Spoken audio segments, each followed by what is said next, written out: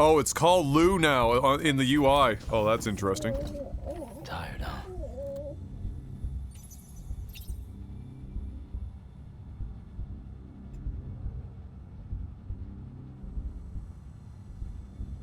Where a car can turn into a jet because it has vertical opening doors. Okay, hold on.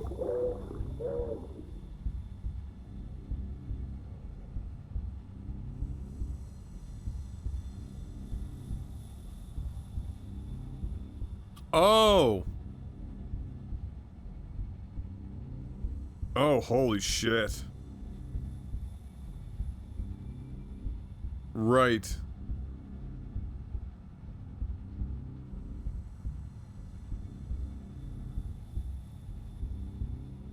Miles Mayhem. Oh my god, that is definitely an 80s special.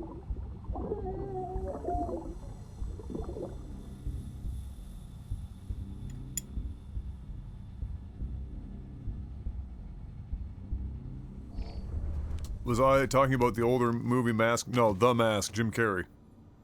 Is what I thought they were talking about because there was a cartoon that accompanied that afterwards.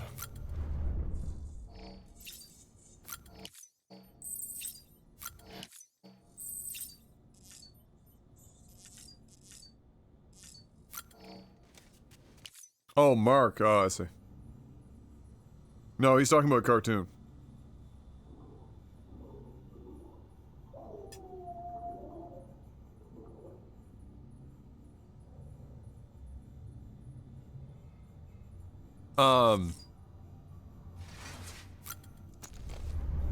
Favorite kids game show? Holy shit.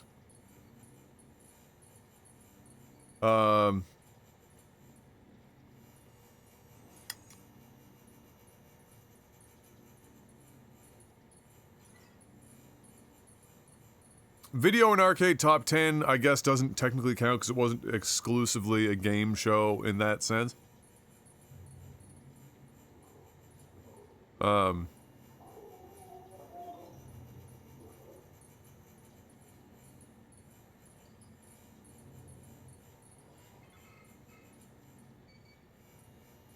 Uh-oh. Probably uh-oh. If it has to be like a kid's game show, probably uh-oh. With Wink Yahoo! I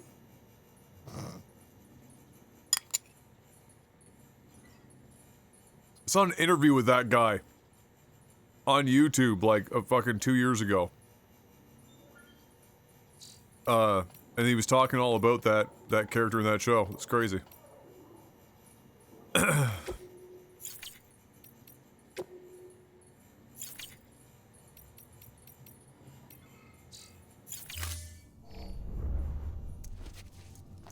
Where in the world is Carmen Sandiego was dope. Now, which one are we talking about? Because there was one in the very early 90s, like 90 fucking 2.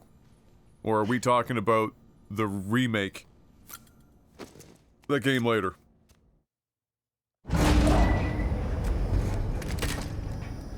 You ever do something that you think won't hurt and ends up being a catastrophic mistake, the most painful thing you've ever felt? I just did that.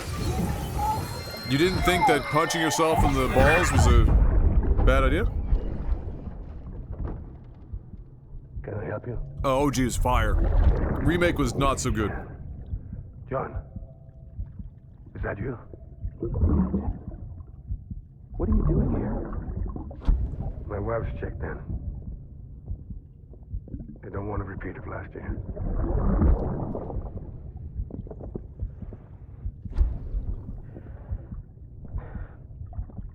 I'm so sorry. I didn't know you were. Uh-huh. They lied to him and told him that she was gonna be okay. Beginning scan. Scanning bridges. Nair, not Nair, Icy Hot. Clear. All weapons. Nair won't hurt unless you start fucking waxing your balls. Clear. Welcome, Sam Porter Bridges. But Icy Hot on the balls is a bad time. That shit's fucking woof.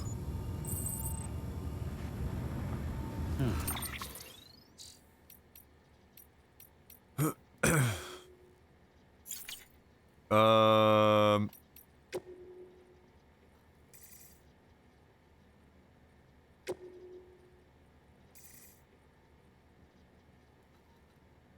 Let's see what we got here.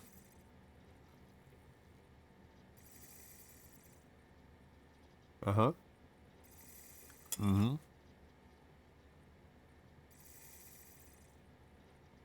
Hey, we've got 3,300 likes from other players. Getting up there.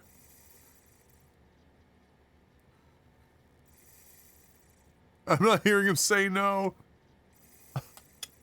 But why would you randomly do that to yourself?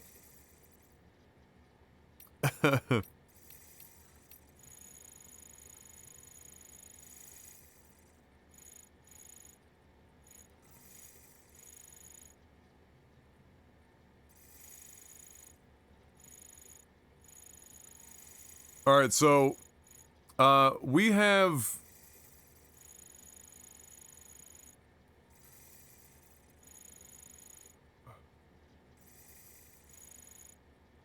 traveled 196 kilometers, and we have only drank 21 liters of water.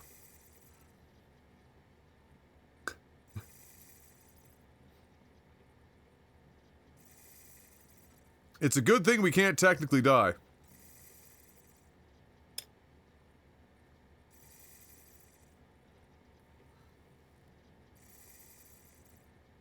Went to put Bengay cream on my neck and got some on my finger that has a wart on top of it. It's got a crack in the wart. Now I'm thinking of it. Oh.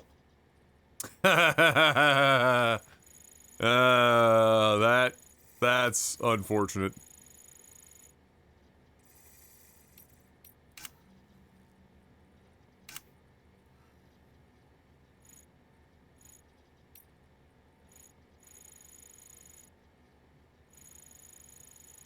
I was trying to see if we could find out, like...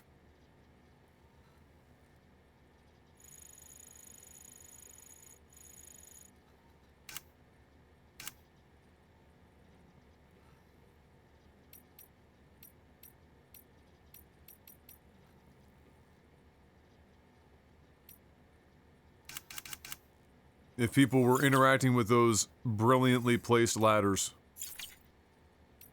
Without actually going there.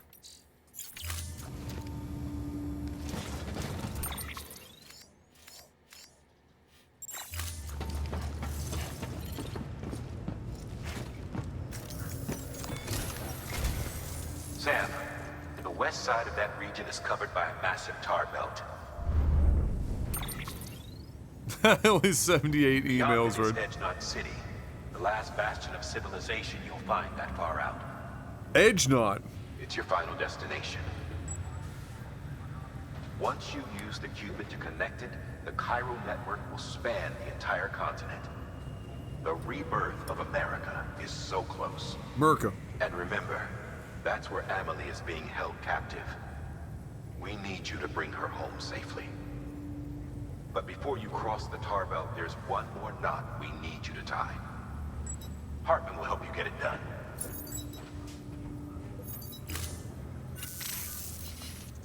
Sam, I'd like for you to bring me a few things. No. First, the dog tags you took from that soldier.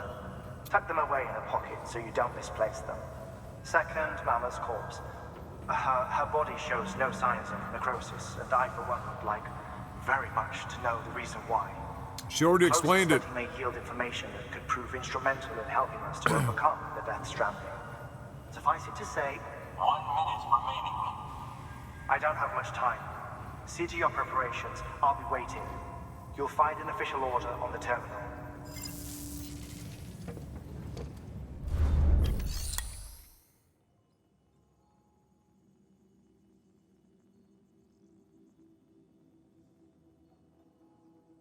Shit, so we're close to the end? I don't think so, Tim.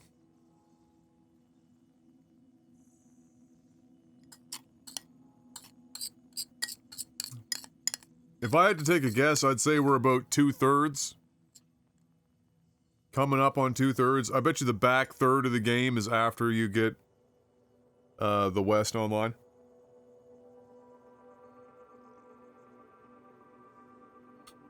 Ice cream and chocolate sauce like a fucking drunk white woman. That's what I'm eating right now.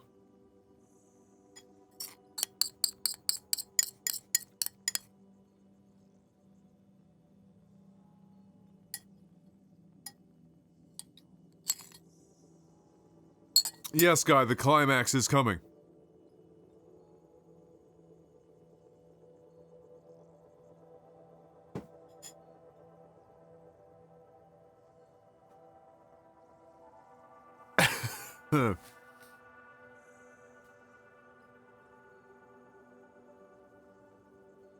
Minus, thank you for that follow. I appreciate that. I've sent you a picture. Listen. This better be good. Huh? Hmm?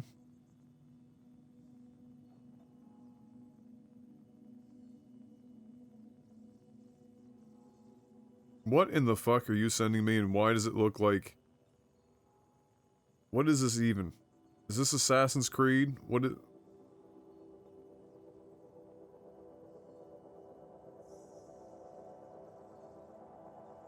Oh.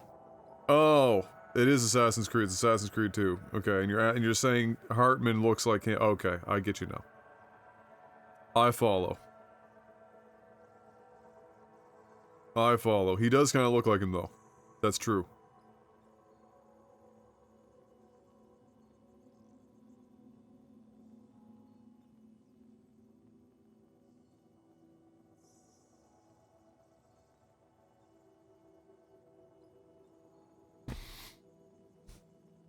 That is true. Let me move that water before I kick it over, because that's looking like it's pretty freaking likely.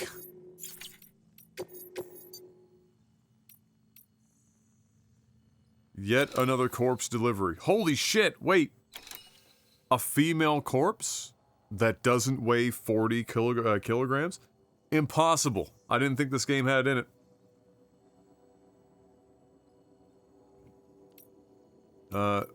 I'm sorry, 30 kilograms of winter clothes? What kind of clothes is this man wearing? Lead?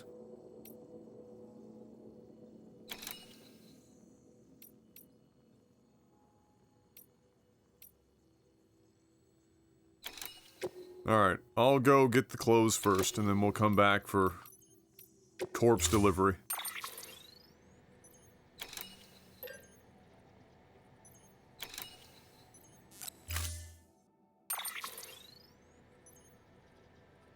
Mark has a picture for you in mod chat. Oh my goodness. Let's see.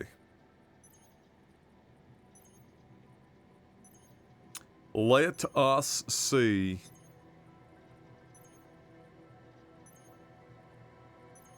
Yes, that is what I looked at, I looked that up. That is indeed what yeah, that car, Mark, is a Pontiac Trans Am T-top, I'm pretty sure. Or a Camaro T-top. It was basically the same car in 1985, 87. It was the same vehicle. But with, you know, the fucking crazy doors.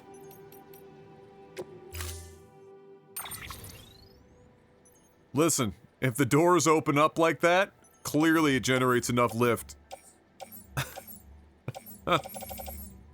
Clearly. Alright, so this is a retrieval. We've got boots. We don't really need a lot else. Oh, wait, we lose all of our shit. It's probably up at the top of the fucking... entry. If it's like last time.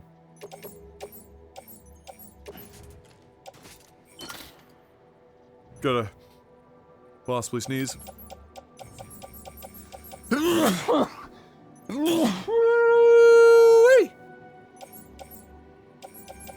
Excuse me.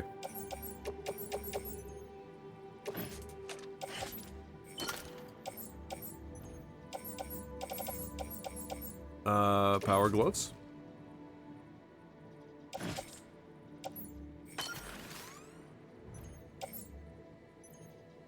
All terrain.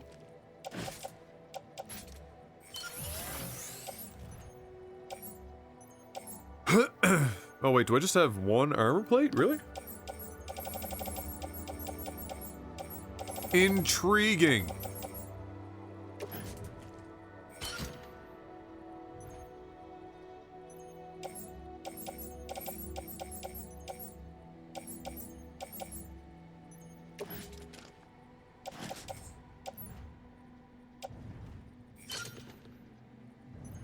I didn't realize they stripped freaking everything off me. Holy crap.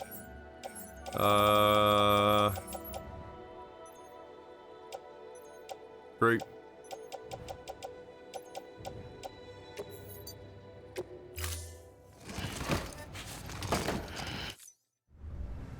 Order assigned. I am going to... Well... No. I'm not. I was gonna say, maybe I'll take a, maybe I'll take a ladder with me. Have a pleasant journey. Keep on keeping on. Safe travels.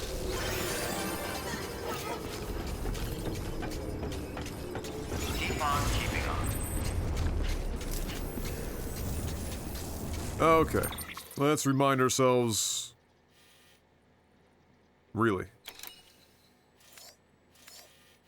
So the clothes are just in this nebulous kilometer-wide fucking circle. Spectacular. Wait, what? Somebody got a road going on through here? Word? Well, fucking bless them. Way up. I feel blessed. So, I guess we'll just go up and out, the usual. I don't think we have any shortcuts, per se, up there.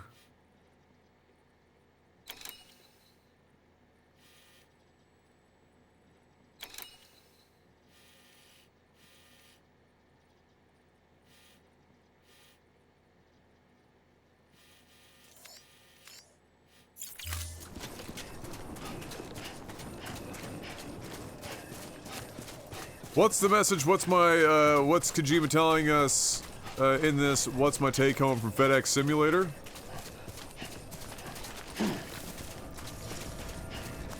The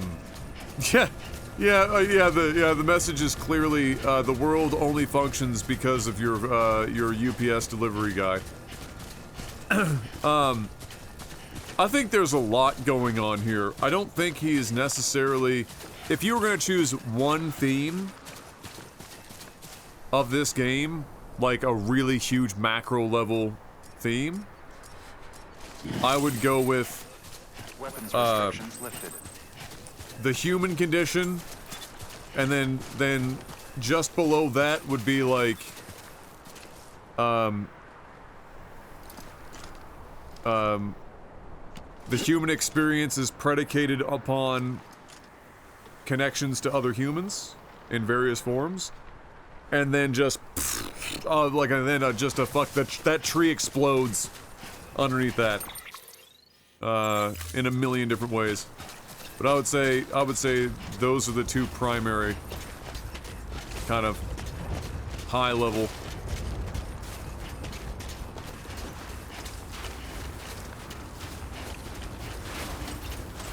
I need ChatGPT to explain the themes of this game. Or you needed. And it told me something about life and death, relationships, what it means to be human. Yeah, that sounds about right. That's about what I just said. More or less.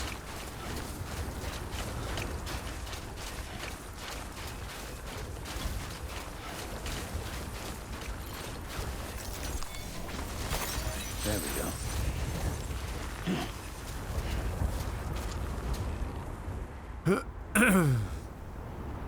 I thought the theme was screw the French. No, he wasn't.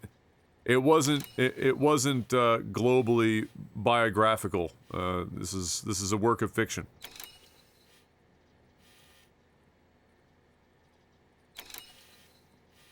So we want to go down here and I guess hang a left.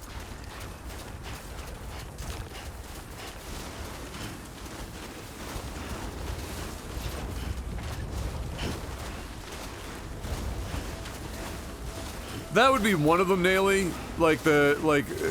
It's the classic we're stronger, you know, ape strong together kind of shit. That's definitely one of them. Like human condition, human experience, what it is to be human, and connections being posited as being the primary driver of that, and then that theme of connection is just pervasive throughout in every facet of the game. Absolutely everything. I mean, down to, you know, the twins, the conjoined twins, or the motif of umbilical cords and birth and you know whatnot. There's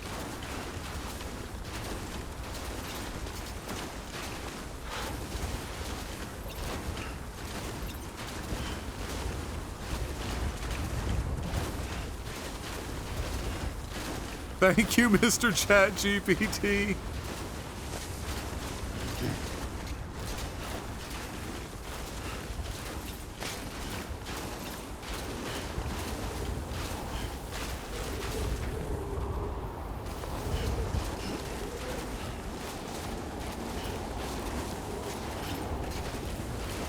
Confirming the essay is spoiler-free. Good job, Chat GPT. You did it.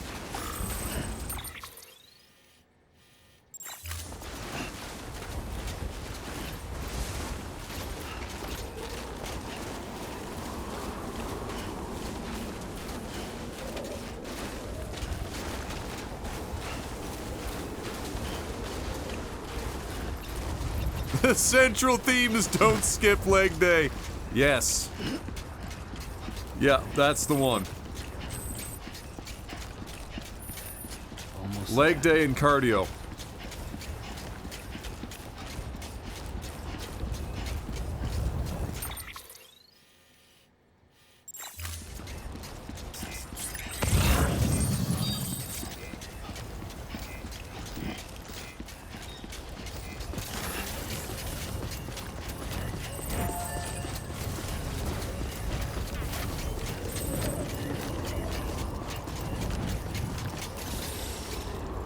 Oh, good. So it's just, you know, something simple to get to. That's wonderful. We might have to go, like, up and climb up here and drop down on it.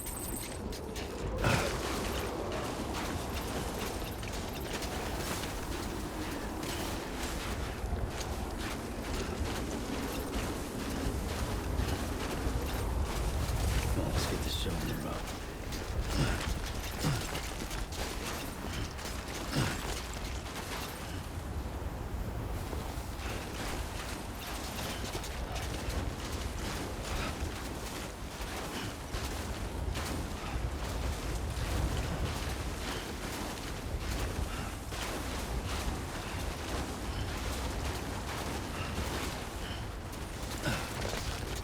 Alright.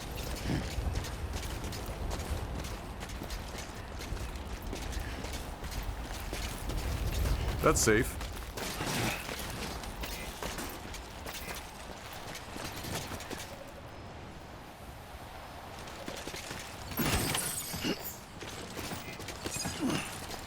Thanks, random Japanese player.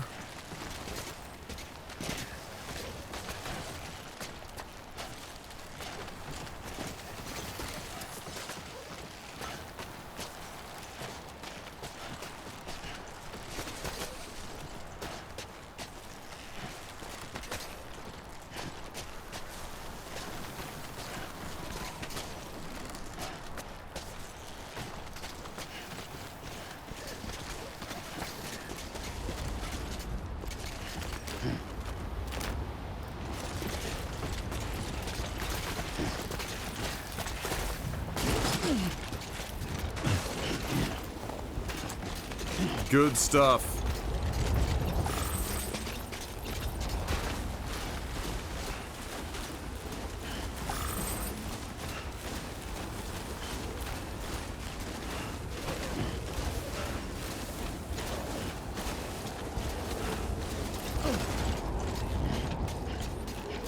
I played this game super overcautiously about not falling over, then watched streamers stumbling off cliffs and walking up vertical mountains without consequence.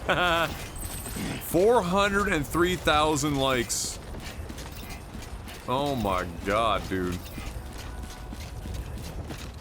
I mean, we clearly have to fucking put one here, right? Obviously.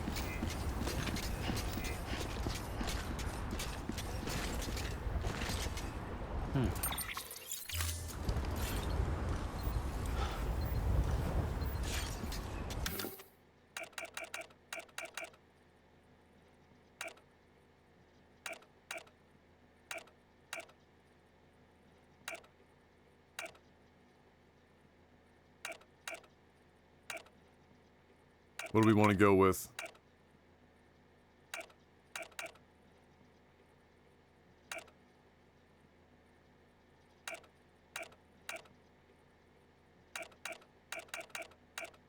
Go with the dice.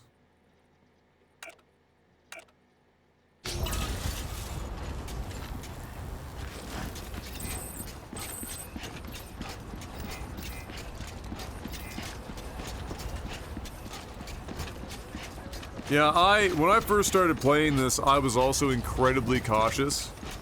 And then over time, I just, you know, I slowly started pushing the limits more and more and trying to find where, you know, where are the limits, how easy is it to recover. Not without failing a few times. That's for sure. Am I getting up early tomorrow so we can watch the World Cup finals? What time does it start in my time? Probably, I'm gonna be at the house probably, or asleep. The limit was bike plus antimatter bomb. 11 p.m.? Oh. 11 a.m. you mean? Okay.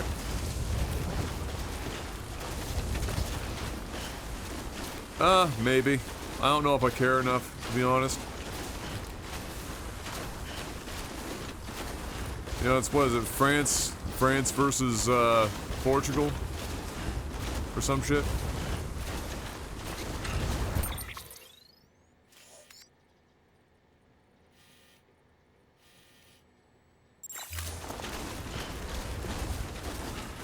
Argentina, sorry, not Portugal. So it's Messi versus who? Who's the dashing Frenchman to counter Messi on the field?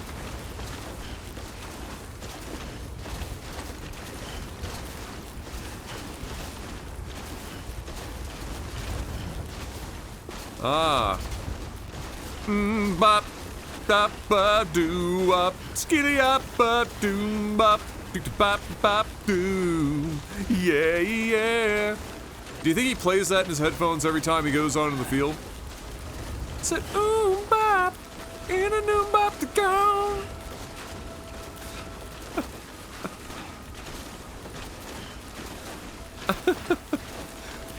Bro, my last name was Mbappe. I'd be putting Mbop on. I'd be buying a license for that shit. I'd be playing it in the fucking arena.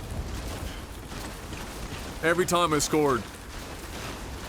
Hansen comes on the fucking speakers. Like you'd think that this is too steep, right? You're like, oh man, this is fucking nuts. Why would you ever go down this hill fast? And then you could just like...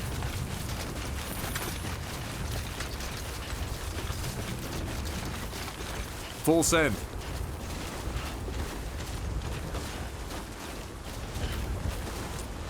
You might be too young to enjoy that. I mean, he's definitely too young to probably have like grown up with the song, obviously. But you gotta believe that people have been shoving that in his face for like his entire existence. Beginning scan. Scanning bridges ID. Verifying ID. Clear. Weapons detected. All weapons will be locked until departure. Cargo verified. Thank you.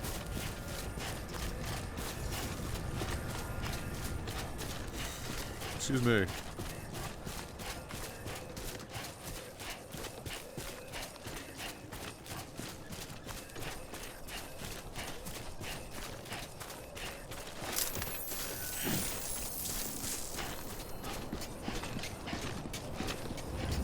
Gentlemen?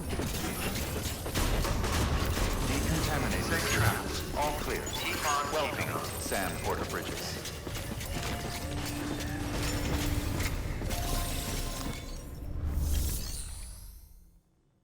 My midlife crisis. Your quarter life?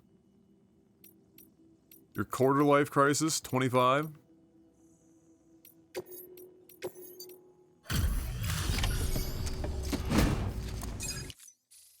Hey, Sam.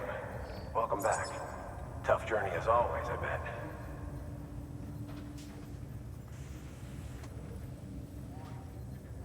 Wow, you really took great care of everything. I mean, it's And close. honestly, you'd be hard-pressed to call this anything less than perfect.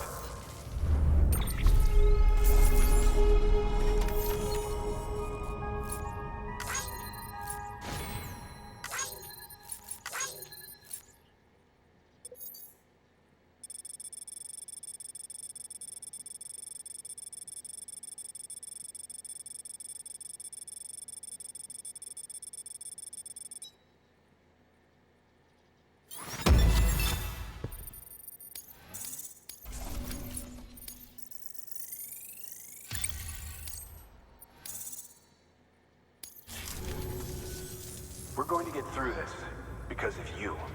Thank you, Sam. Good work. I have to go, but I want to keep up with this. How long frequently do you usually stream? Well, thank you, Minus. Right now, I've been, like, oh god, how to answer this. I mean, it doesn't have to be a long answer, Adam. You'll learn if you're here long enough that I'm fucking verbose. Somewhere between 4 and 8 hours, as of late. Usually starts around 6 to 7 p.m. Eastern, as of late. Because for the last year, my father and I have been renovating a house that my girlfriend and I just bought. And by just, I mean at the end of last year. Work there in the day, stream at night. So, and then eventually we'll go back to earlier starts in the day. But for now, if you want to keep up with this, all of them get highlighted, so if I'm not online but you want to catch what you missed, it'll be in the VODs, or the highlight section usually afterwards. And you can watch them there. And then yeah, I'm live most every day. I think despite not streaming for 3 months at the beginning of the year when we started the house, I still got 255 streams in.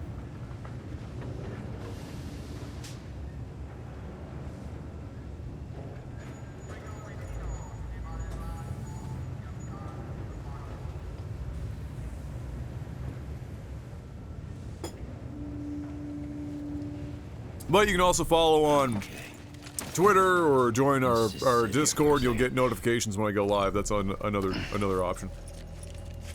All right, thanks for the follow and have yourself a good one, Minus.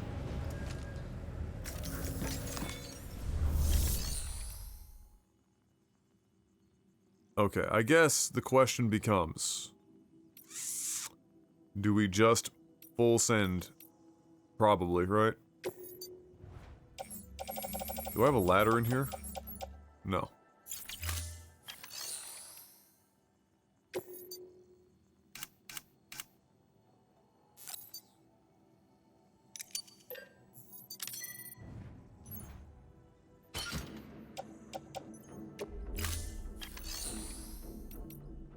Although, wait, if we're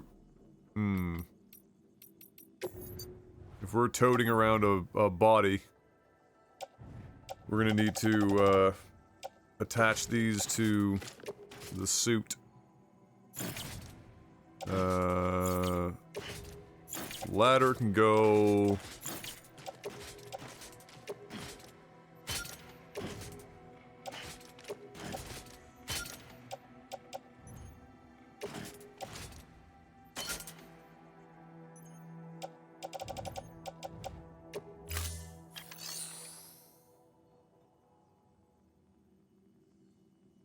Oh yeah, full send.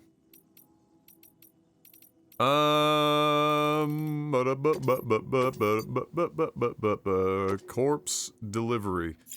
If I don't do this rescue, I might be delivering 2 corpses.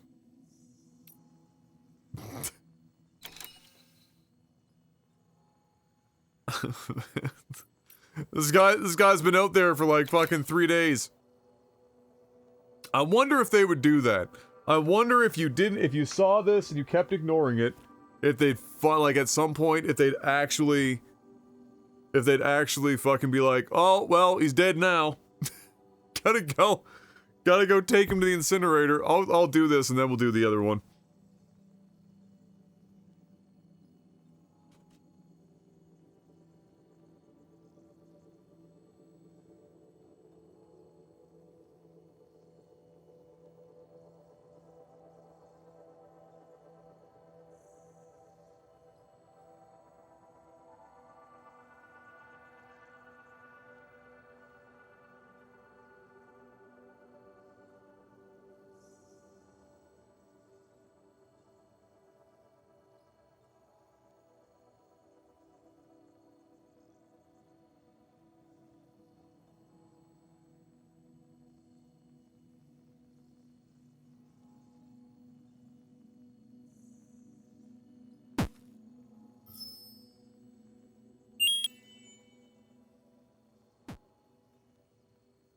Foxy, you know what to do.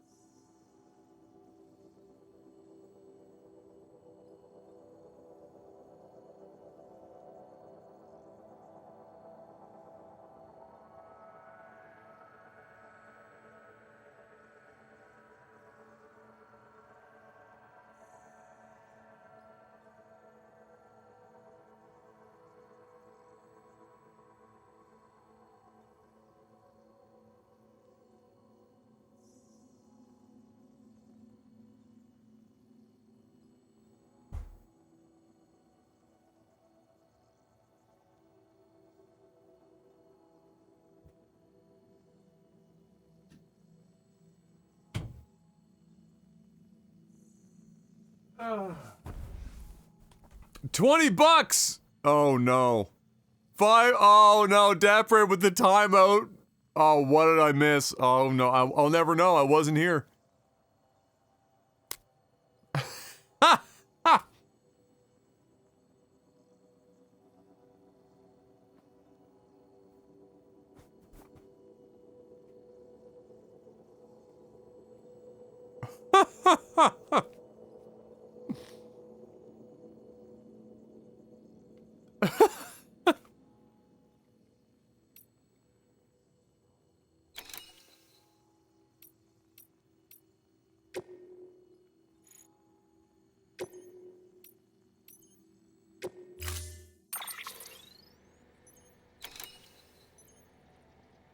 Yep, $20 for a 5-minute timeout. That's the level. That's the level of sellout we're at right now.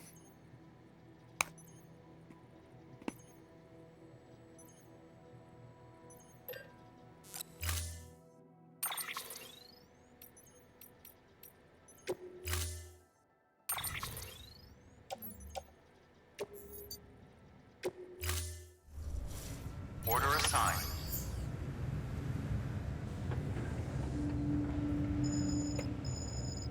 Alright. Beginning scan. Have a pleasant journey. Keep on keeping on. Safe travels.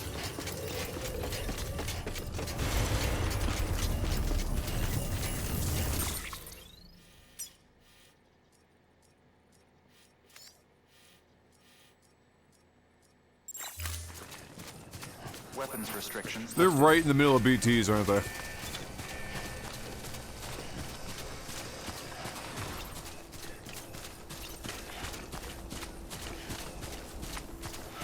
No, he adjusted it. At first he did 600, which was 10 minutes, and then he backed it off to 300. He figured it out. He got the math eventually.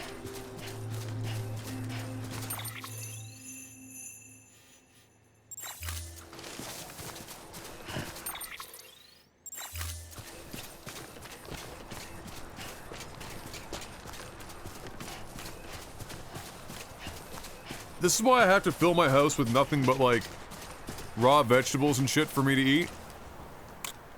Because if I get hungry and, like, the only thing around is, like, junk food, I'm eating the junk food. I have no self-control. Like, I just had ice cream and chocolate sauce, now I'm having 2 cookies.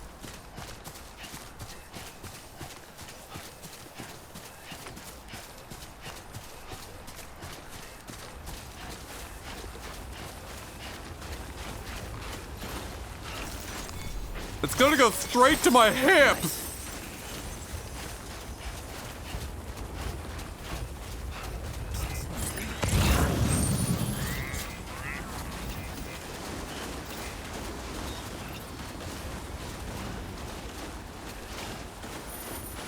Okay, just a bit further now.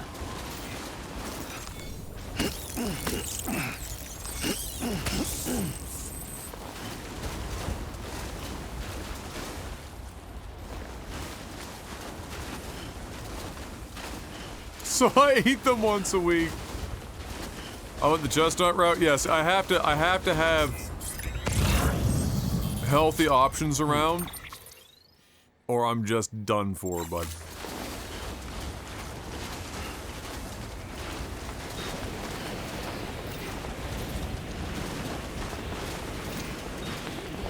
Bro, that ladder's not even above the snow. Let's be real here.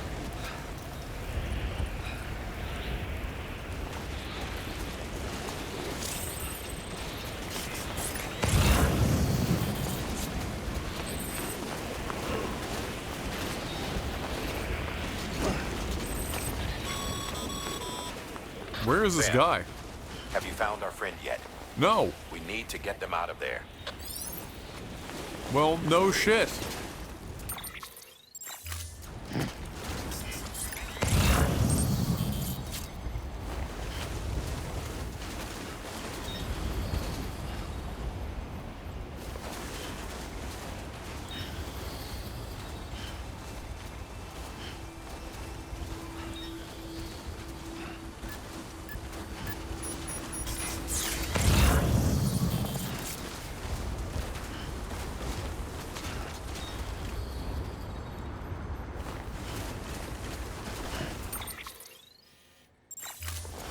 Where the shit is this guy?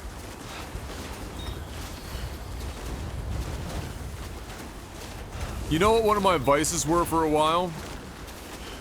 Pistachios.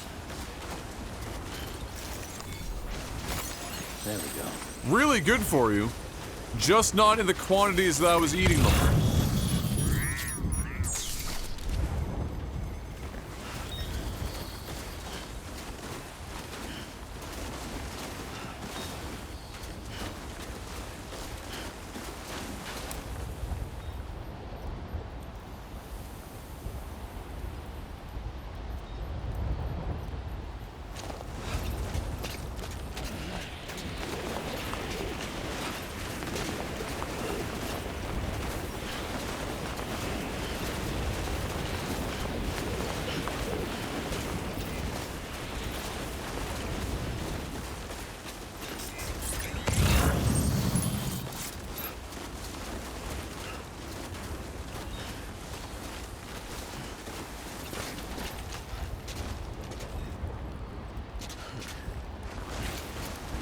Oh yeah, their fat content is insane.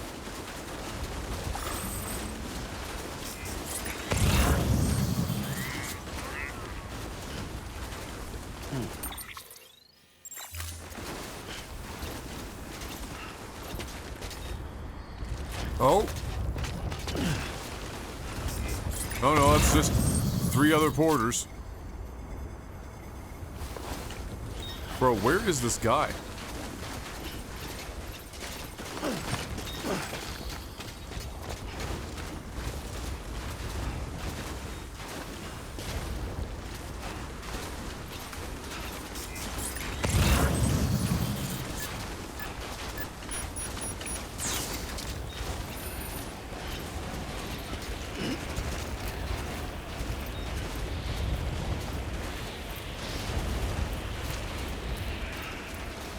It's only been raining here, so, you know, I had to get my snow fixed somehow.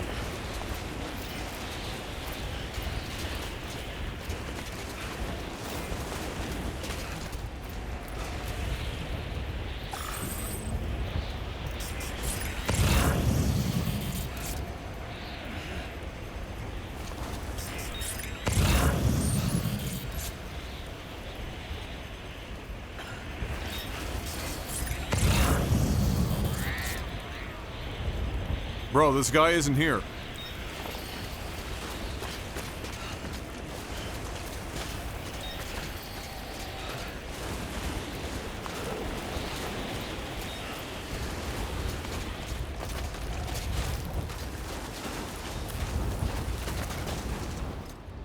I lied, he's right here.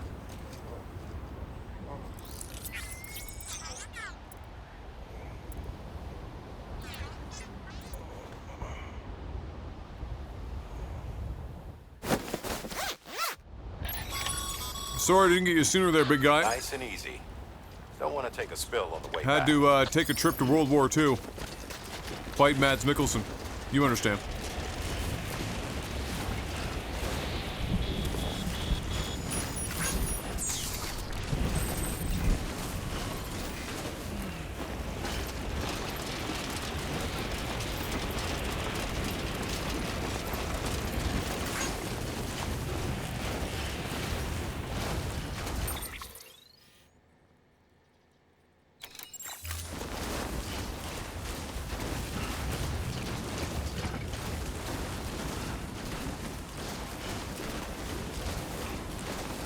Oh, absolutely. Those sequences have been great. The shooting part is doo-doo. But the setups and everything are phenomenal.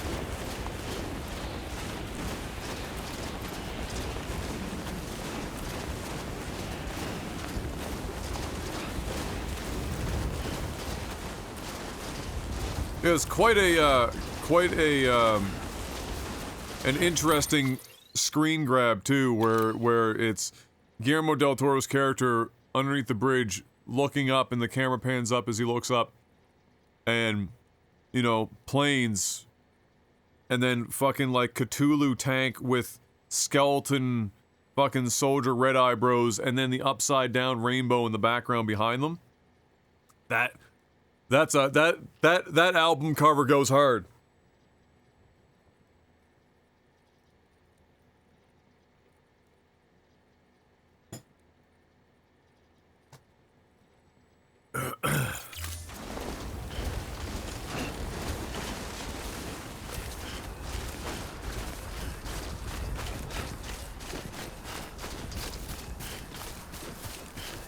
Like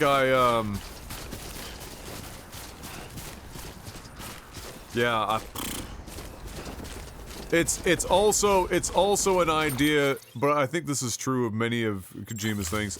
It's also something that I think that if you had the wrong artists trying to put that idea to life, All right, let's get this done. I think it just I think it has the capacity to go horribly wrong.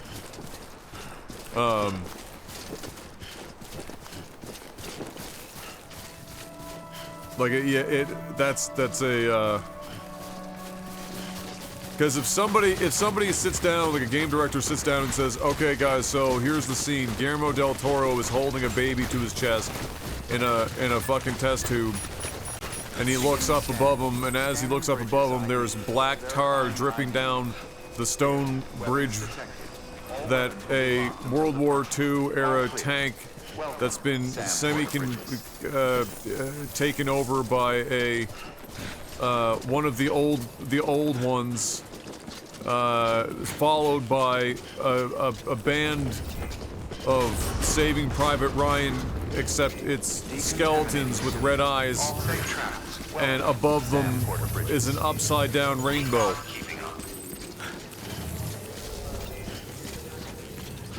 And the artist would be like,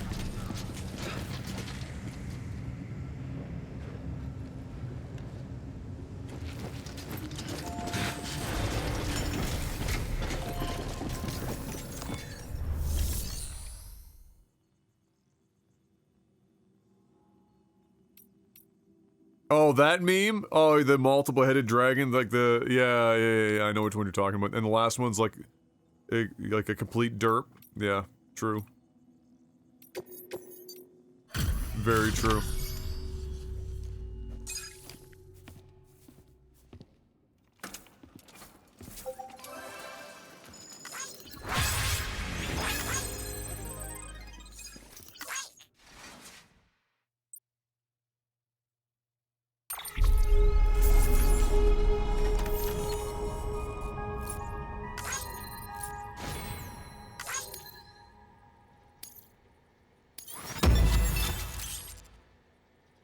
Oh. Okay. Paint your buddy bot.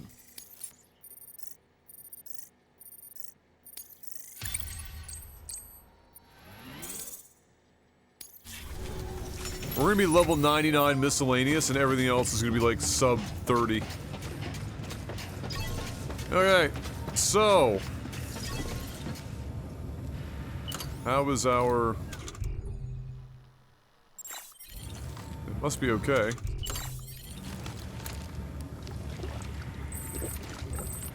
Yep. No, we're good. We're fresh.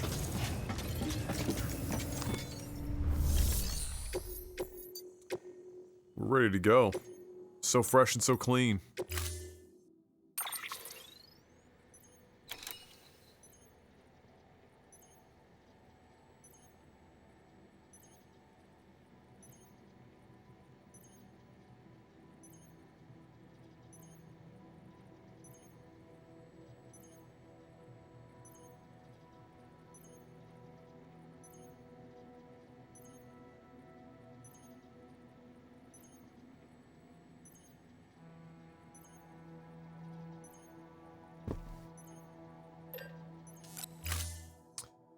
And now for my next trick.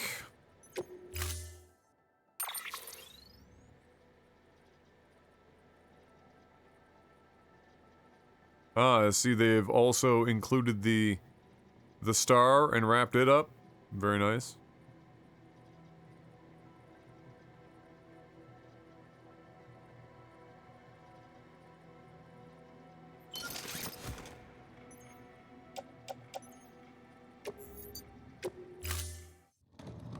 It's gonna be real awkward when Lochna probably... Yep. Here, can you take my body? All right, Sam. Take care of her. And don't worry, she won't go necro. Millingen's special.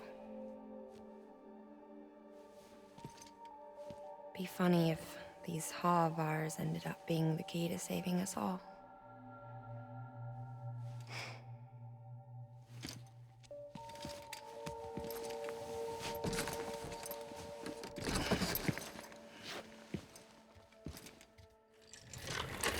Alright, but now how does Sam get them onto his back?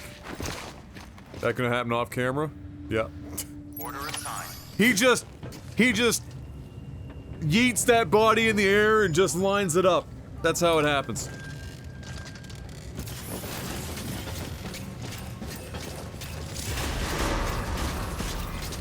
Beginning scan. Have a pleasant journey. Just tosses the body in the air, lines up the backpack. Click.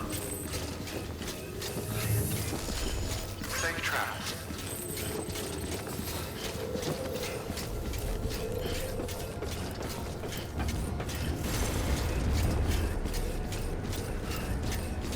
As someone who never... Oh no, Hattori. Oh god, that's such... Oh no.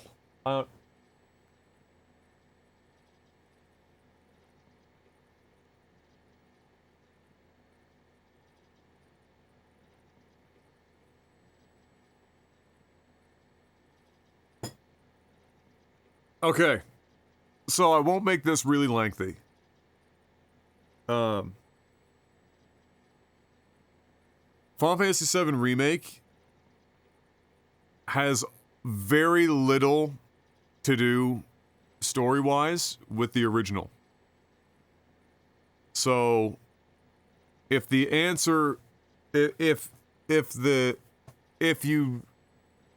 you're looking for the original story, then you're better off actually just playing the original in one of like a million forms that it comes in. If you're looking for the reimagined, heavily modified story, then you could play Remake. That would be...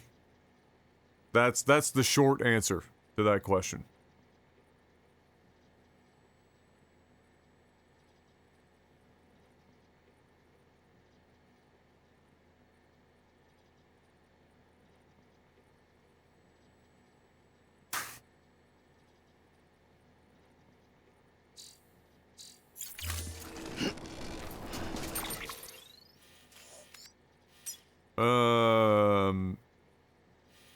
Where is he?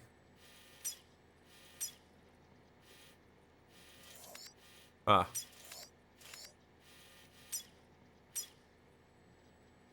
So we're basically going to where the other doctor is, but further up, or we can go... Or we can try to...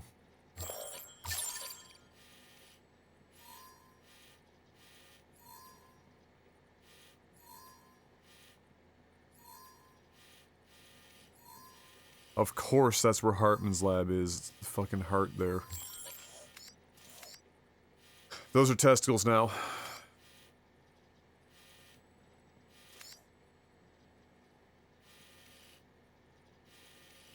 It's looking like that would be more challenging than going down this way and going up and then dropping. More than likely.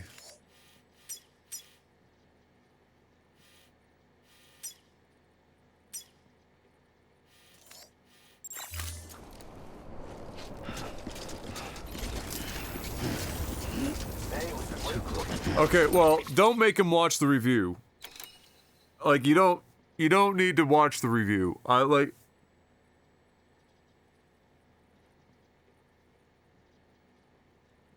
Like the review is almost better for people who are like, the review was not written in a way that was for somebody who had never played Final Fantasy VII before.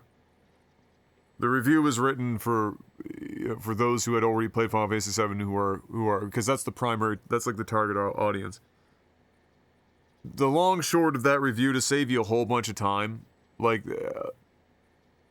if you played Final Fantasy 15, and you liked the combat there, the combat is similar. It's a slightly evolved version of 15's.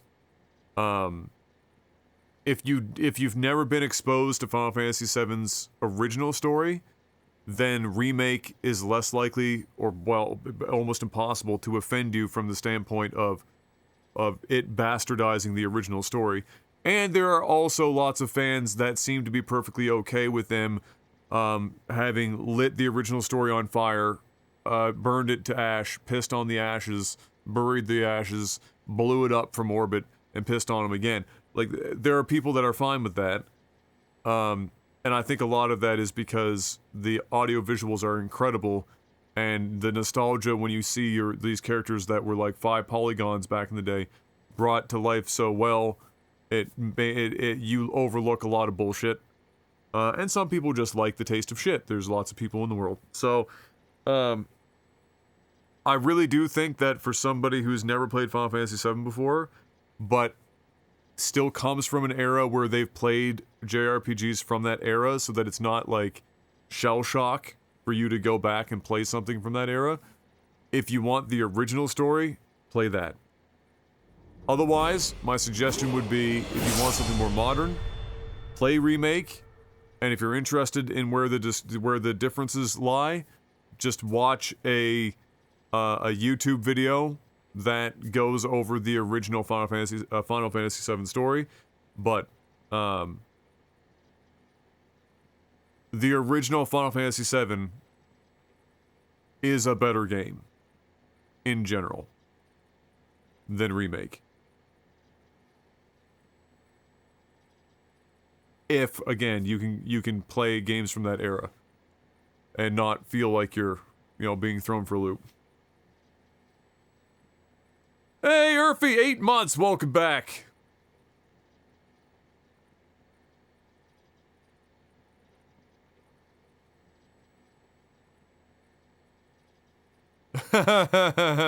Alright, Mark, which one is it? Oh my god, can we slingshot with a body on our back? No shot. No shot. Weapons restrictions lifted. Oh my god.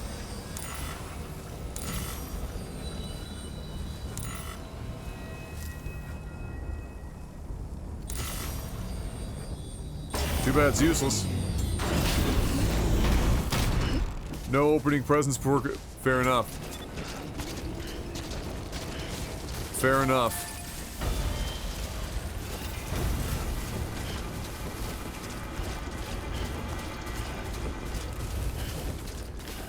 Came in time for the pep talk.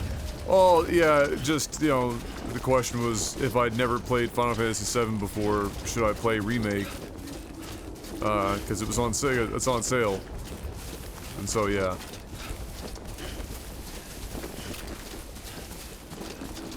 It's basically just, if you played JRPGs and like JRPGs from that era, and therefore can go back and play those games and not feel horrible about it, and you're interested in the original story, and experiencing a more traditional Japanese RPG structure, the original is better.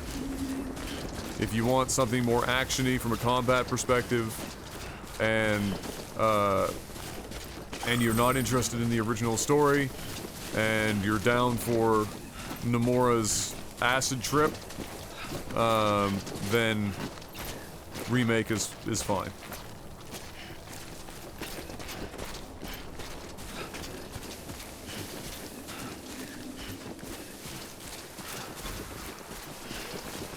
But by and large, Remake is an insult to Final Fantasy VII and an insult to the fans.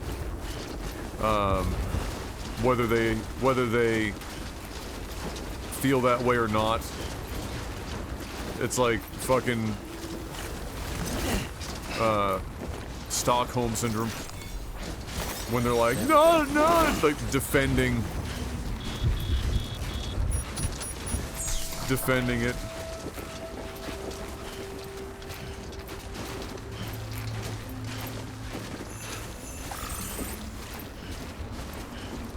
Don't forget the most spoken of travesty with the entire remake. What's that? Tifa's reduced chest measurements. Walked up worse. That is true. She did lose, you know, she did lose some chest.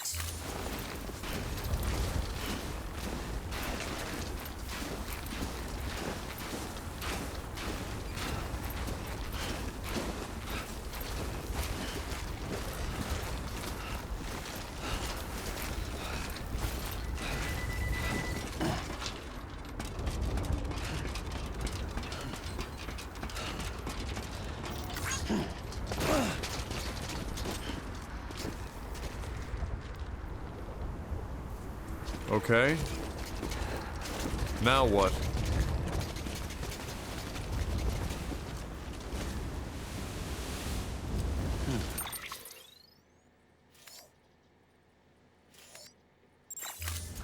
What's your big plan here with the fucking...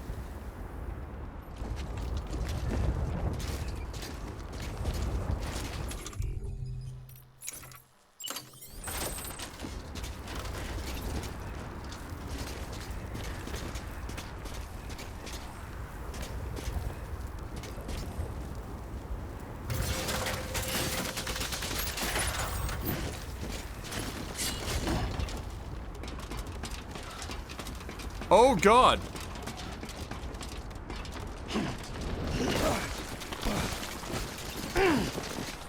Oh, that's the worst ladder in the world. That's...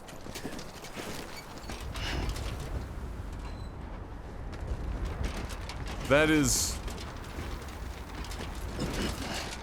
bad. That is truly awful. Good luck, future travelers.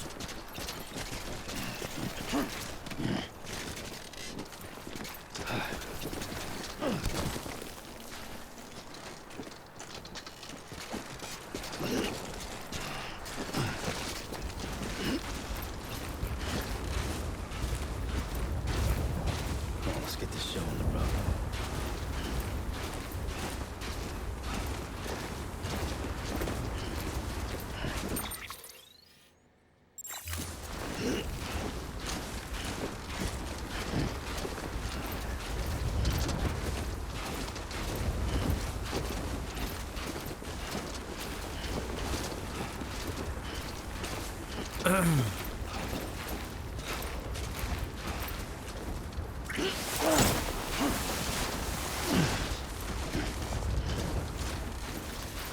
Walked up worse.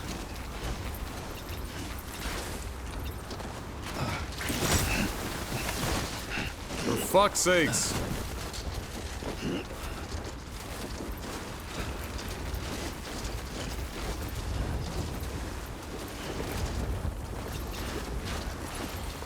I needed that ladder.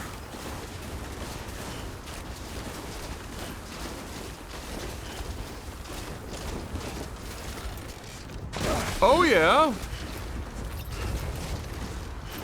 Sure.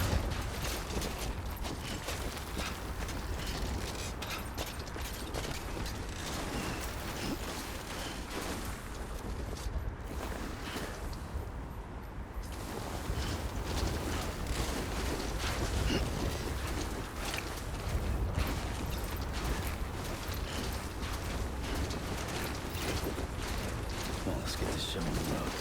Two wrongs don't make. That brain literally just gets out of prison, immediately drops a dad joke. That's a true Chad. Respect. Respect.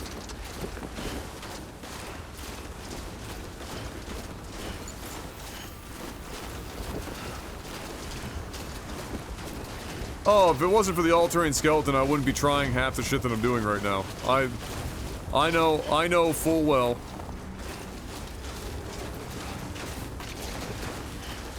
That this skeleton is putting in work. Hey, it's more low roar. Who would have thought? And in the middle of a dull-lit, weightless street,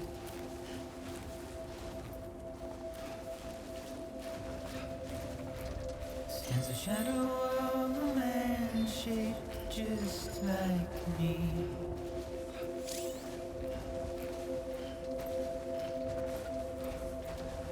My curiosity keeps me confused.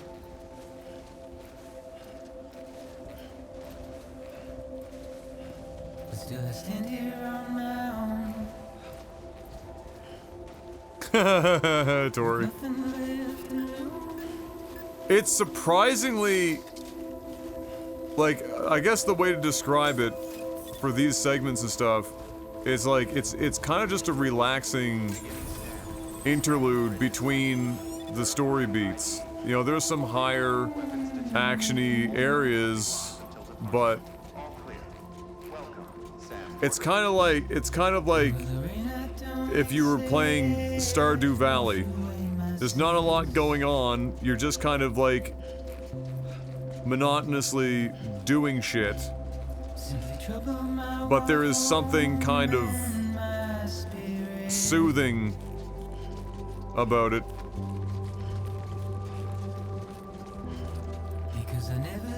And the, you know, it gets you between story beats, but then like the world building that Kojima's done is you know, makes it interesting as well, and it's just kind of like a,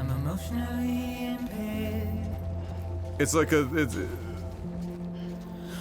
yeah. This is a very fancy place you got here, Harton.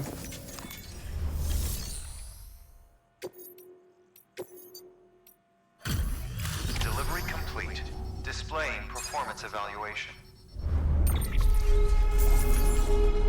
Oh, it's very much like that, Hattori. I mean, this is literally you are doing deliveries much of the time. You know, you're in areas you're avoiding, you know, BTs or other would-be baddies of various types, but the reality is, yeah, that's the core of the game is traversal. And there's, you know, there's other minutia that comes along with that, but that is the core, that is 100% the core gameplay, which is not going to resonate with you know, a reasonable amount of people. There's just I would 100% understand why somebody wouldn't be able to play this game. I totally get it. I could also 100% understand why somebody would play this game for like 3,000 hours.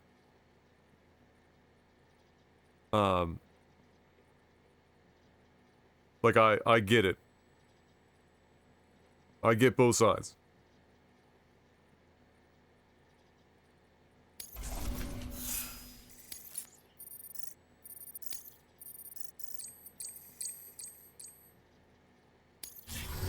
Request to join UCA. Registered. Awaiting Cupid connection.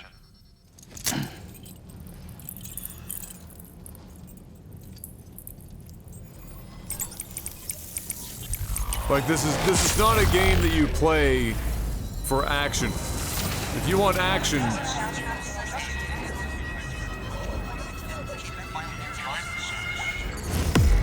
this is more like a mystery thriller TV series or like Netflix series that just so happens to have relatively well thought out gameplay stitching everything together. No pun intended.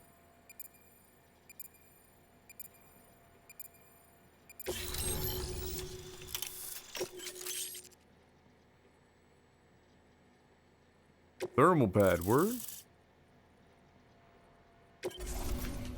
Please proceed into the facility with the cadaver.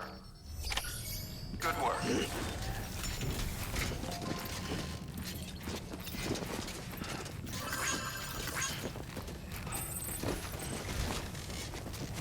Oh, we just got all sorts of skulls up in this bitch. Please proceed into the facility with the cadaver.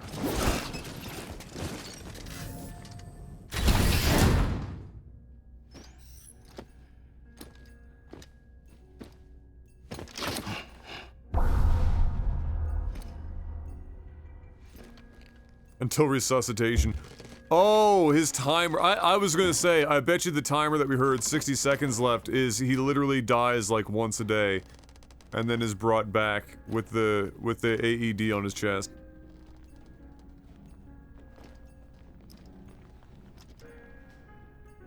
That explains the padding everywhere, because he could just fucking like pass out and fall on the fucking ground at any time.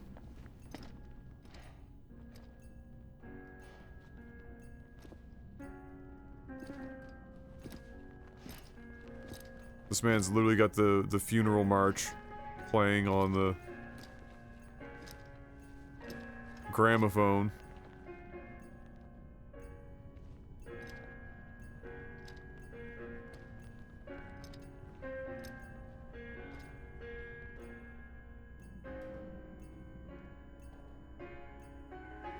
I wonder when that song got like chose for that purpose, or was it written for that purpose? And then who commissioned it? Harmon. Yeah, see? Cardiac arrest. Administering shock. Stand clear. Welcome back. So does he go to his beach, I wonder, every time that happens? Judging by the tears, probably. Means he's relatively closely in connection. Well, you certainly caught me Chirons by hand. when they're condensed turn gold. Oh, that's an interesting Glad you could make it. timepiece. I'm sorry. I didn't mean to alarm you, but I am what I am. Ah, please lay her down there.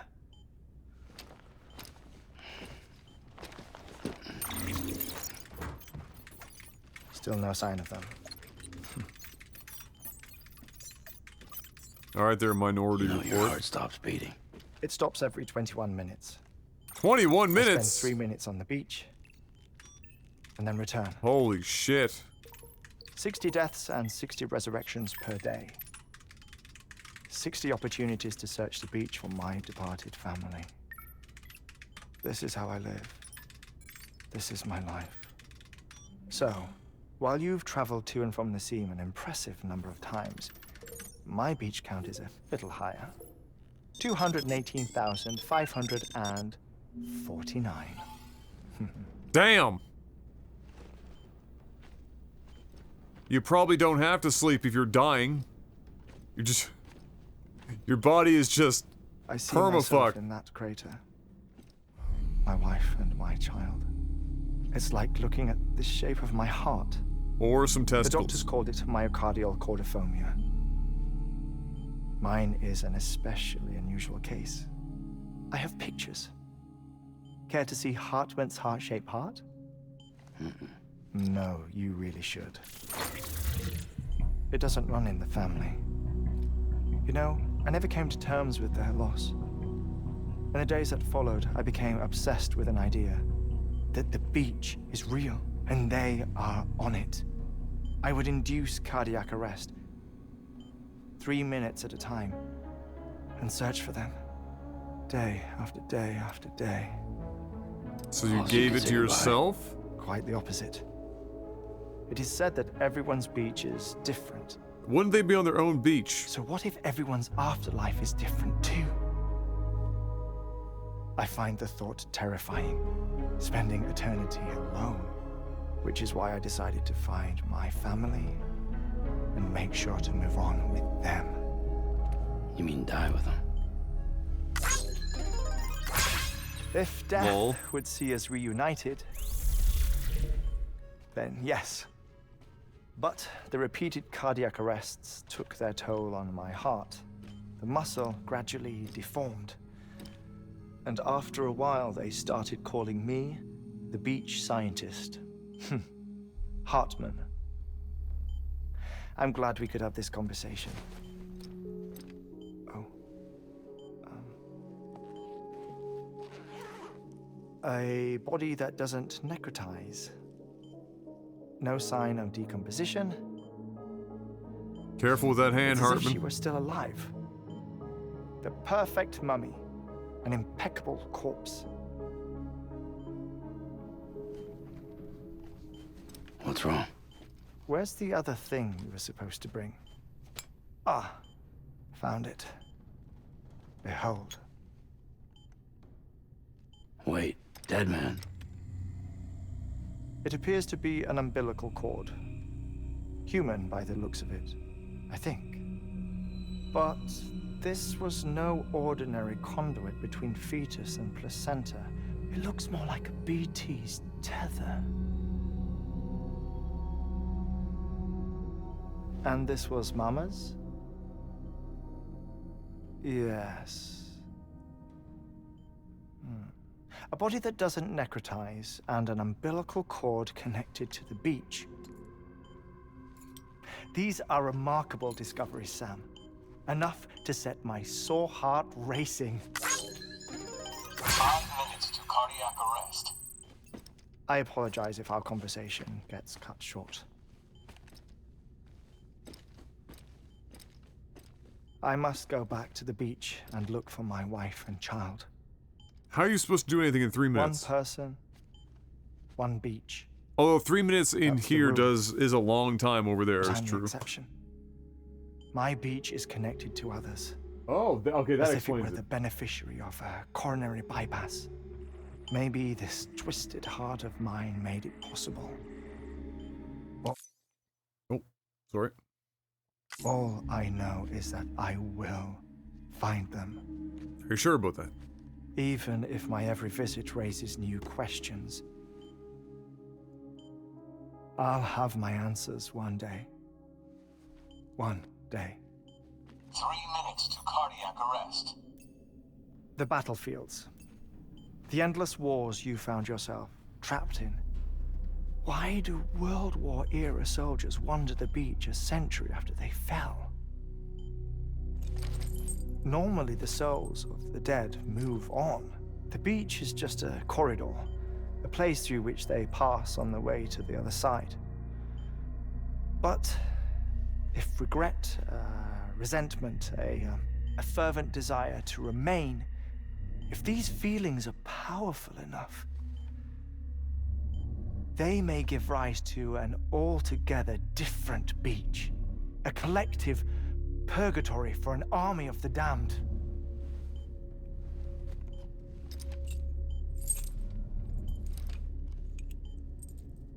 Clifford Unger. His misery and hatred, combined with your BB acting as some sort of catalyst, have brought these battlefields to our world. 2 minutes to cardiac arrest. Please proceed to a safe location. It's just a theory. You think Higgs is pulling the strings? Pulling all their strings? Ensure you are in a stable position. I don't know. But evidence does suggest that Higgs brought them here. This man's got an 80 beat per minute heart rate, Oh, walking before I around a forget, room I have talking. a favor to ask. That's impressive, Lab security measures. especially given his condition. Could you just relax until I come back? Time stops on the beach, but not in the scene.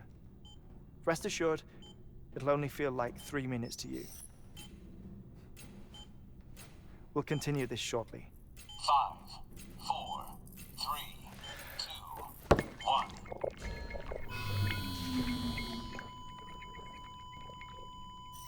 Wow, that is very accurate.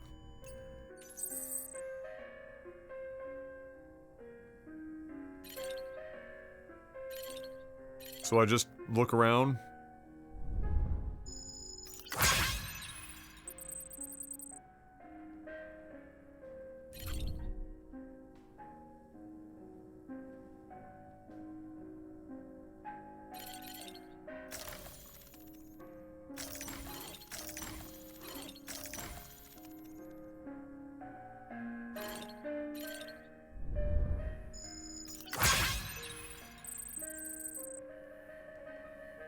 From back in the day.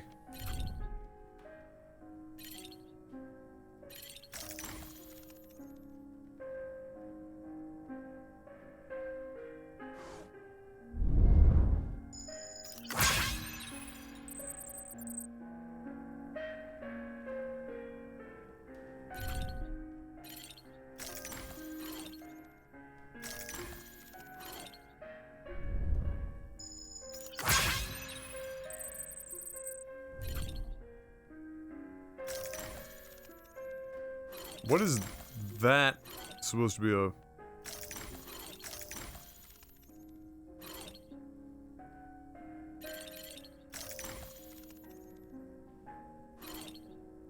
It's like there's spots where it seems like it wants me to zoom in on.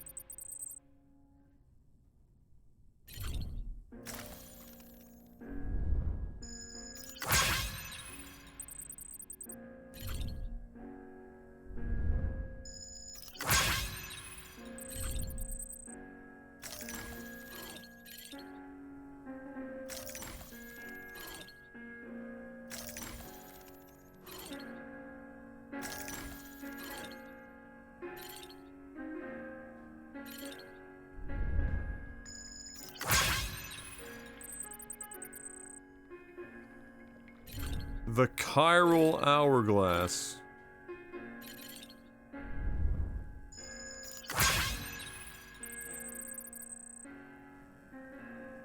Sure that's a whale?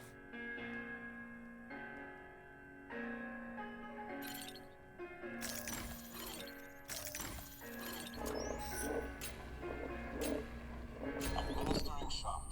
Stand clear.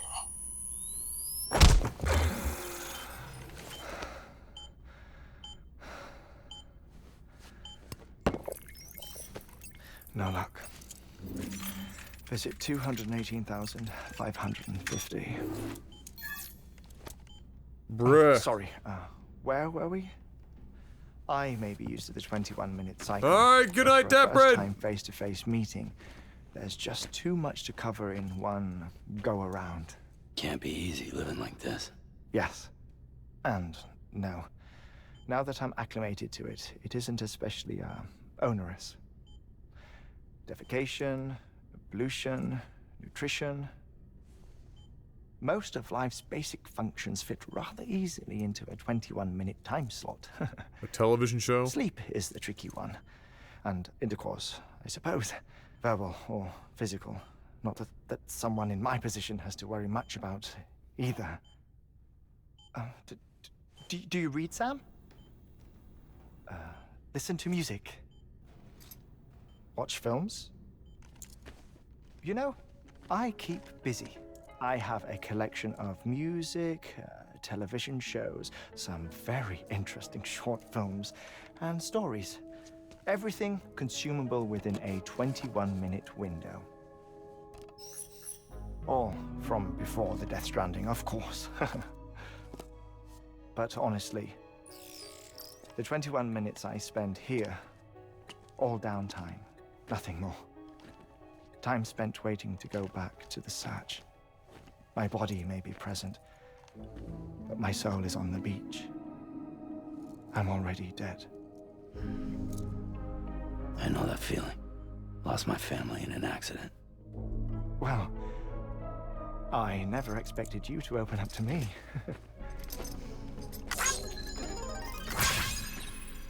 As it happens, I've read about your circumstances.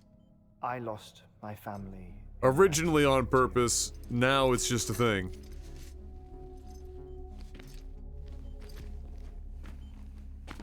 I was in the ICU having heart surgery, out of town, in the city. When it was clear that I was going to pull through, my wife took my daughter back to the house to collect some things for me. And then they were caught in the void outs. The city and the hospital were spared the worst, but the shockwave knocked out the power and my life support. I woke up on the beach.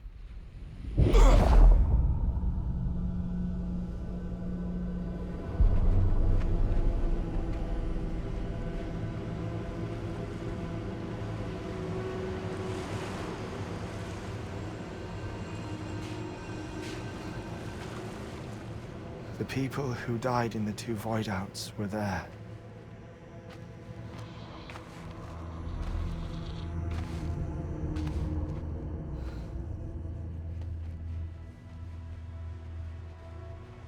What happened? What's going on?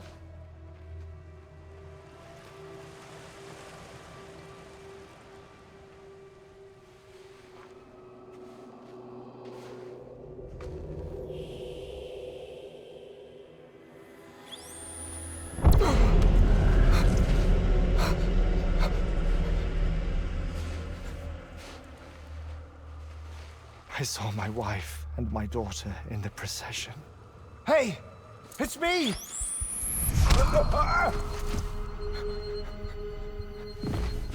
Where are you going? Wait!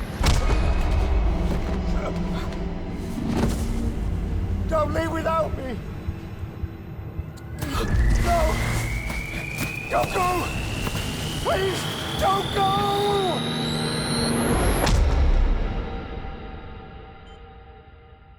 The ICU's Alright, Urfi! backup Hey, thanks for generator hanging kicked out, buddy. I in, appreciate and I it. was brought back to life by the defibrillator.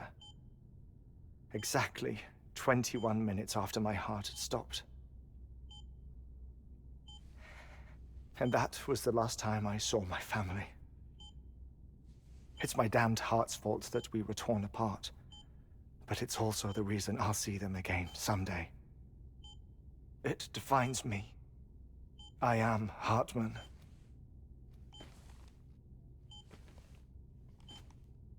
Ever since, I've walked the beaches of others.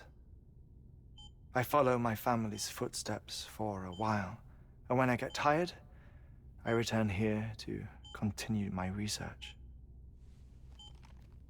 It's funny though, even when my heart stops, the pain lingers. You have any family photographs, Sam? Pity. 5 minutes to cardiac arrest. You mind telling me what I'm doing here before you go back to the beach? Oh, of course. There's a Prepper-owned station in this area. Our scientists stationed there are researching material from before the Death Stranding. What kind of material? The Earth has a long memory. It's trying to tell a story, one that goes back to the very beginning, one that not even the Death Stranding could erase. The scientists are all colleagues of mine from the earlier expedition. I'd like you to bring them onto the chiral network. Amelie proposed we establish our research posts along this belt. Despite a worldwide search, this is the only area known to contain fossils from the late Cretaceous period, when the dinosaurs died out. The assumption being that the last ones lived here, and here alone. You see, hiding in the Earth then are memories of a major mass extinction. Clues that could tell us how to survive our predicament. Certainly, that was Amelie's hope as part of the advanced team when she assigned our backup team here. The past informs the present and aids us in building the future. She was careful to impress that upon us before she went west. 3 minutes to cardiac arrest. Shut up. I'm putting you on mute. Sometime later, we began to observe unusual. This man gonna fucking pass out right in the middle of the room. City. He's gonna strudel. Vast quantities of tar began surfacing, spreading, consuming many of my colleagues, as well as a chiral way station. The whole incident defied explanation. You think Higgs is to blame? I don't know, but we needed that way station. It was essential to expanding the chiral network westward. That's why I'm asking you for your help in building a new one. It won't be much given the handful of equipment we've managed to scrape together. Nothing like the Knot cities, that's for sure. But a knot is still a knot. Sam, I want you to use the Cupid to put the scientists on the network, then go to Amelie. Afterwards, we can get back to the important job of researching the deaths.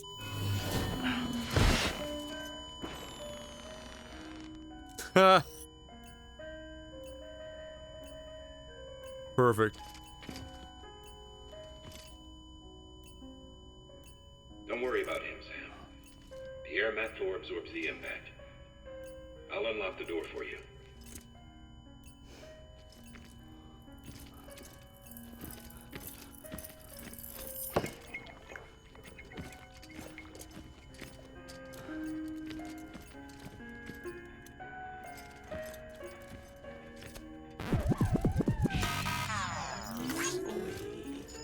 Oh my god.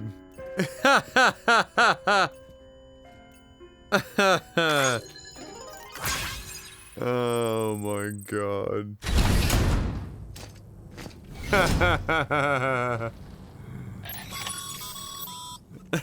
Sam, you heard him. You can grab the order at a delivery terminal.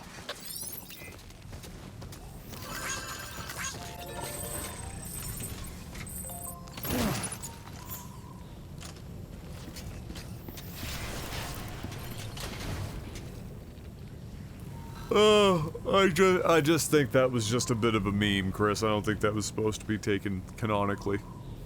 But yeah, that, interesting. So, originally he was forcefully stopping his heart for 3 minutes at a time to explore the beaches, but doing that process weakened his heart and malformed it to the point where now, whether he wants to or not, every 21 minutes, his heart stops. Interesting. Very interesting.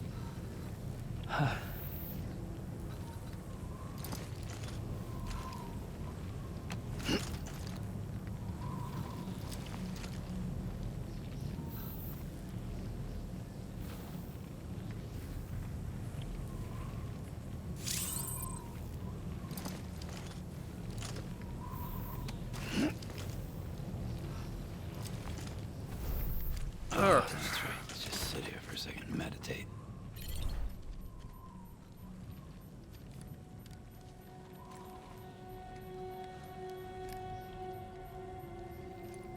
Welcome back, Minus. Yeah, that was an interesting. That was an interesting cutscene.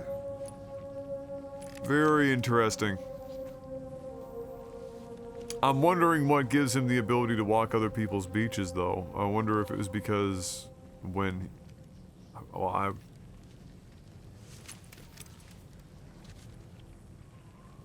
I think there's some comparison to be made there with how he was discussing conceptually mass death, the whole war thing, the mass death, and then there's this shared purgatory if enough people die at the same time within a certain area. If they all share a beach, and therefore, I guess by proxy, it allows him to perhaps explore the beaches of everyone that died in the vicinity when he originally died. Like he has a connection to all of those individual beaches that were for a time a unified beach. That's about as close to, sense as I can come up with for that. Drekka hooking up -4 with a sub. Hey, welcome to the War Council, Minus. You didn't even have to be here very long. Look at that. Already conscripted. There you go.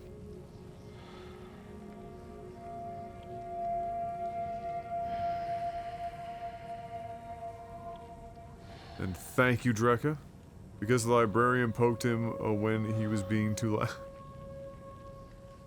Yeah, well, I think the librarian poking him was quasi-symbolic of what was happening back on the other side. Clearly he was having an AED, they were hitting him with it, bringing him back from the brink. Yeah, very interesting. Alright, give me a sec, guys. I'm just gonna use the washroom real quick.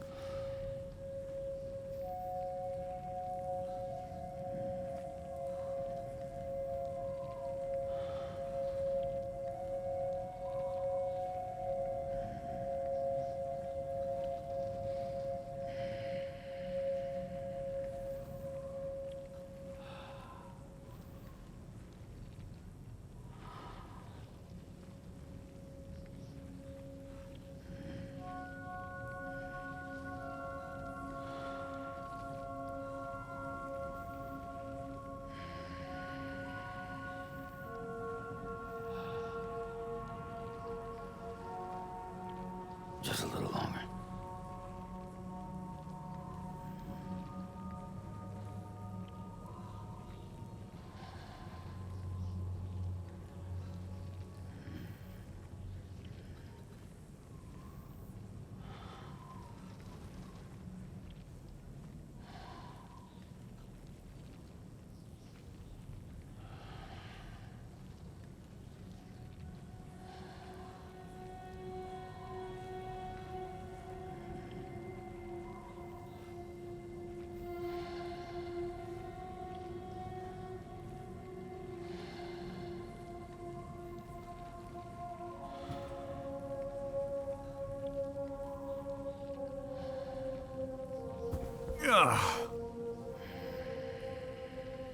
Okay.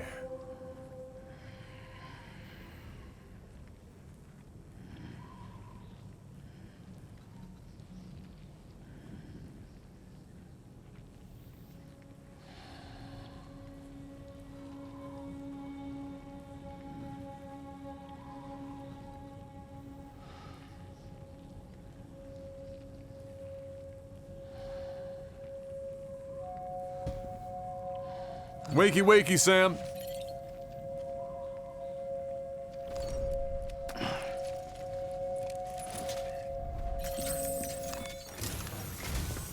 Our ultimate objective in this region is to build a replacement for a way station that was lost to the tar. The first step is to put a shelter with our scientists on the chiral network. Now, we don't know the first thing about Emily's status or what Higgs is up to. That's a concern for us as much as you. But we won't know more until we get to Edge Knot City. And that means connecting this region first. You should start with the geologist and the paleontologist. The latter's holding something for the Evo-Devo biologist, so I recommend you save her for last. That way, you can finish a delivery and link up the final site in one go. Once all three are on the grid, come back here. Then we can get to work on the replacement for that lost way station.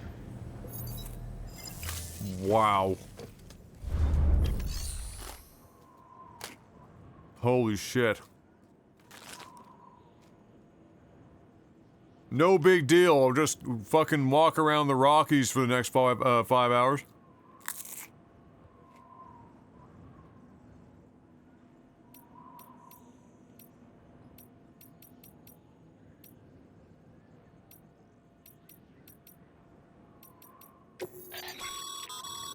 Thermal pad. Indispensable gear for cold weather operations. Especially useful when traversing snow-capped mountains. Uh-huh.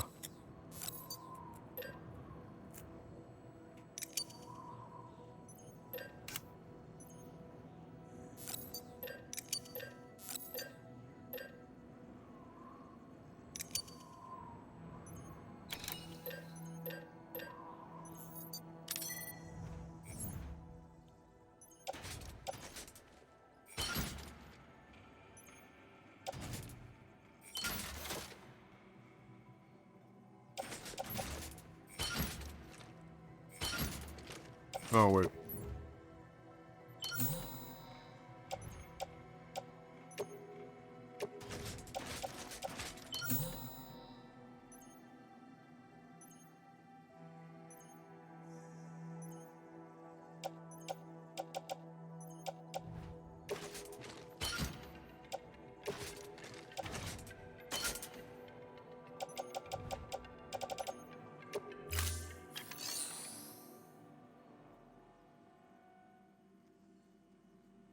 Yeah, I talked about that the other day. The funny part about this game, the suspension of disbelief is almost as bad for the whole crossing the country thing as anything else, because it's like you're traveling 3 kilometers and the game counts everything in the kilometers that you travel, but then it zooms out to the map and it's like, holy shit, I just crossed 5 state lines.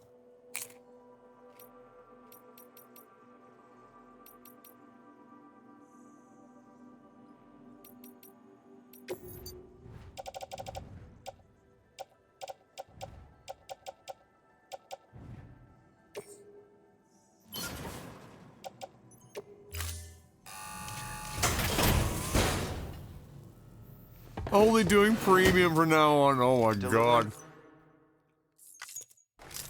Thank you for your continued support. You're welcome, Mom. Hope you're doing well. In the rain cloud.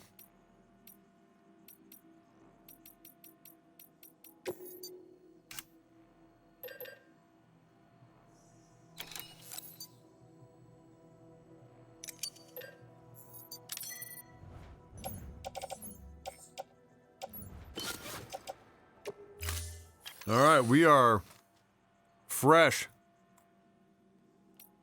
You ever just get so desperate to just be snacking on something that you just straight up eat saltines? That's where I'm at right now. It's just dry saltine crackers. Whole wheat even.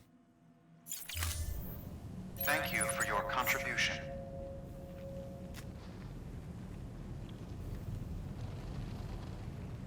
Yeah.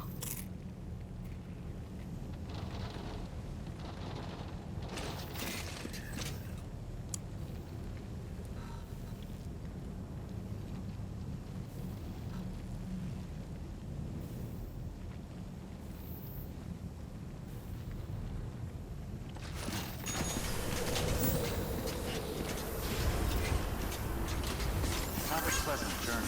I'm sorry. This is a bridge, technically?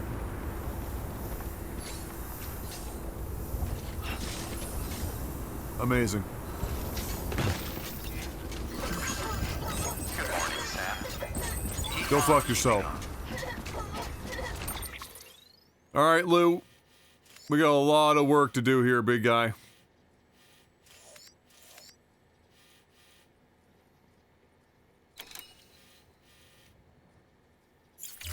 Oh, did I not take that quest? Someone's happy. Should probably take that quest.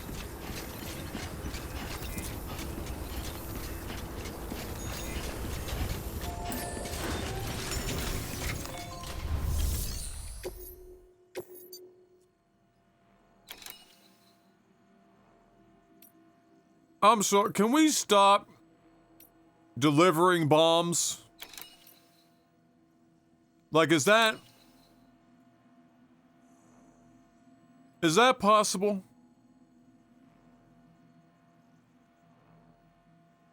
I'm just wondering.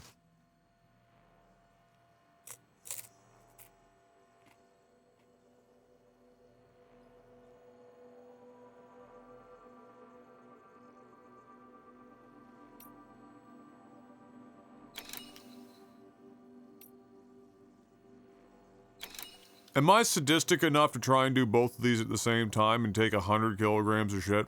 So it's 150 kilograms? No, because we have no idea what we're going to be getting from the paleontologist to take on, so we probably shouldn't.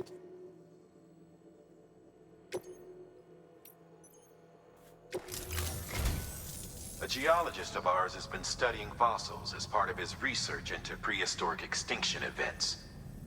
He's been out there conducting excavations for a while now and has begun to suffer the effects of chiral contamination. No doubt the result of excessive exposure to chiralium during the dig. Fucking Sherlock over here. Until the site is properly decontaminated, his work can't proceed. Nor will his health improve. So we need you to bring him some chiralium scrubbing agents. The stratum the team was investigating Welcome back, by the way. dates from the end of the Cretaceous period. The time of the infamous mass extinction, which brought the reign of the dinosaurs to a close, leaving small mammals to inherit the Earth. It's the most recent of the Big Five, and one of the largest mass extinctions the world has ever seen. In any event, our team found something truly remarkable. Can you guess what it was? A fossil beach. If that is indeed what it is, then he has made a tremendous discovery. Therefore, Sam, it is essential that you deliver those chiralium scrubbing agents as soon as possible. I just had a thought.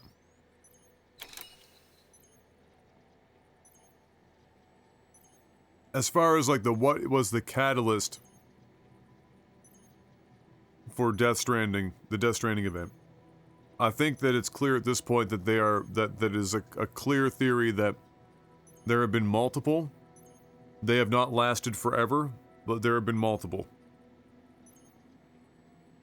What if... He mentions the Big Five extinction events. What if the Death Stranding occurs primarily following a mass extinction event?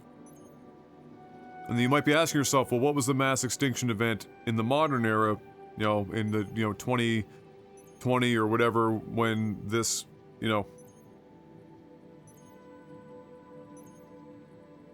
what if he got super meta about it? What if there is a posit, what if Kojima was positing that there was a mass extinction throughout humanity caused by being disconnected from one another because of technology?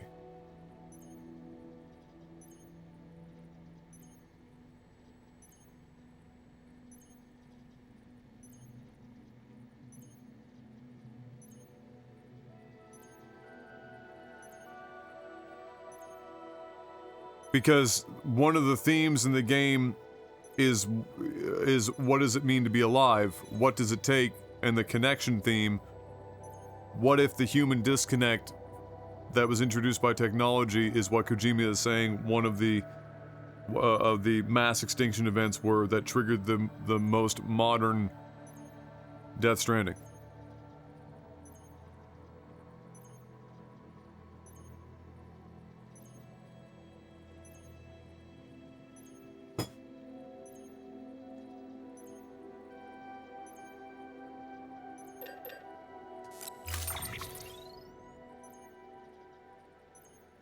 Oh good, there's only 8 of them?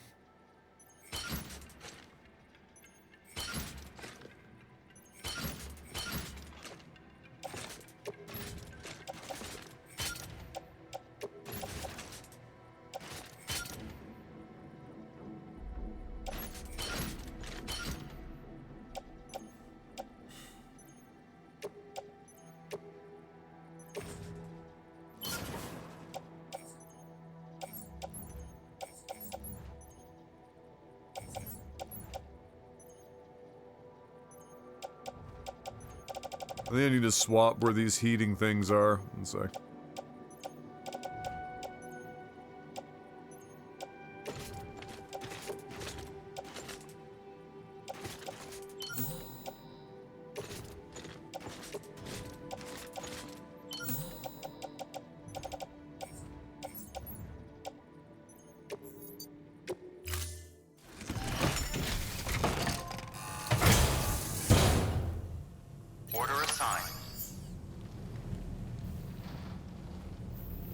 Alright. Have a pleasant journey. So.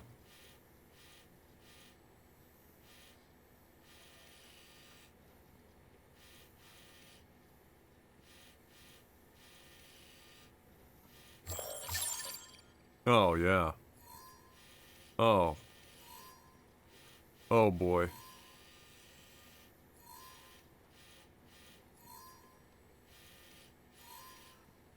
Yeah. Uh-huh.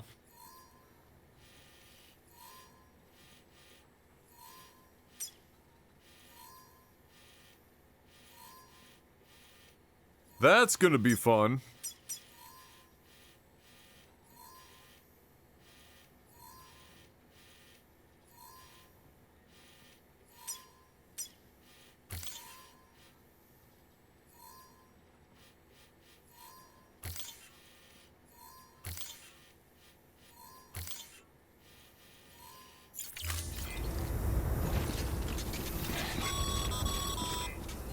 Sam, so Hartman told you all about the lake.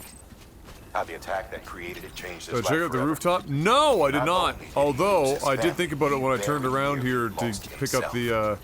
the mission 21 and minutes, just he was didn't in a do state it. of cardiopulmonary arrest. Oh, is there a fucking Under normal circumstances, hot tub he in this would have bitch? died.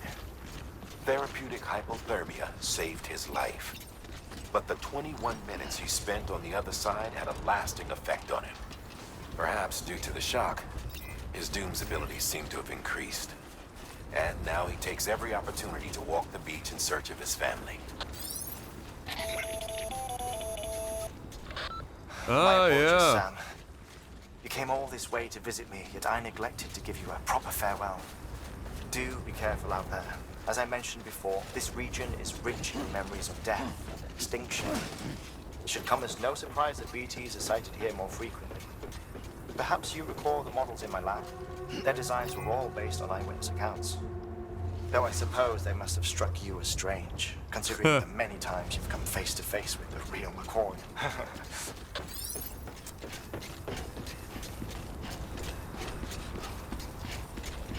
The generator could be yours. Pog! Poggers. If it is, bless.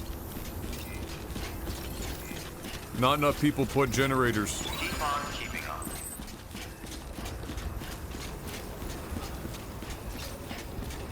Well, if your name is Dan...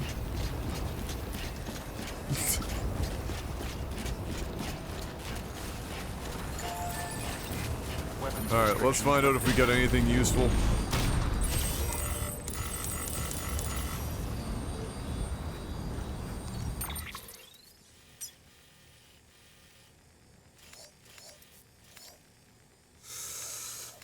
Oh.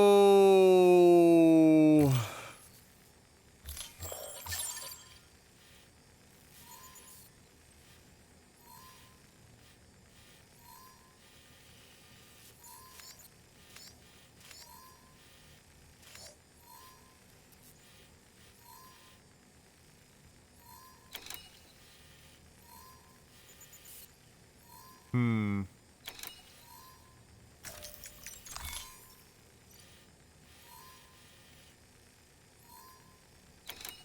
That's an interesting...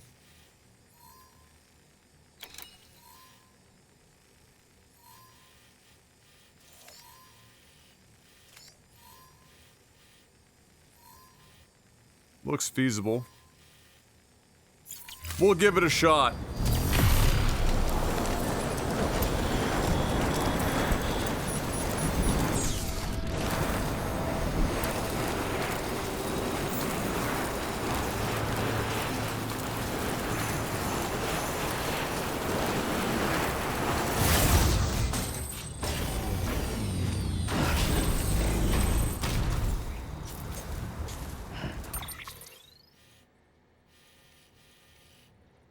Yeah, there are no others in the area, unfortunately.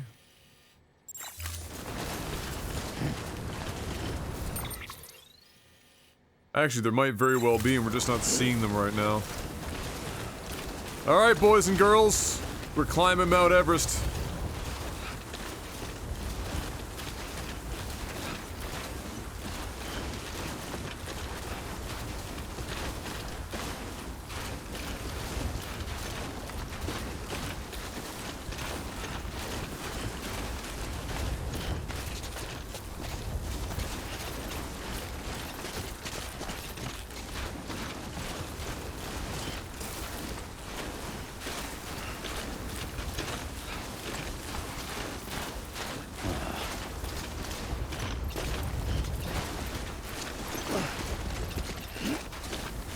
I was watching a speedrunner, I think his name is Simple. Mario 64 speedrunner, watching another, watching Ouija, another Mario 64 speedrunner, set the latest 120-star record. Simply, that's his name.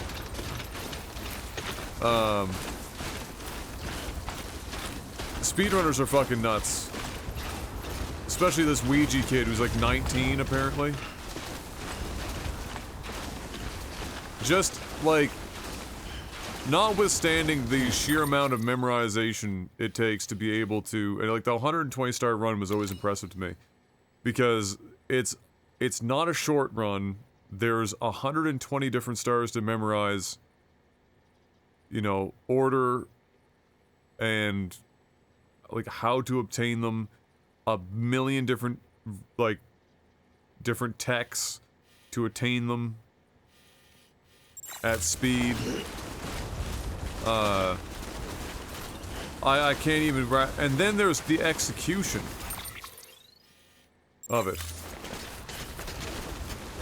And it's just a fucking mind, it boggles my mind. I just can't.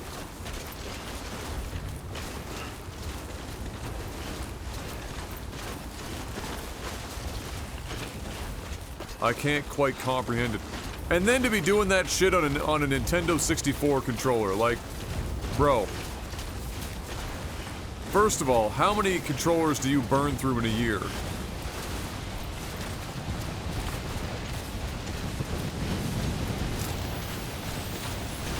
Where are you finding N64 controllers at this point?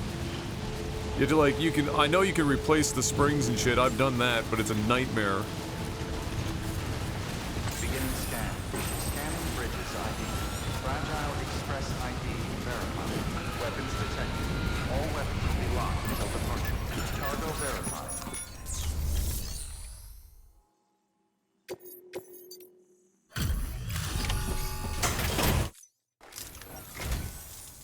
bridges.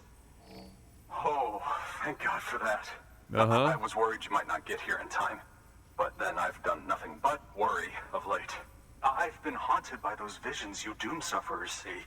That end of days stuff. I put the nightmares down to fatigue. The possibility of chiral contamination never even occurred to me. It's just lucky we caught it before the suicidal stage. Dying's not an option. My research is nowhere near complete. It's not just my life you're saving here. It's my life's work. I started to wonder if I'd ever see these meds. I guess you really are good at what you do, huh? Thank you.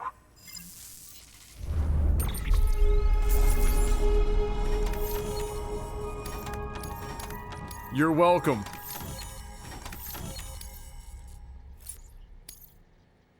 Now pay me.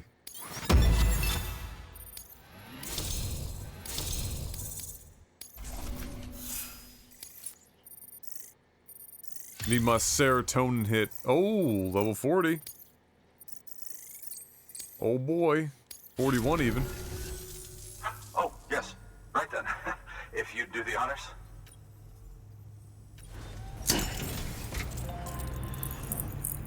I bet third-party retro gamepads is a surprisingly profitable niche market. Probably. But a lot of the third-party pads are fucking terrible.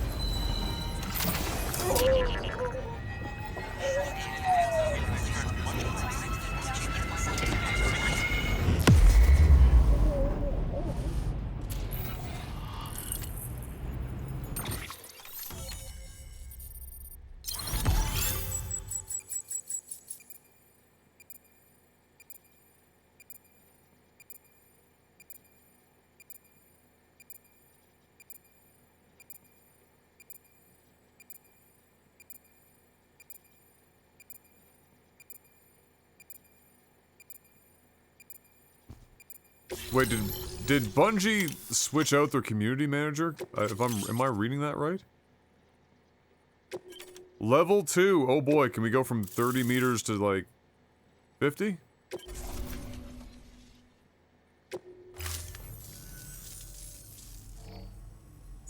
And just like that, I'm part of the UCA, with access to a treasure trove of historical research materials.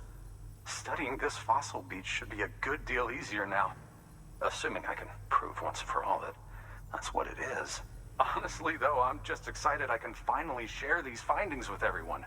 Can you believe I found chiral deposits in strata dating back 65.5 million years? Evidence of an ancient death stranding.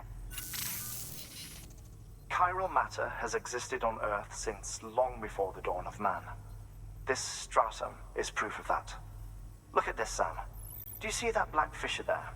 We believe this is the source of the Chiralian readings. In the distant past, earthquakes cause frictional melting along this is Damage 04 on known as pseudotaculite. Twitter. We call these layers fossil earthquakes. Extending the principle, our fissure here is what one might term a fossil beach. The presence of Chiralium in this of all strata cannot be a mere coincidence. It strongly suggests that beaches must have appeared during the Cretaceous-Paleogene extinction event. Ooh. And not just then. The chiral network has recovered data suggesting that similar fossil beaches were discovered in strata corresponding to other extinction events too. Was I right? That would seem to indicate the Big Five and all other major extinctions were accompanied by the appearance of beaches.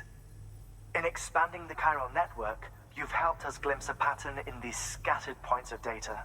You've furthered our individual research projects and ensured that it is only a matter of time before we recover all we have lost and solve every mystery that remains. But this is only the beginning. See this through, Sam, and there's no telling what we might learn. Good work. New order available. That does seem to point. That does seem to point to. You know, we have to now just, you know, what was the mass extinction event in the last Death Stranding to cue it?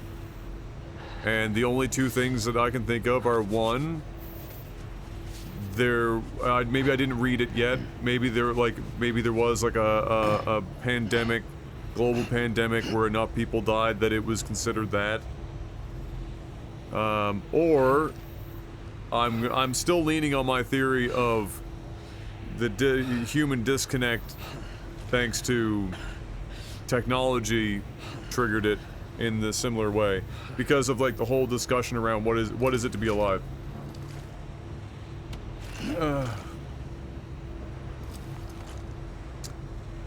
Okay, so this guy.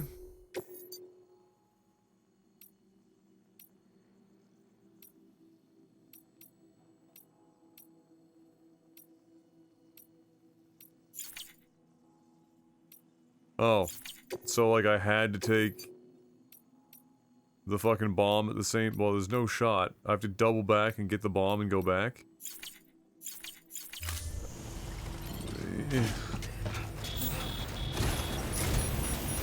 I don't know how thrilled I am about that situation. Weapons restrictions lifted. Beginning scan. Scanning bridges up.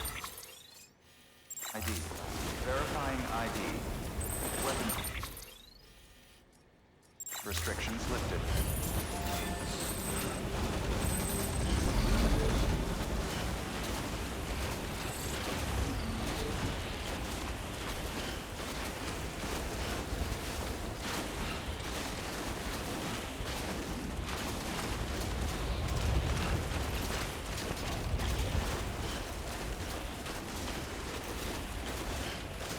This would make probably a really fucking dope novel series.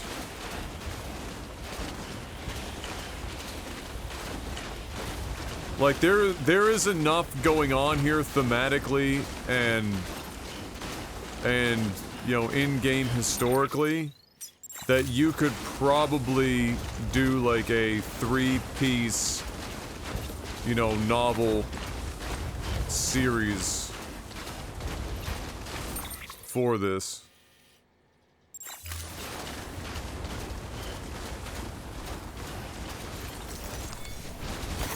Nice.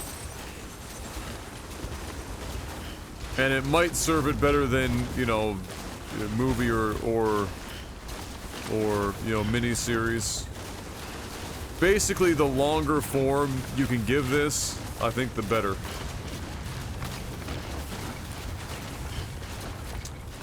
I think there is a 2-part novel. Oh, really?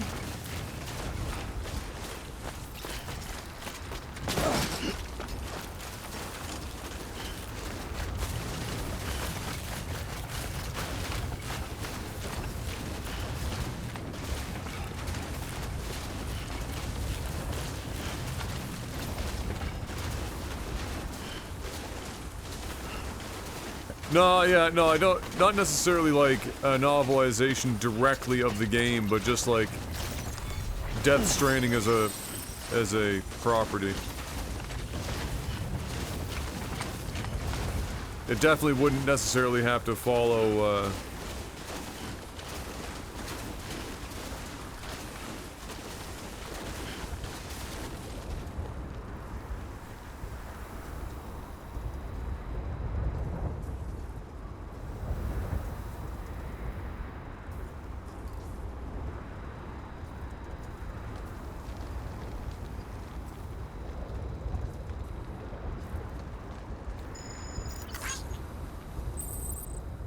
God damn it, man.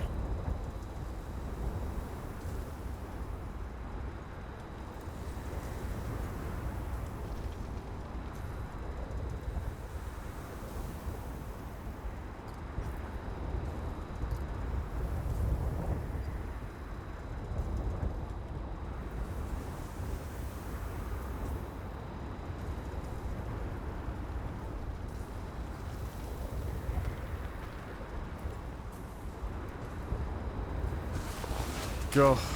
I had to stop. I opened my fucking Twitter and like just Elon Musk replies, and it's always like something where he just says like interesting or intriguing or uses that fucking like, I should probably use this, like the eyeglass emoji. and then you read it, and it's like some bordering on conspiracy shit. Like, oh my God, have mercy. This one was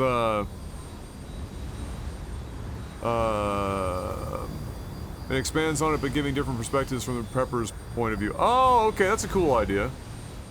This one was, somebody said, what was it? So the FDA finally came out and said that Pfizer's COVID shot causes blood clots, only 2 years late.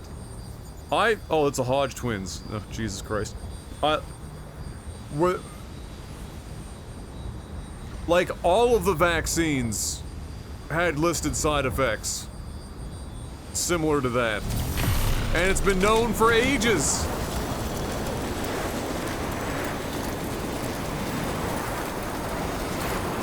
What?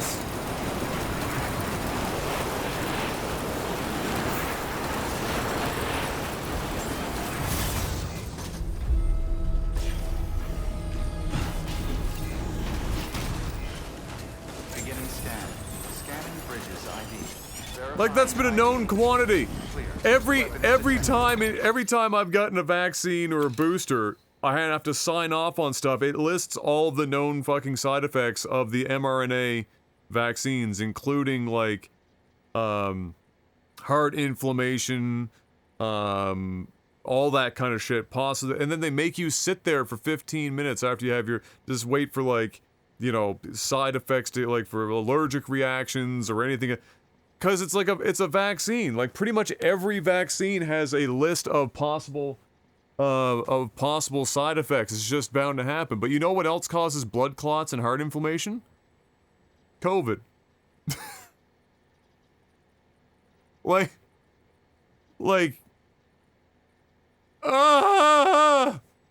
And at what rate between the two?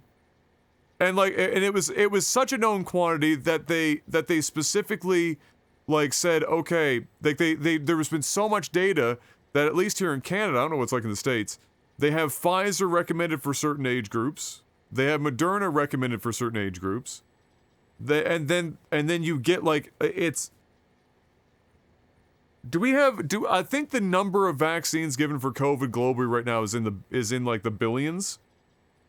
And so, if there was, like, real major issues, like real down bad, bro, you couldn't hide it.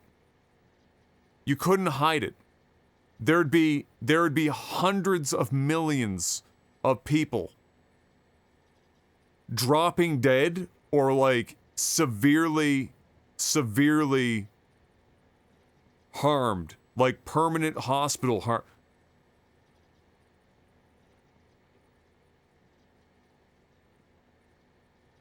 Like, billions of these things have been administered.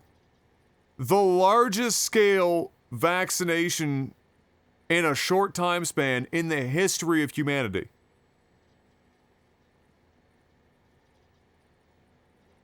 We literally have insane amounts of data that also show the correlation between severe disease and death without and with vaccines.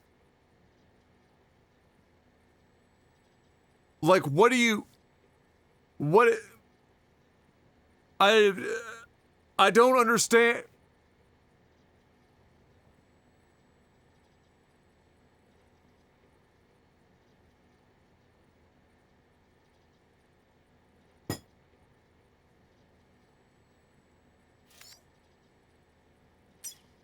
I just don't understand.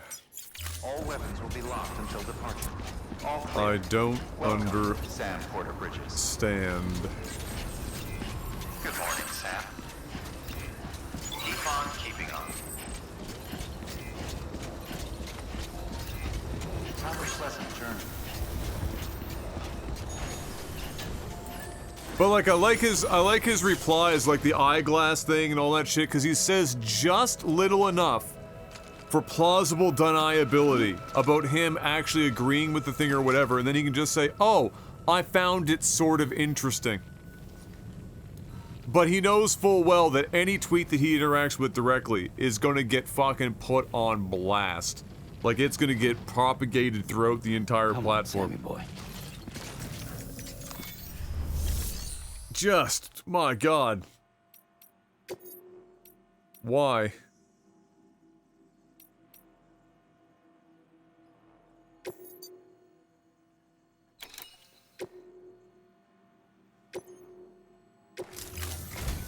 So I wonder if the slingshots transporting an antimatter are bomb. too rough for antimatter Rich's bombs. paleontologist working on a dig says he needs it. Apparently, the fossils he wants to study are buried deep beneath tar, and the only way he can get to them is by blowing it wide open. Now, hopefully I don't need to tell you to be extra careful when handling high-yield explosives, but in case I do, make sure you keep that container in one piece, no matter what.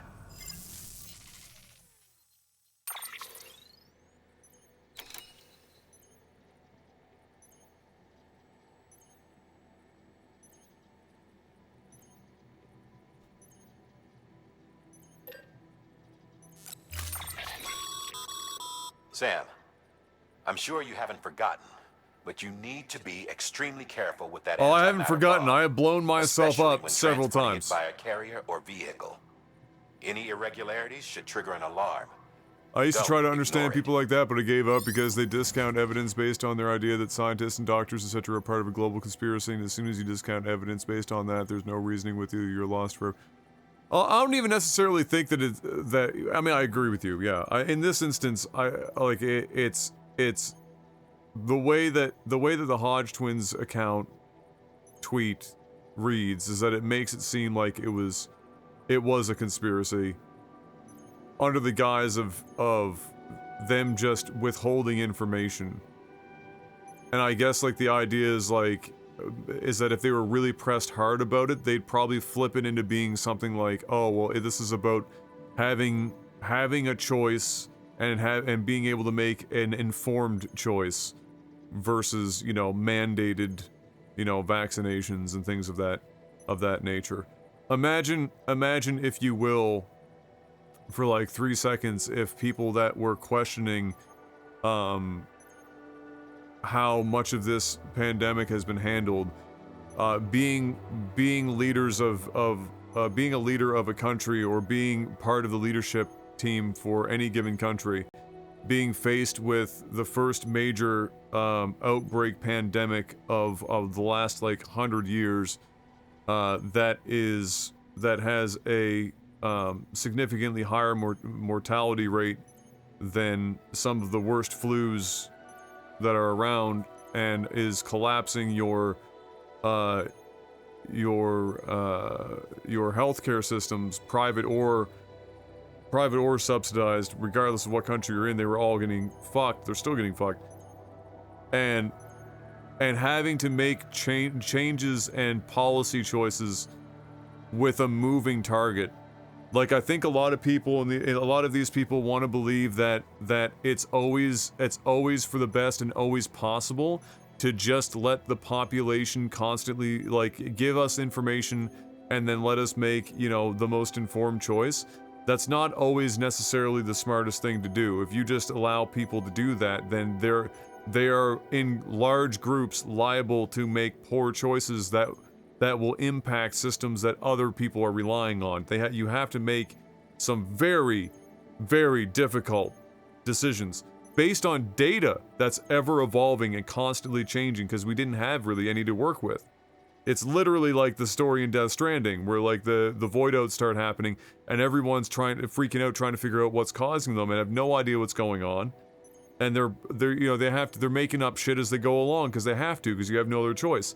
As information rolls in, you shift your shit. And the problem with that is that this is like one of the first times in modern history, you know, thanks to the internet as well, where everyone is so interconnected and talking constantly and just blasting shit out into the void, that you have people who are highly skeptical of government and big pharma, rightfully, not that they shouldn't be, but to take that and say, okay, well,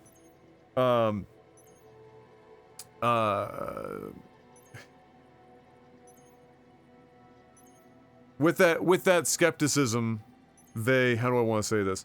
With that skepticism, my brain just fucking left me there for a moment. Okay, so this is what I wanted to say. So this is like the first time in real time they are people on like en masse are watching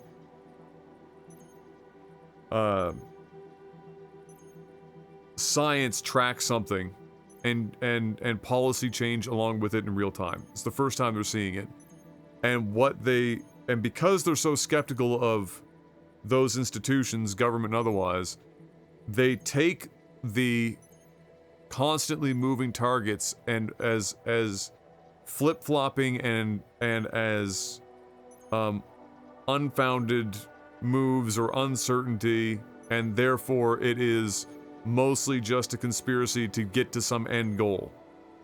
Instead of everyone is trying to figure this out, we're doing our best globally to work together to figure it out, but shit is changing and we have to change with it as we understand more and go along. And so it's really like and it's still, they're still caught up in it. Like, I don't, like, if we know that, like, what are you supposed to do as a government, right? So let's say you are the one making the policy decisions, and you know that the best data that you have in front of you right now tells you a couple of things. One, if we don't make some best fit public health measures, if we don't enact those, it appears that our hospitals and our morgues are going to be completely overrun, and not even calling in the National Guard and Army to aid. We're not going to have enough people. We're going to have a very, very, very serious situation on our hands. Like,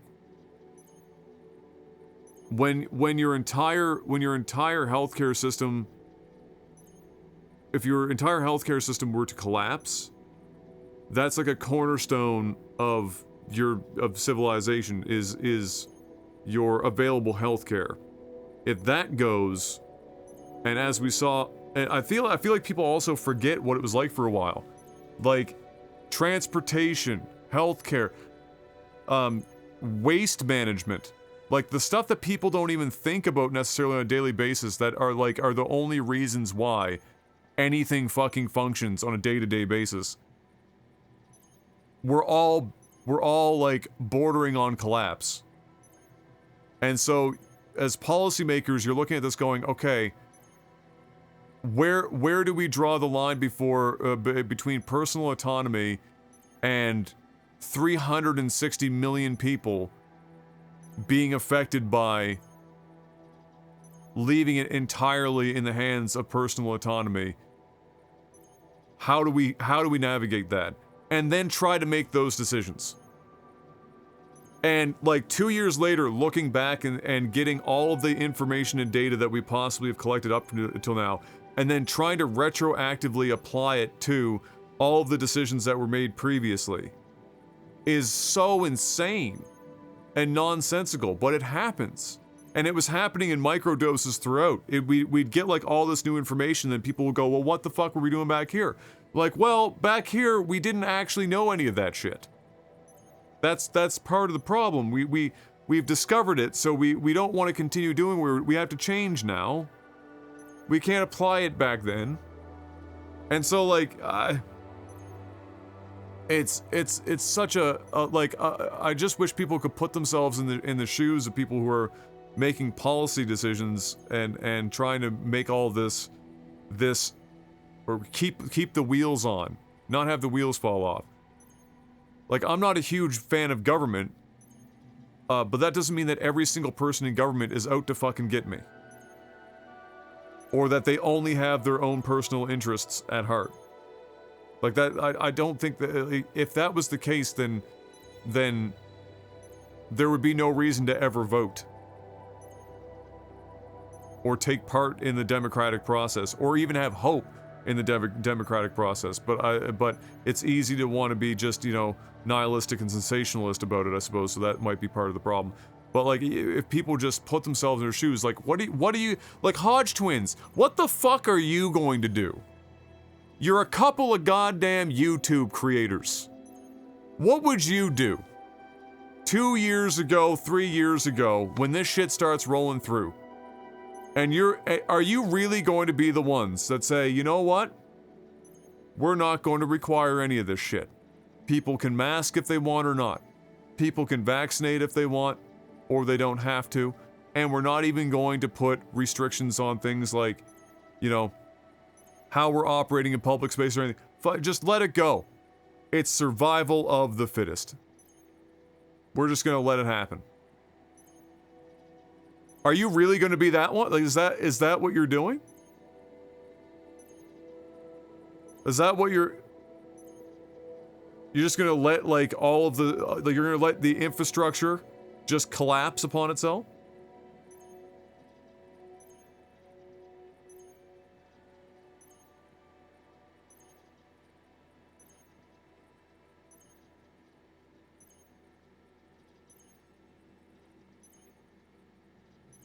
It's just wild, and so it's so disappointing to see, like, Elon interact with something like that the way that, you know, the way that he does is just fucking brutal.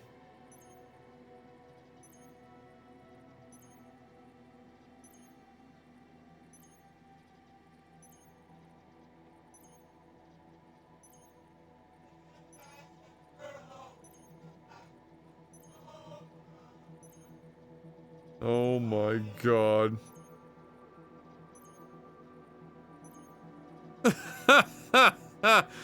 M and Kat crashed a Christmas party from one of the two places that they've been working at over there, and it's just, there's some cringe karaoke happening.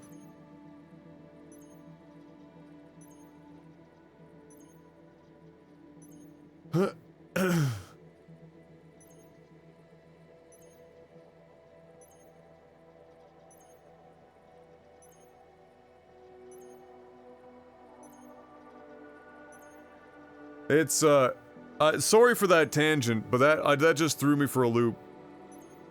Seeing that. The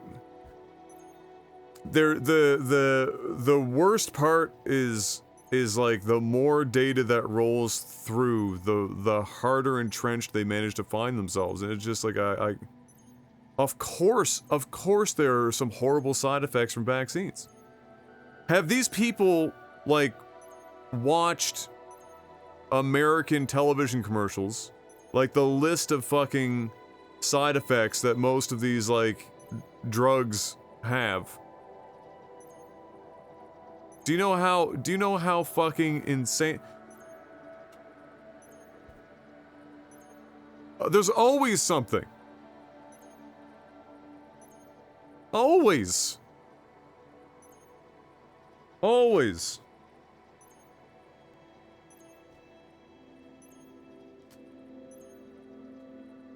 Crazy.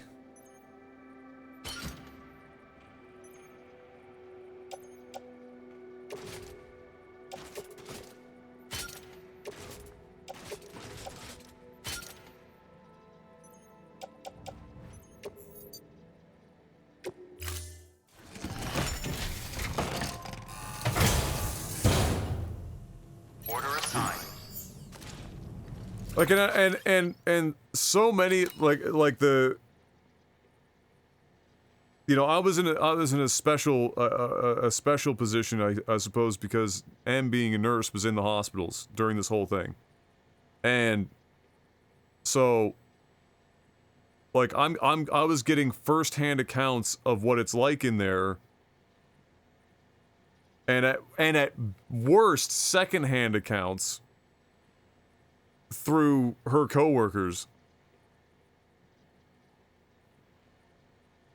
And so, like, I don't like, and so for people to, the fact that people just kept saying it's no worse than this, it's no worse than that, it's not a problem, everything is fine, was just like, I wish we could have taken all of those people and just walked them through the hospitals. Or better yet, made them shadow hospital healthcare workers for a 12-hour, 16-hour shift. Or in the case of M and some of her coworkers, 24-hour shifts during that time. I mean, like, oh really? That's what you think? Let me show you something.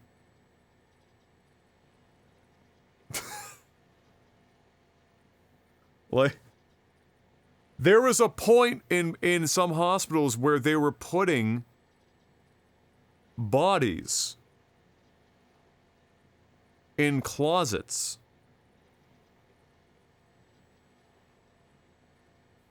And in cold storage outside in parking lots.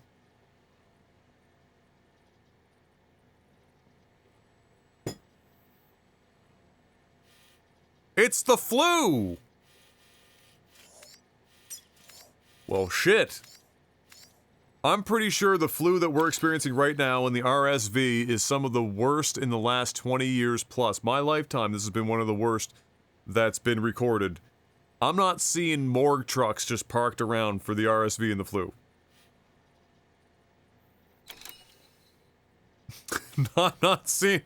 I'm not seeing any of that shit. It's not there ain't none of it. Literally had to store corpses in cold storage trucks outside. Yes, exactly. Exactly. And that was with public health measures. Imagine, if you can, no public health measures being enforced throughout the entire pandemic. Imagine.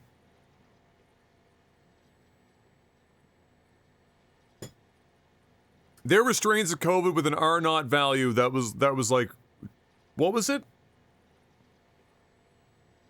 Was it like 2.8 or 3 point something? Or higher? It was just fucking nuts. Oh, dude, they're like, yes, it was triage. It was triage. There were videos of nurses doing interviews about what it was like just bawling their eyes out. They were exhausted. They've watched like 1 million people fucking die. And they can't do anything. They're triaging people. Not Ventilators. Dude, remember at one point there was a guy that like invented a quick like fucking MacGyver. There was a guy who did like a MacGyvered fucking ventilator system to like try and take some of the load off of the ventilators. Like, we had all this shit going, but I don't think people remember any of this. I think people just remember, like, some sort of weird world where they just resent all of the shit that happened because of public health measures, and they don't want to look at, like, what was happening. Or they don't want to, like admit that it was necessary. A lot of it was necessary. The only way that you could look back and say stuff was unnecessary a lot of the time was because we didn't have the information to know 100%, but we knew that it was the best choice at the time. That from our understanding. What are you gonna do? Wait around? If you do 1 week with no measures whatsoever, the fucking, like, the spread is insane. You can't just sit around and wait for like fucking 3 weeks to have a chin wag.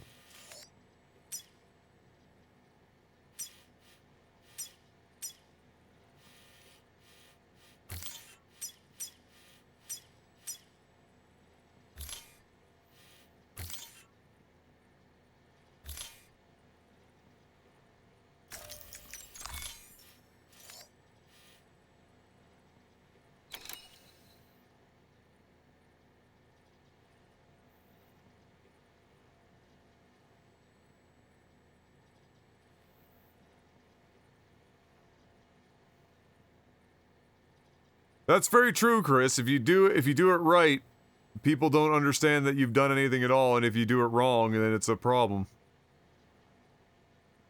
Oh, dude, Italy was bordering on, like, properly bordering on collapse, and I mean, you know, we had first-hand accounts of that. Holy Lasagna in here giving us updates on Italy, and it was a complete fucking 5-alarm fire.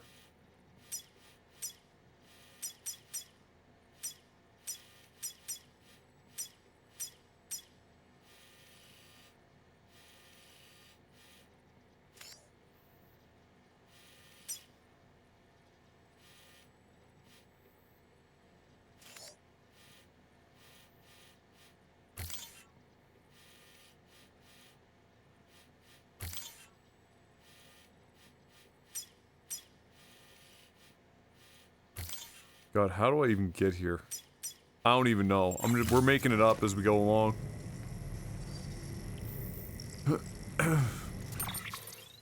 People laugh at it now as if it was an overreaction because nothing bad happened, but nothing bad happened because a whole lot of people spent a whole lot of time and money fixing the problem. Oh yeah, the Y2K, yeah. Oh yeah, for sure. That was a meme, literally and figuratively.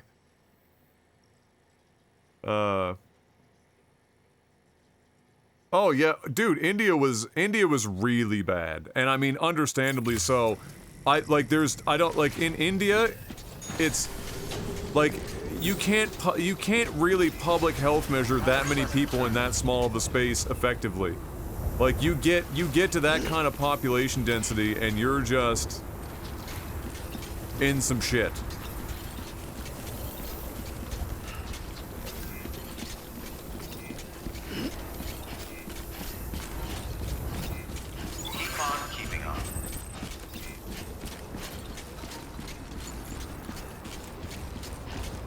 Yeah, you just, like, that's too high of a density. You just can't...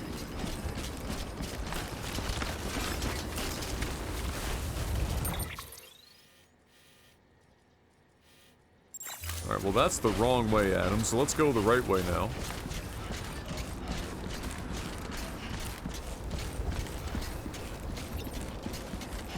Oh yeah, well that's just it. Like the strata of people and education levels and everything else in India is...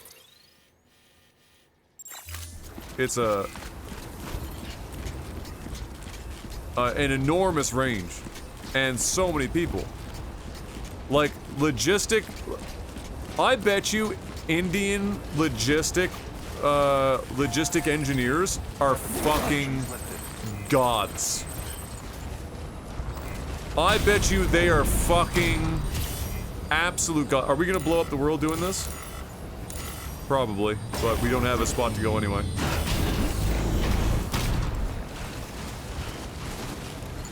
Hey guys, let's fire the antimatter bomb out of the cannon.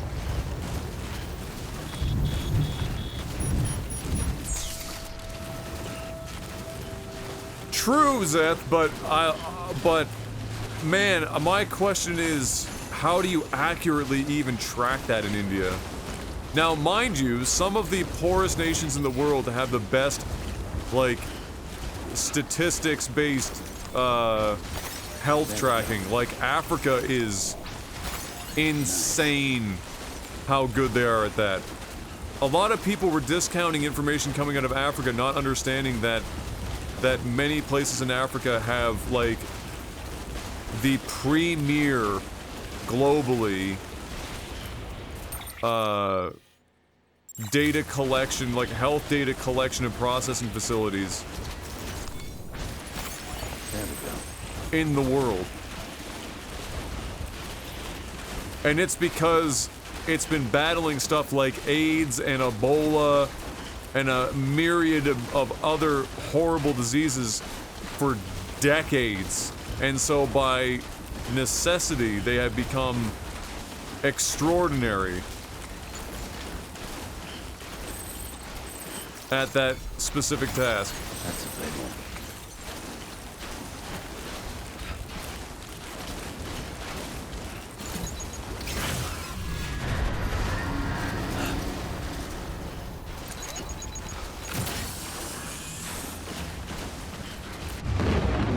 Now we're actually gonna have to try. Good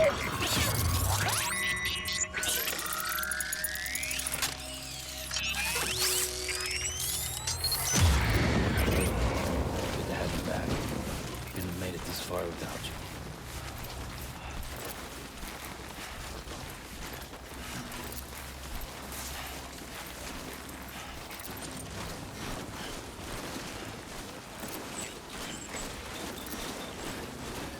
BB's gonna switch right here and start blinking like a madman.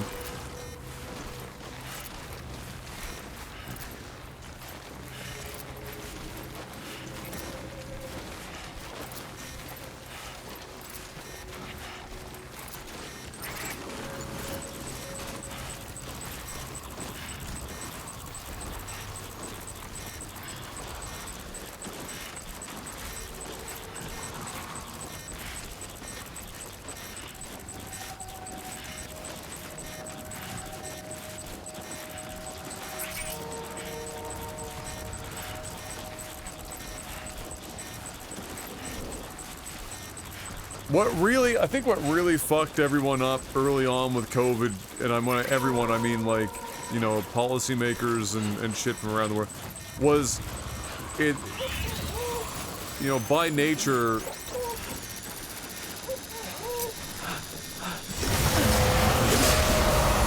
sorry bro, was by nature it having such a, like, it was insidious in that it was infectious asymptomatically. Like, you know, flu and shit like that. I mean, you get very early onset symptoms that usually mark your, you know, your infectious periods with relatively, you know, relative ease. But there's a bunch of people walking around asymptomatic and just spreading like fucking wildfire.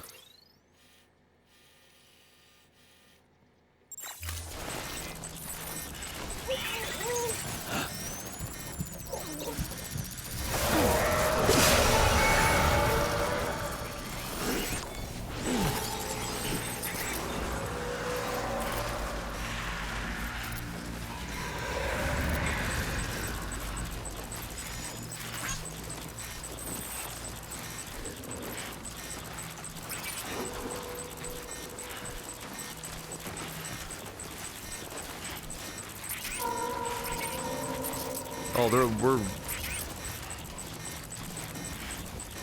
right between two of them.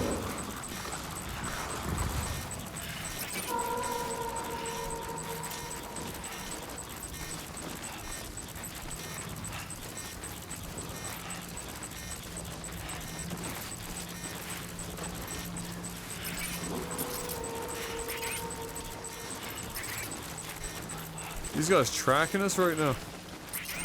There we go.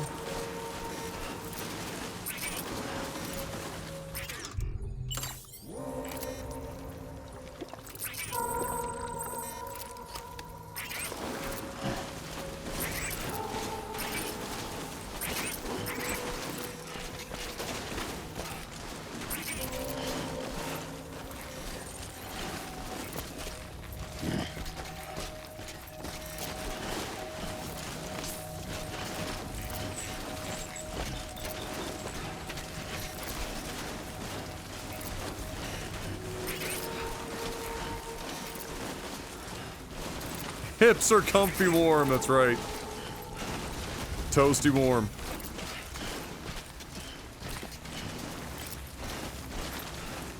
Got those hot pockets, TM.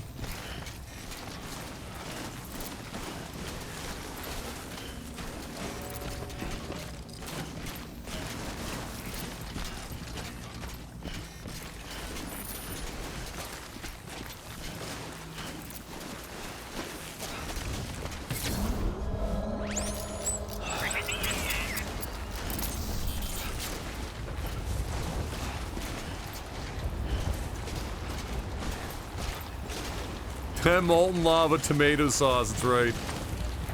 Shit, you could probably put hot pockets in your pockets and it would be just as effective. Well, maybe not necessarily, because the outside was always like stone cold and the inside was fucking freezing. Or molten lava, I should say.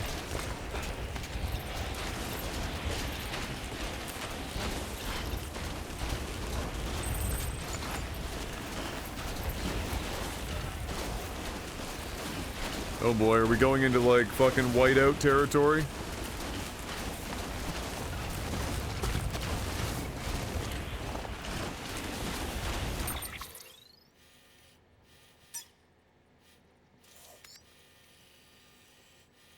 Yeah, realistically, we can just go straight down here.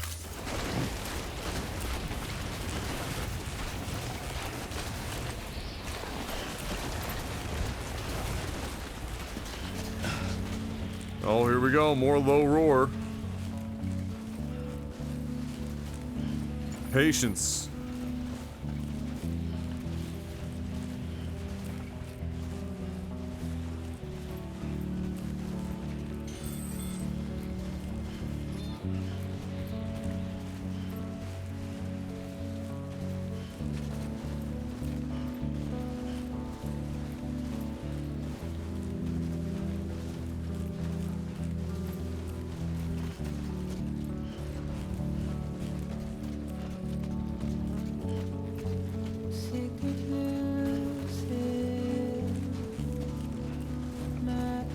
So did Kojima just go through like Low Roar's entire catalog and just start like, or did he just like license one CD? It was like, yeah, this sounds like it will work.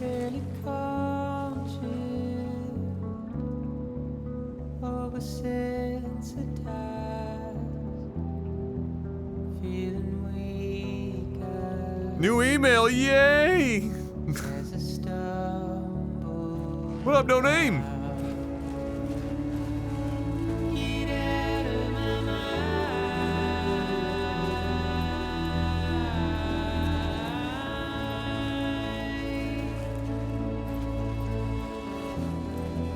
I've liked all the songs I've heard of these guys, but like, I'd have to be in a real fucking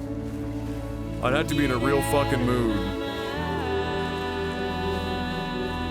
And I feel like if I'm listening to this music, I'm not in like the best headspace. I'm in like full-blown melancholy.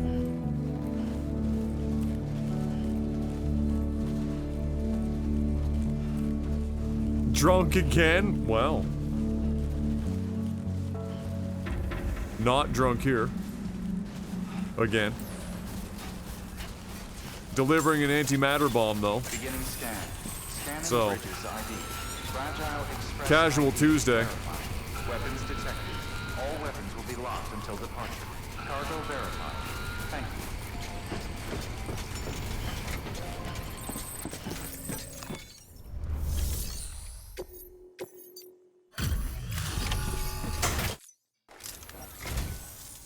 Much appreciated, friend.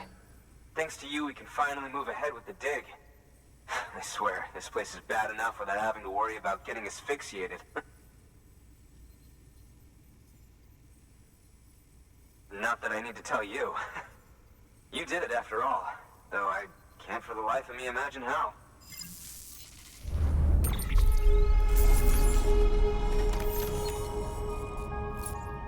Wait, I'm just seeing the Twitter Blue logo design, and it looks like a really cheap, like, future wave, like, ripoff.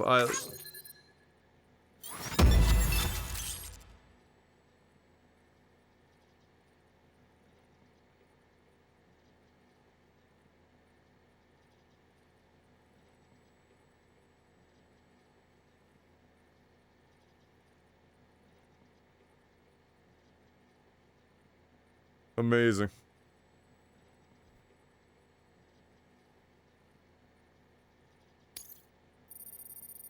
It reminds me of the artist. Oh my god, I have him on Twitter. I interviewed him for for Game Code a million years ago. Oh my goodness, what's his name? He did the art for Far Cry Blood Dragon or whatever the hell that expansion was called.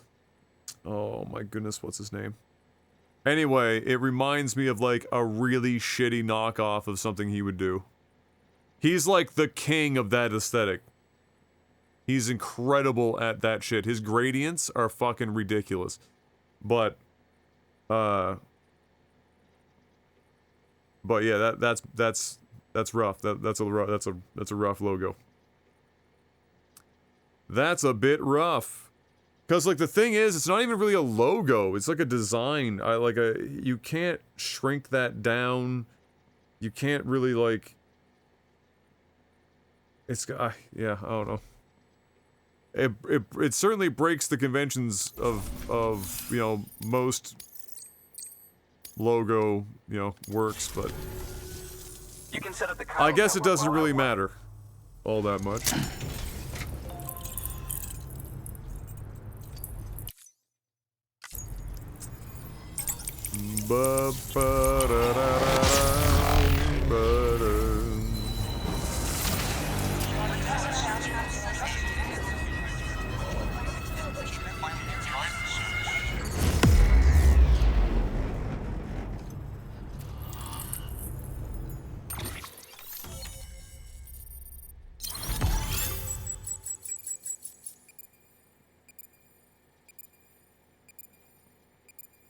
What would that even be considered? Is that like, what is it? Texas down bottom, and then it's like northwest of Texas. What is that? My geography's terrible. Fucking like Montana? I'm just throwing out random fucking places. I don't even know what that would be.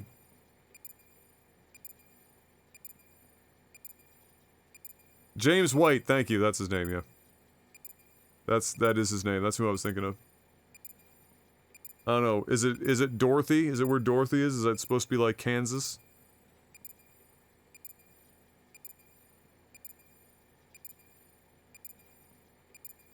Yeah, the Rockies are there, so Colorado would be in the general vicinity. But is Colorado that south? Be a little more north of that, I guess. Maybe. Again, it's the place that's flashing. New Mexico?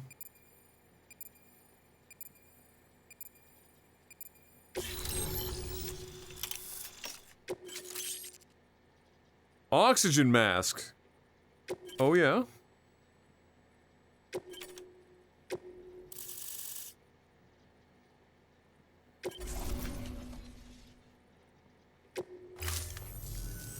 Anyway, as it turns out, Sam Bridges, I have a favor to ask. A local porter was on his way here with something very valuable, but dropped it en route. It's a 200-million-year-old ammonite, which looks, he says, almost as if it were still alive. He apparently stumbled across it in a boulder field, which had previously been hidden beneath a glacier, but that's not the half of it. The man claims this ammonite has an umbilical cord. An umbilical cord. Color me skeptical, but Praise Helix merits study, and I wasn't about to leave such delicate work to an amateur.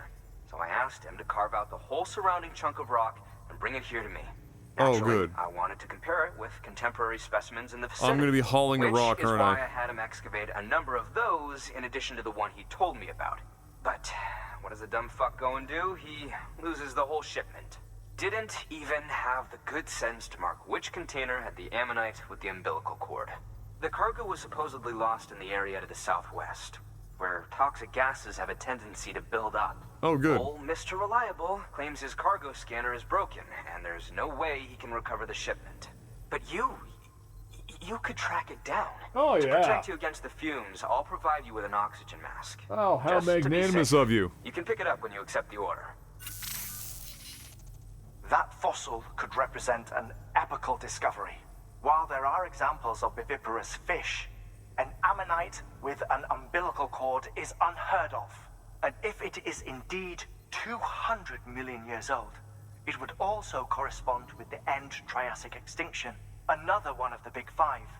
Could the umbilical cord be connected to the beach? We must recover that cargo at all costs. It could provide a vital clue to the mechanisms underpinning the Death Stranding. We're so close. So very, very close to grasping the true nature of the phenomenon. Hurry, Sam. We cannot risk that ammonite being lost. Alright. Good work. New order available. Please access delivery. One second, use the washroom before we get Helix.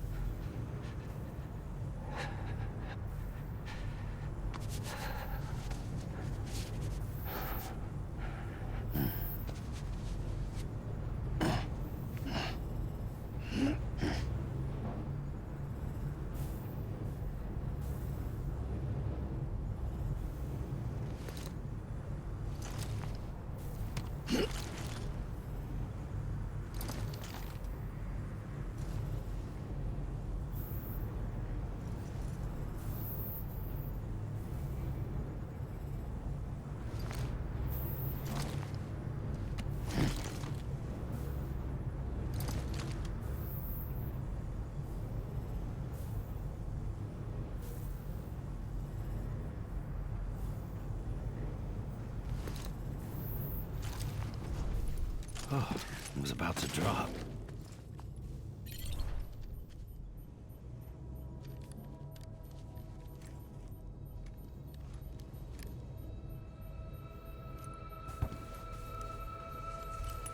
That's the one that killed about 90% of all species on Earth at the time. The one that scientists call the Great Dying. Amazing.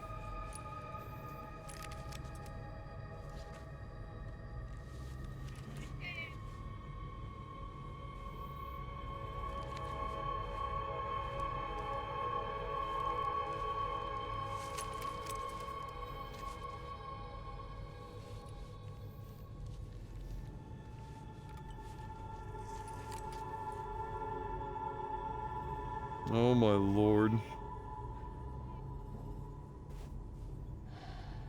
Well, the girls are having a good time, so that's wonderful. Okay. Okay. I agree. We gotta repair some of our shit here, though. Like our... gloves and our skeleton.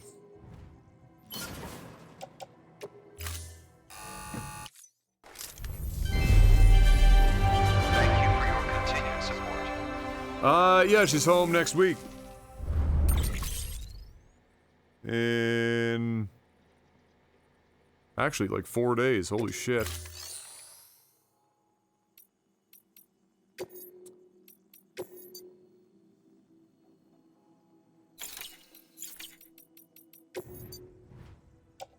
Ba, ba, ba, ba. So he was doing Sweet Caroline in karaoke.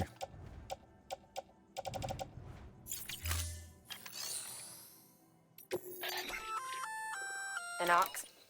It'll filtrate the air and keep you breathing normally. In addition to protecting you from toxic gases, it'll also help to reduce fatigue from strenuous activity, making it easier to keep your balance.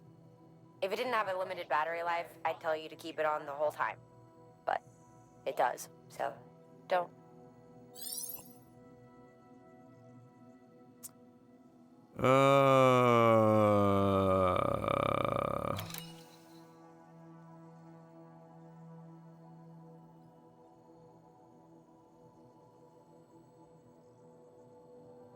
Interesting.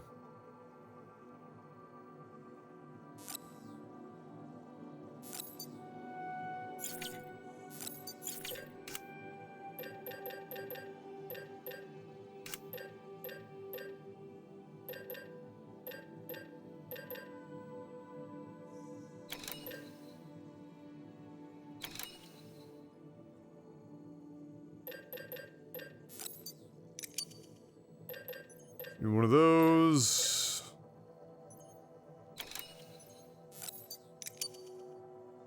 And one of those.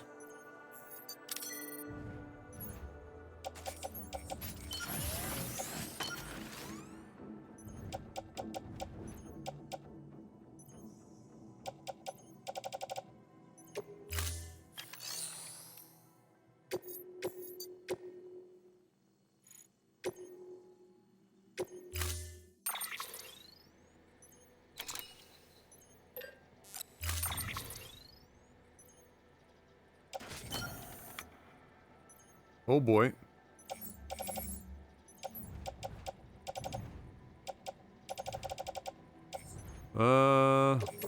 We can bring some ladders, I guess.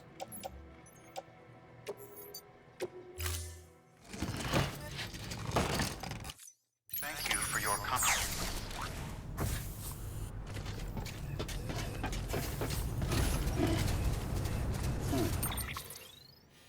So, we're down the hill.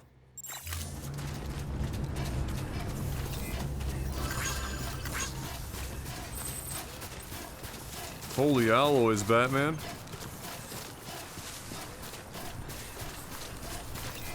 Have a pleasant restrictions lifted. Chocolate banana.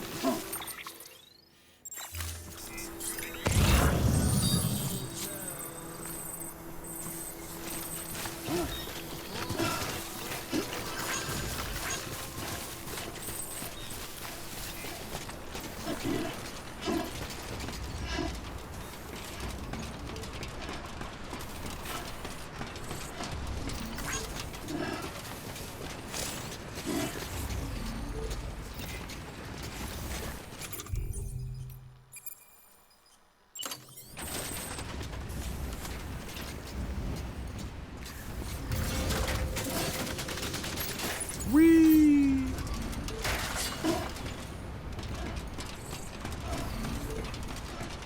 Oh wait, I should probably charge my battery. Battery's been getting fucking destroyed.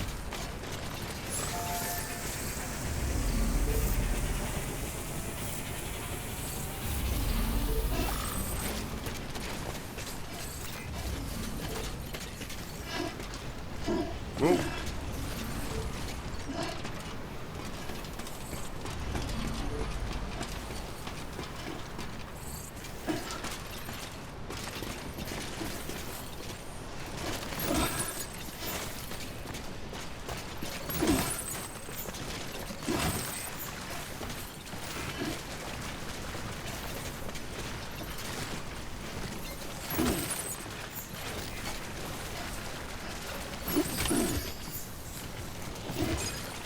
Lovely.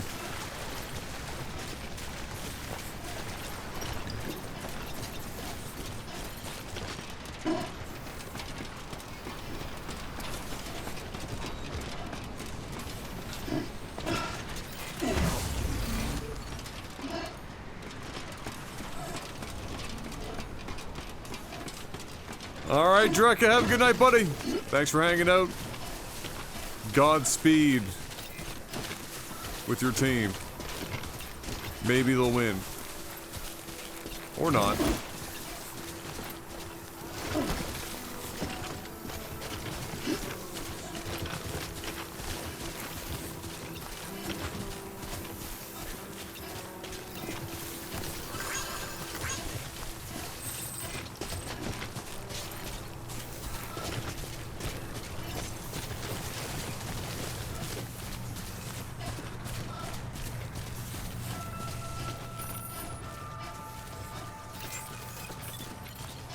Beginning scan. Scanning bridges ID. Verifying ID. Clear. Weapons detected. All weapons will be locked until departure. Cargo verified. Thank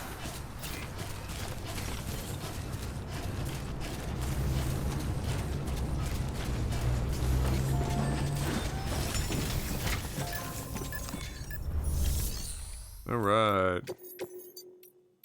That was easy enough. You found it. Let me see. I have to see it. Oh my. It really is immaculately preserved. Uncannily even.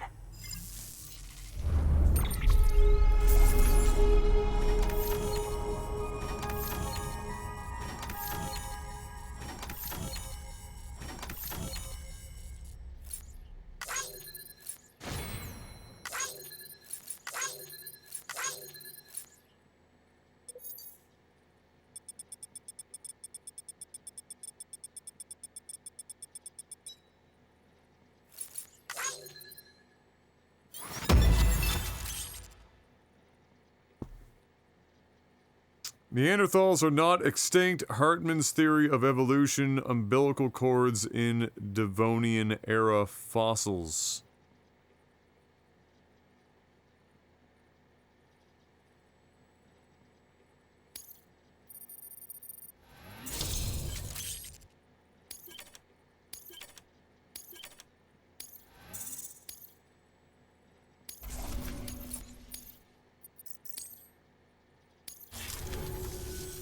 Thanks for bringing in that lost shipment, Sam. And yes, it did indeed include an ammonite with a bona fide umbilical cord attached. I've already sent some images and a preliminary analysis to Hartman via the network. Interestingly, it seems the surrounding strata contain traces of tar, which lines up with one of his theories. Anyway, I know you only just brought this ammonite here, but I'd like you to deliver it to a colleague of mine, an Evo-Devo biologist. Lately, she's taken an interest in the tar, and I think she'd be eager to examine this particular specimen. It's quite remarkable, and that's to your credit. To clarify, she has been studying how the tar may have influenced the development of various organisms. Accordingly, I would ask that you also recover the tar collectors deployed near her shelter, and deliver them along with the ammonite. It would be too dangerous for her to attempt to retrieve them herself, which is why we must impose upon you. By aiding her research, we may yet inch closer to unraveling the secrets of the Death Stranding. We've already made so much progress with the data recovered by the network. With your continued help, I know we can accomplish even more. Good work. So I know what they mean when they say tar. You know, the phenomena that you see with the BTs and whatnot, and or in high chiron dense areas. But then there's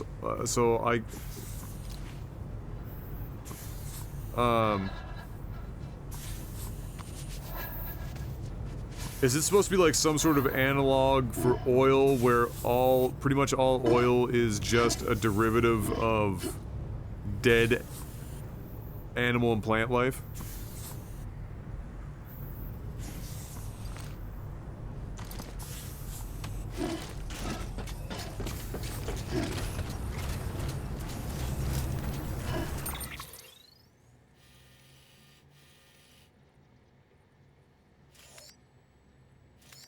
Oh wait, I gotta take my,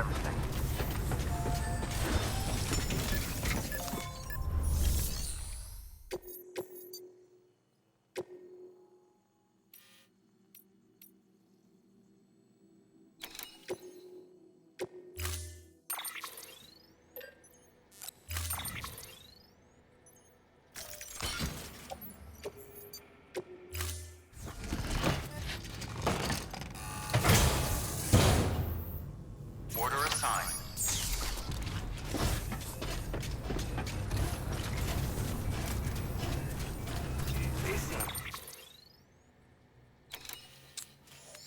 Okay, so basically we just want to hang a right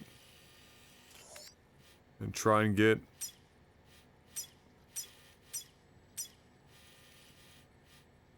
over there.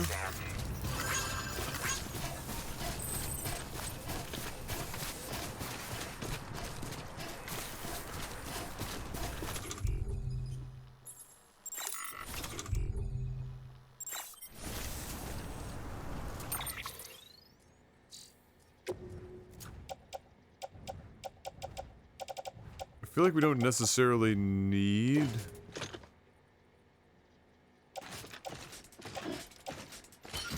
that mask on right now.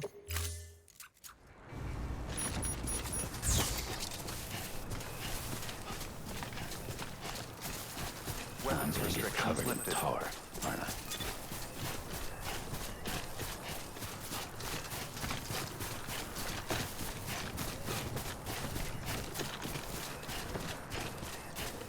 Probably.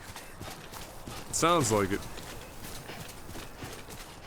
Gonna be swimming in the tar. Sounds lovely.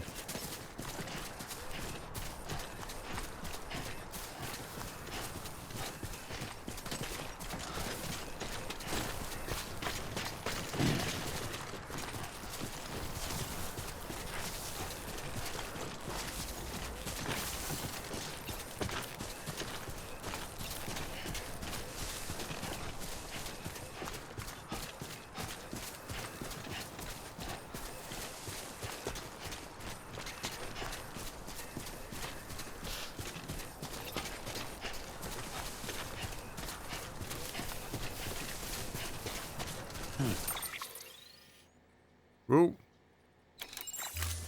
We've gone astray. This way. Probably right through BT territory. Or it's right in the midst of it.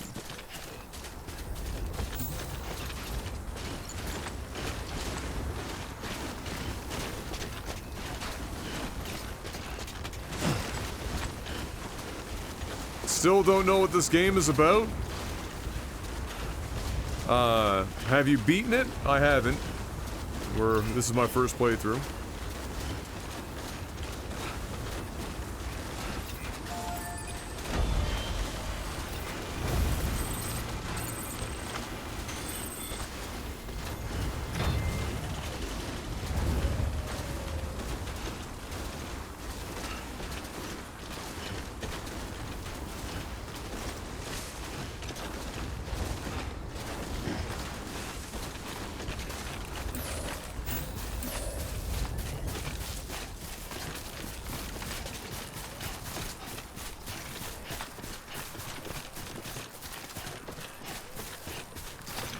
Canadian fan service section. Mountains and snow. Really spoon feeding those Canadians, eh? Making us all hot and bothered.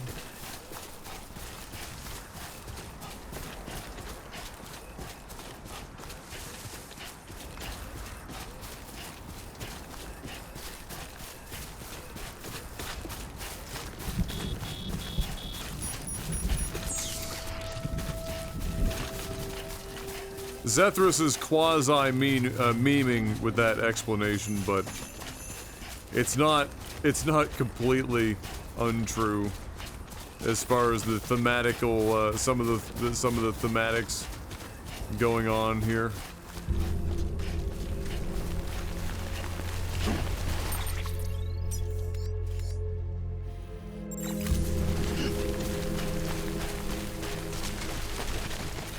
I'm gonna say a mask here might be a good idea.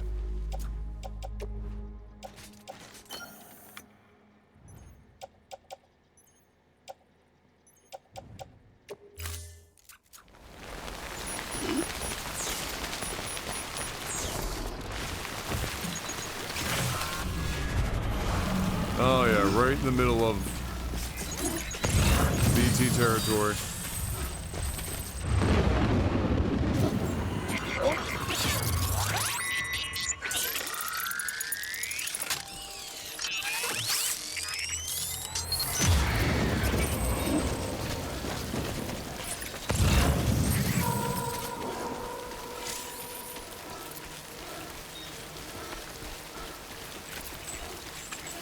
Let's just get up here and get this one first.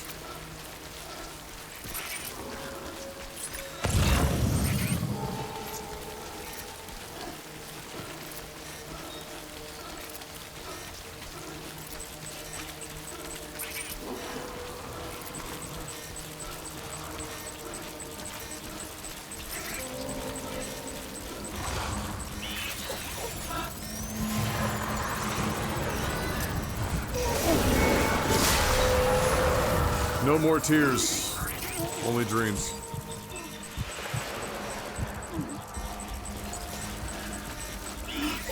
Where's this guy at so we can just fucking...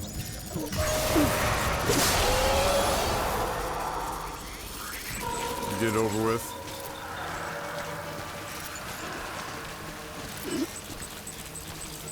Another one over here.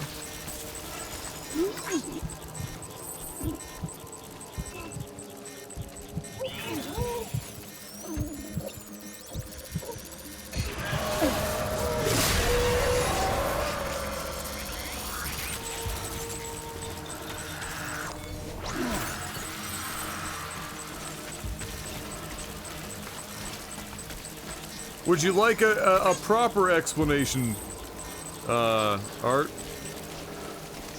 I can try and give you like a loose explanation, at least for where we are in the game at this point.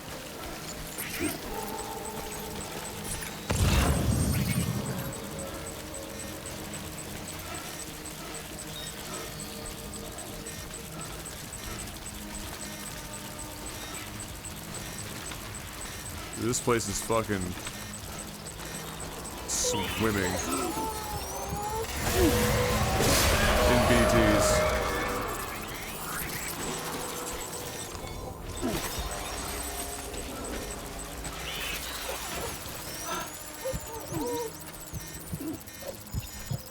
Holy shit.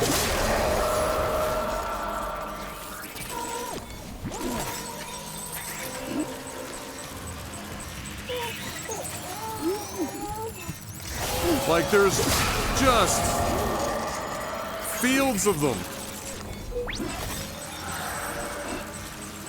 Look at this shit. Look, look, look. I mean, this is tar pit, so...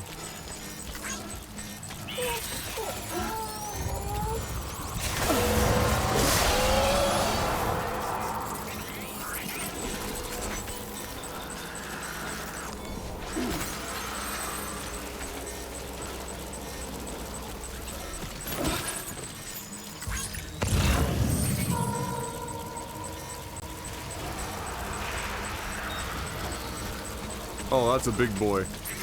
Holy shit.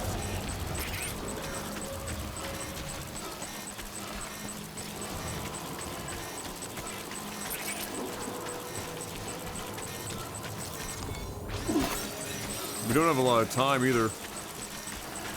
Our battery gonna drain.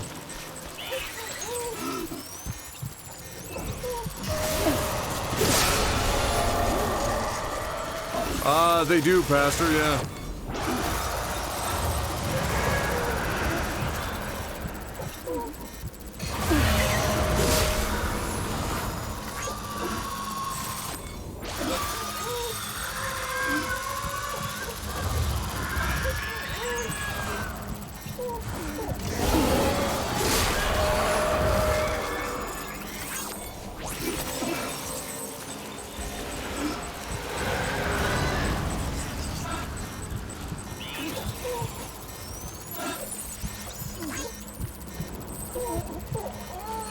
Holy shit.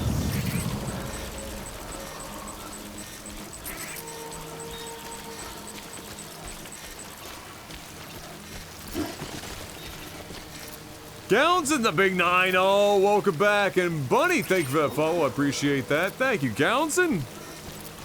Now you gotta work your way to that 100, the big one. The big one. Alright, we only got enough room for this shit.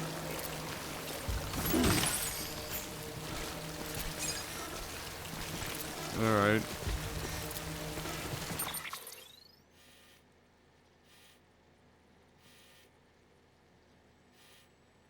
Now we gotta take that to the Evo Devo.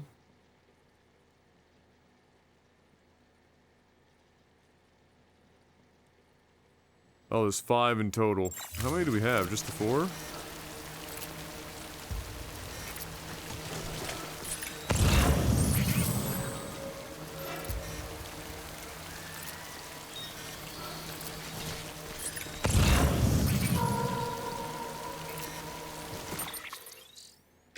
Do we have all of them? Oh, we have all of them. Okay. So...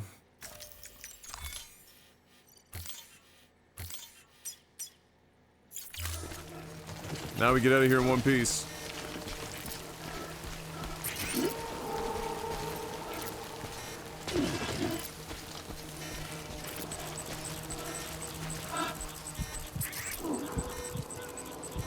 Did they move?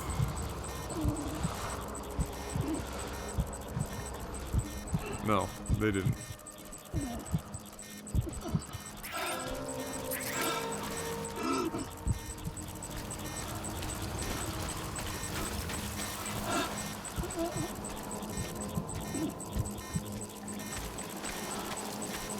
They did not.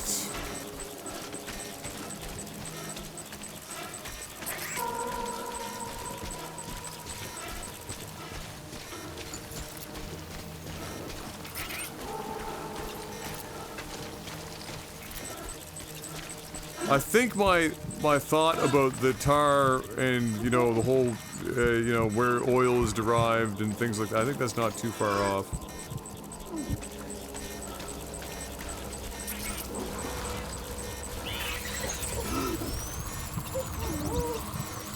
Where you at?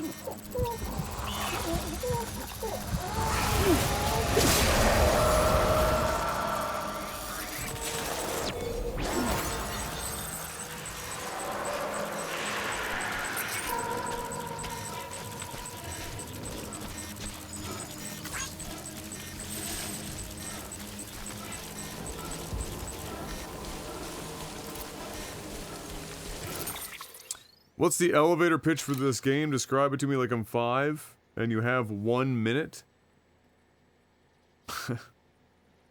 The elevator pitch for this game is it's a unique experience both from the perspective of gameplay and its story. You're not going, this is going to be one of the few games you play where you are unlikely to feel like you have seen this or played this before or experienced that this story before. This is what I would describe as not like Avatar being Fern Gully. This is like a wholly unique experience. It is what I would call not derivative, but transformative in nature from the sources in which it's pulling from and how it's stitched together. It is a mystery thriller of sorts, both in terms of its story and its gameplay. It is predominantly, from a gameplay perspective, traversal and making decisions about how you're going to get from point A to point B, both in terms of the route that you take, the equipment that you take, and how you go about navigating everything that gets in your way between point A and point B. There are many different paths in which you can do that, of course, many different ways in which you could accomplish your goal.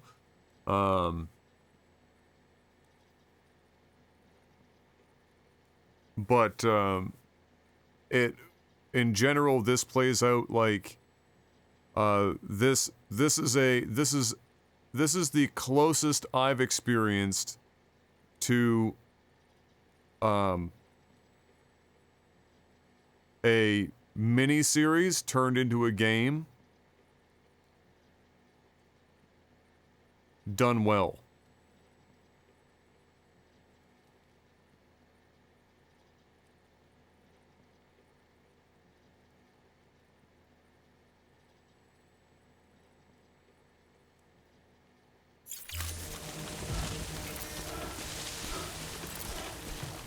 It is not for everyone.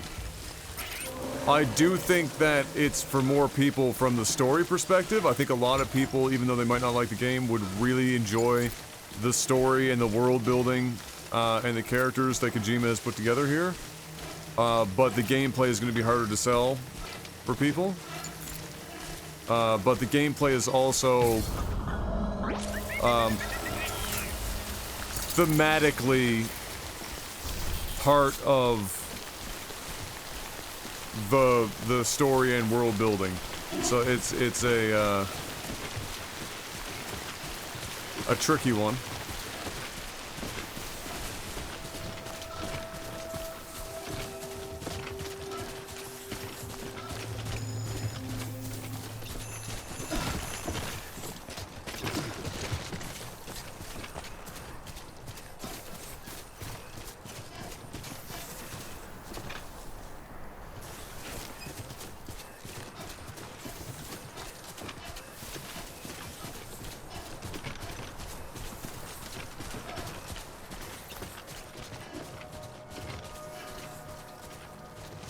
I would say that if somebody was asking me if this is a game worth buying, I would say, you know,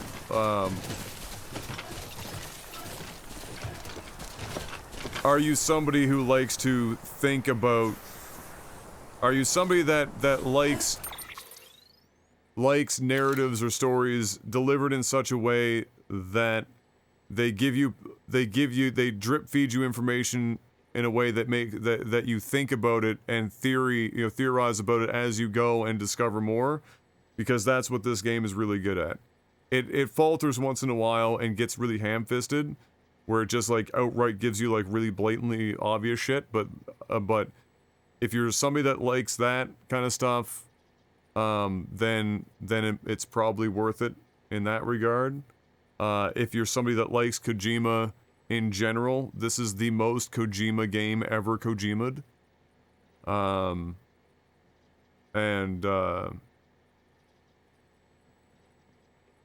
then if you're just looking for something that's a bit unique, I know it doesn't seem at the surface like it's unique, but I think there is something to be said about taking, from like a core gameplay perspective, taking what is essentially one of the least loved things about any game, which is, you know, essentially fetch quests or delivery quests, and making that your core gameplay and making it actually interesting and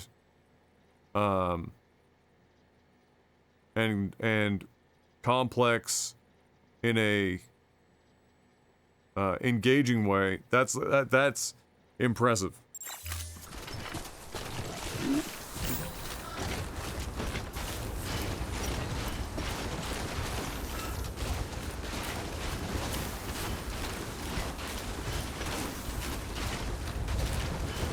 No inventory management? Oh, there's inventory management.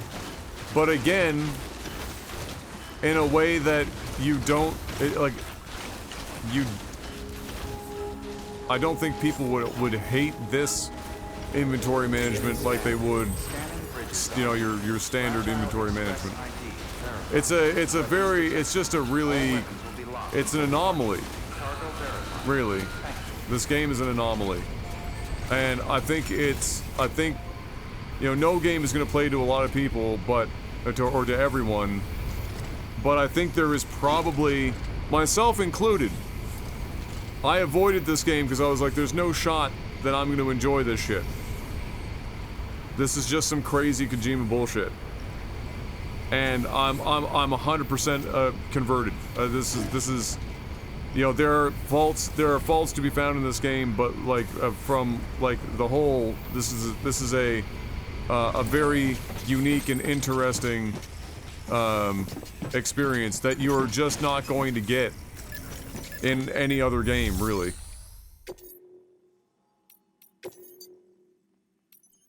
But you're just not going to get there.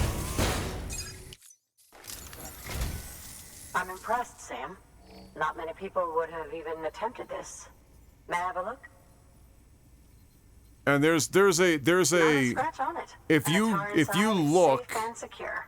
and sometimes you don't even have to look, I think a lot of people will be really impressed with just the sheer amount of detail that's in this game. And I don't just mean visually, but like almost every aspect of this game has a custom crafted touch and details that are all coherent and all tied together in a way that you don't normally get in a lot of games, even AAA, you know, titles. I don't know how to describe it beyond that. I mean, it's like somebody posted a video of them in God of War Ragnarok, and they had just finished a fight or some shit, and at one point in the fight a tooth gets knocked out, and somebody looked at the ground after the, you know, the cutscene and everything or whatever the fuck was over, and there's the tooth on the ground, and they were opining about the level of detail in the game. And it's true, you know, that's a great, they didn't have to do that. It's great. That's not necessarily what I'm talking about here when I say detail. That's part of it, but that's like one category of detail. Everything about this game, from the UI to the gameplay to the story that you are taking part of to the world building that Kojima did and the characters, all of it fit together with a whole bunch of little minute details that help tie the whole thing together in ways that you very rarely get in a game. Like, I know I'm sucking this game's dick. Would I give it a 6 out of 6, like my maximum if I was reviewing this? I don't necessarily know if it's a 6. But it's probably a 5. But by the time I'm done, maybe it is. Maybe it is a 6. But right now, it's like a 5. If you were asking if I was reviewing this, it's a 5. And then, would it join the pantheon of other games that I think, you know, because I have to look at it with a more objective eye, too. Like, there's some of the stuff that I don't like in this game, other people think are you know, is fine, and I can imagine why it might be, but, I mean, it's I think it's at least a 5. 5 is like this game's floor. And now, between now and the end of the game, we're gonna find out, would it have gotten a 6?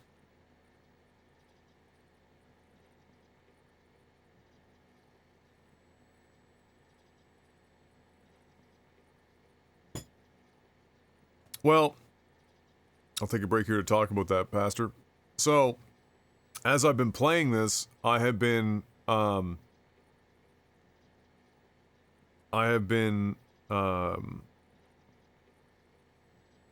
thinking about what he means by a Strand game, and really what he means is a game that incorporates social aspects that are not just like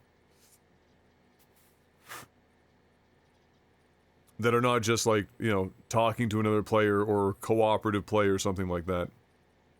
You know, the idea of you doing something in your game that is a single player game experience naturally or by nature, and having an impact in other people's games, and being able to have all of that kind of, I think that's what he's getting at. When he says a Strand game.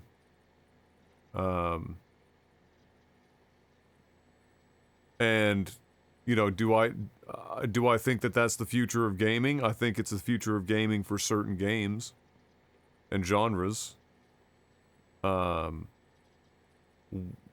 the level of nuance to which it's used might be different than Kojima. Kojima's application of it in the social aspects are very nuanced and almost completely under the hood, and don't require any real major input from the player to experience it, but still get it and appreciate it and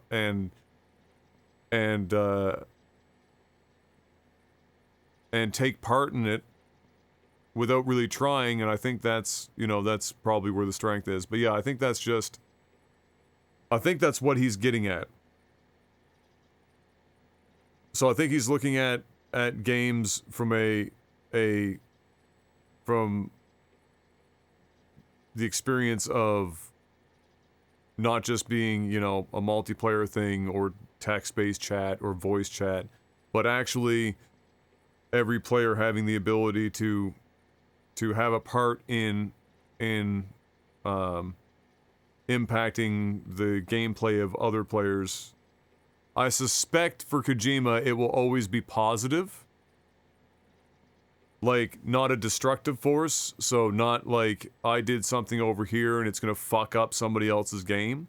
I don't think that's Kojima's style. I think it will always be something like you experience in Death Stranding, where it's like, here, players came together to submit or to put all these materials in to build a partial piece of highway. And now everyone in this group gets to enjoy this piece of highway, and maybe they can continue to work together to build out, or, you know, the guy left a ladder or something and it's in a helpful position, or, you know, what, like that kind of, I think it will always be a net positive situation, or a force positive situation for Kojima's games. But I think that's what he's getting at. Do I think that it's a bit of a just renaming or reimagining of social aspects that already kind of exist in games? Yeah, a little bit. But I think that what he's done, at least in this game, is different enough that you could make an argument that it is wholly unique in its application. But do I think it's a whole new genre and a whole new thing? I don't know. Maybe. I do think that aspects of this will be used. For sure.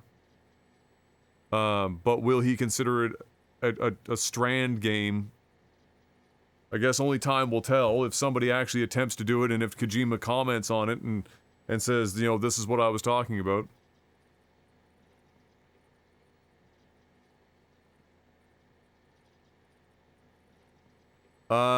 It's more passive than Dark Souls, right? World interaction?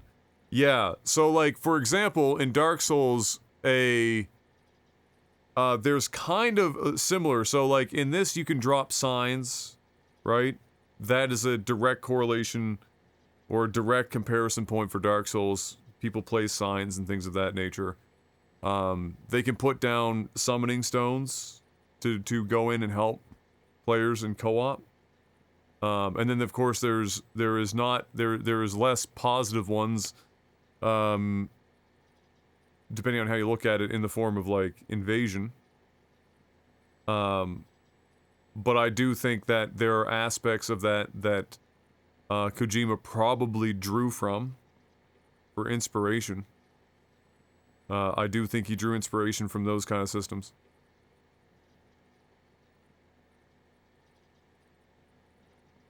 Yeah, so like, and that's another thing, so like, you'll notice in spots landscape changes, and some of it is your own footsteps in your game, and others are, you know, the game is tracking all of your footsteps and where you've gone, and collating that with, and combining that with other players' data, and then, you know, you're seeing worn areas that almost end up being like footpaths through spots that give you an idea of what is likely the path of least resistance, or at least the path most traveled.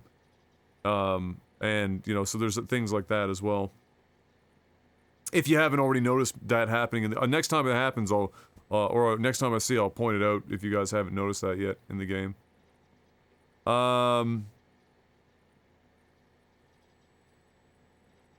Would I consider this one of the best games that I've ever played? I'm not to the end of it yet, so I don't know if I could say that.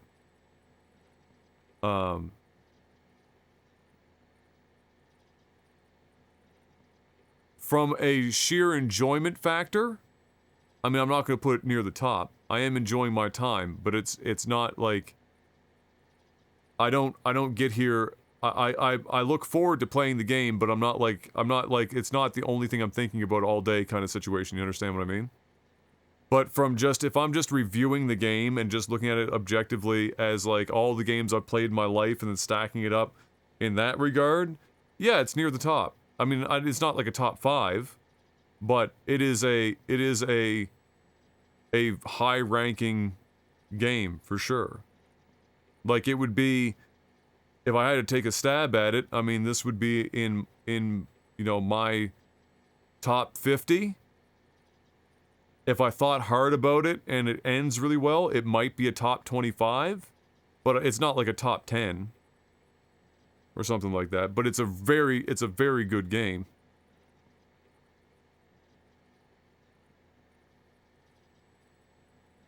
How does that roll out into your playthrough? I don't know how the systems work. I have a vague idea. I think that basically what happens is the game is tracking your progress for where you are in the game in the story. That gates, I mean, they already have some mechanisms in place that make it make sense. Like, for example, you only really see other players' structures, whether that's like a slingshot or a pulley system or the man cannon type shit or a shelter or whatever. You only see that after you bring an area onto the chiral network and connect that area, and then you see it. I think what happens is when you boot up a game or enter into an area, but more specifically, I think it's when you boot up a game or boot up the game and load, it's automatically pulling data from people that have a mixture of people who are currently where you are in the story and people who are further ahead who have been through that area and maybe even backtracked and done more work in that area. And then it is using that data to populate your game with things. I think that's how it's done. So it's got everyone's data constantly, and then based on where you are, I think it's simply randomly selecting people with certain criteria, so that you're not, for example, you're not getting structures or other things that will spoil aspects of the game before you've gone through and done things that the game wants you to do on your own or without the aid of other people's things. If that makes sense.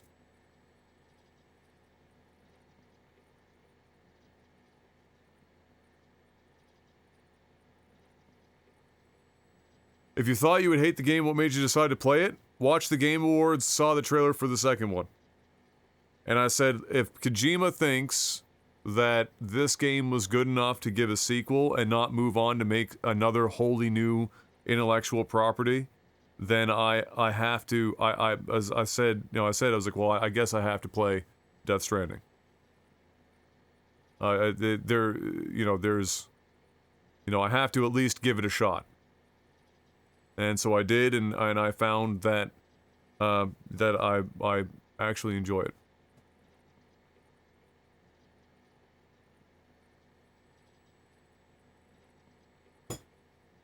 That's exactly what they're talking about, CP.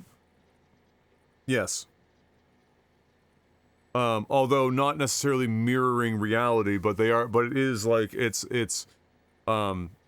so Corallium being a particle in its entirety in this universe, like Corallium, it's the root of that. They're pulling it from that real life thing. It's like using just enough real life science to give credence or credit or to give credibility. What my brain wants to say, credibility, a feeling of credibility to it,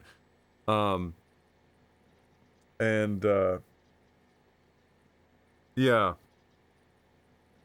So it does loosely involve that. And Corallium, discovered as a particle, was discovered at locations of voidouts. Voidouts being where beings from the beach, which is, for all intents and purposes, think of it as like a purgatory, an in-between life and death, interacting with a recently deceased person in the living world, and it releases a shitload of energy like a bomb. And when they started analyzing these void out areas, they discovered new particles, one of which was Corallium. Corallium powers this entire network that we're building now. It has time properties, so Corallium, when it gathers in the atmosphere and comes down, that's what they call timefall. Instead of just rain, it's timefall, because when the timefall raindrop hits something, it greatly expedites its life. And so, if it hits your skin, it will age you. That's a big part of it. Or like, that's why there's not a lot of shrubs and shit beyond a certain height or whatnot, especially in areas with heavy timefall, things of that nature. And so yes, there's a time piece to it, and there's a connection. It is like the bridge. It is the almost like the energy source of the bridge between the two worlds that have gotten too close together, that creates this Death Stranding phenomenon. They don't fully understand it yet. We don't have everything. Some of this is just my positing, but yes.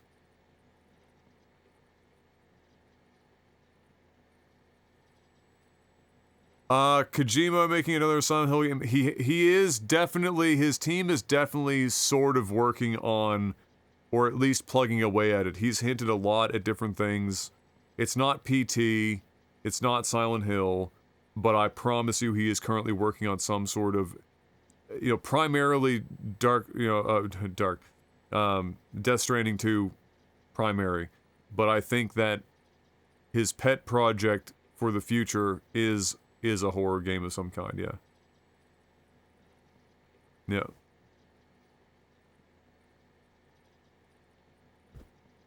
Unobtainium, what? You didn't like how incredible that was? What a phenomenal name that is?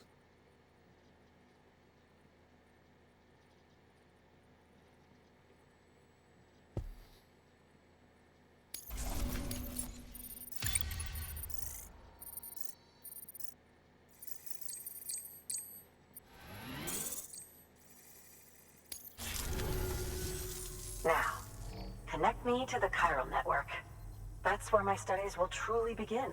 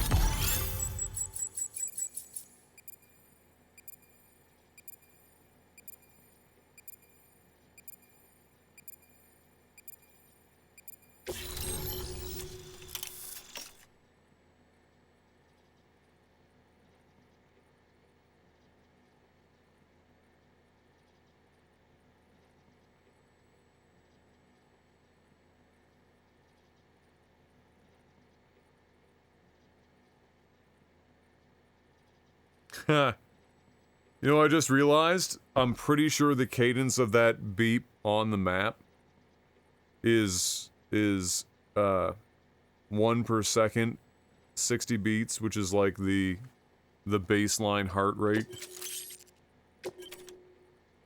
I'll time it next time, if I remember.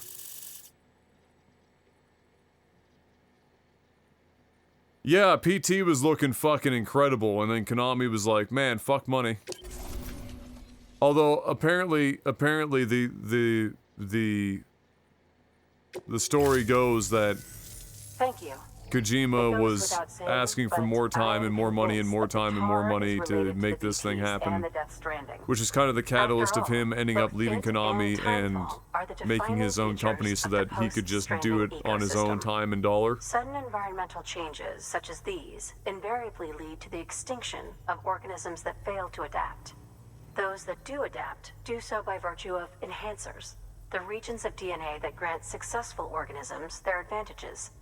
These genetic factors are the key to evolution. But there are genes which have the opposite effect, those which disadvantage organisms. Extinction factors, as they have been called. These are the seeds of advancement and obsolescence.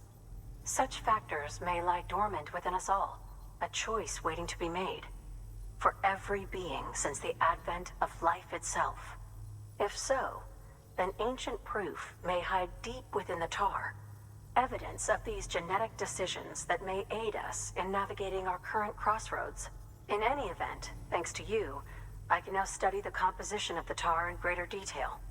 I'll make sure to share any interesting results with you later. Well done, Sam. You furthered our research into the Death Stranding in ways you cannot imagine. Thank you again for bringing me Mama's body, as well as that ammonite.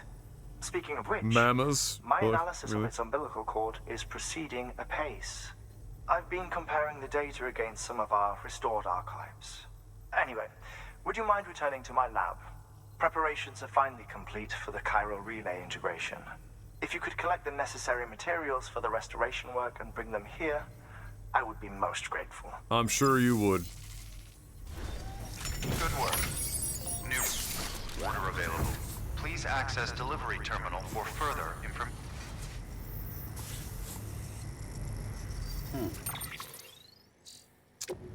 I'm sure you would. Oh, that ladder's just fucked now. Okay.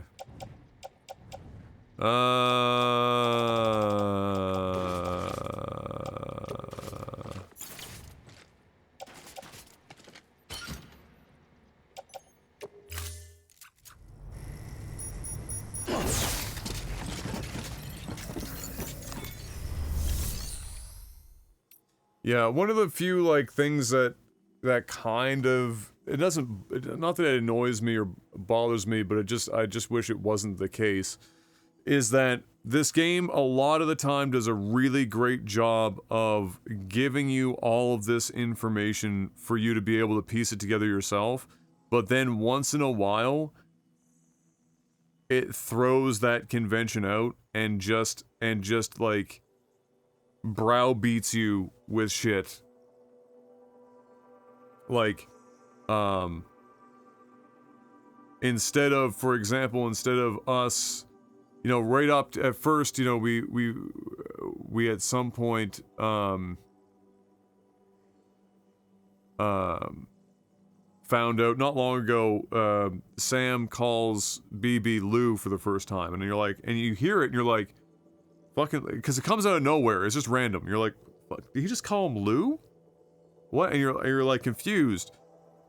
And then there was so many other ways in which they could have delivered the reasoning for why that just happened, and instead you just get like a 5-minute cutscene of Dead Man,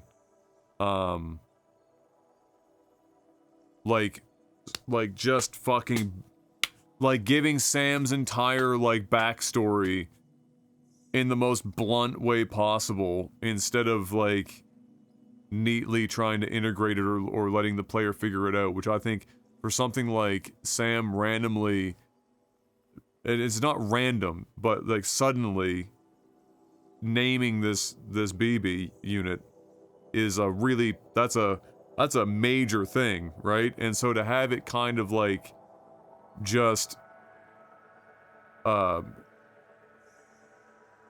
clumsily, but you know, like brute forced,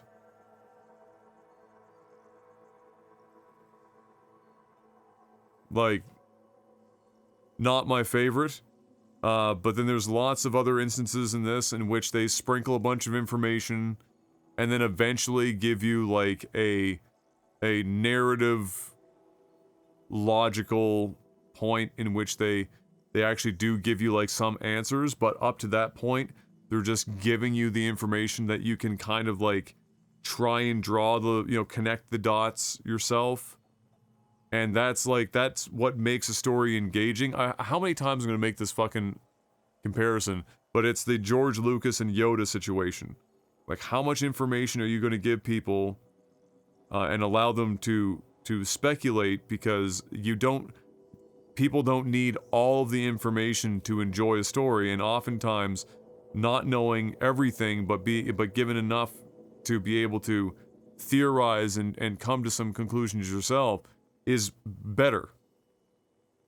Like, it ends up being a better force for the person on the other end to, you know, than just having everything told to them.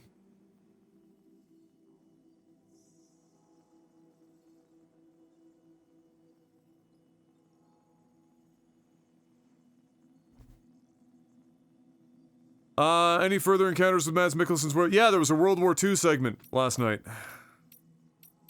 that we went in, so we went up a war.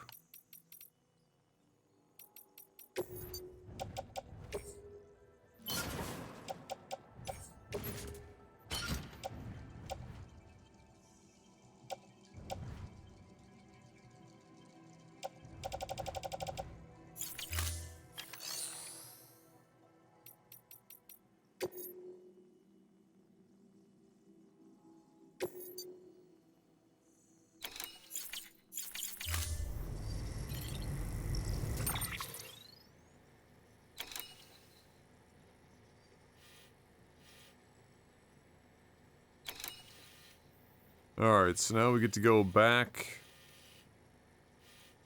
Woof. Holy shit. Okay. Well, we're gonna go get charged up.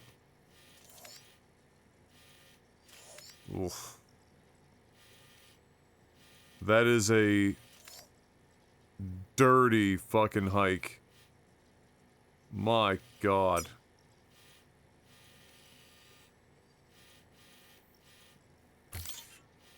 We're gonna go here. Here.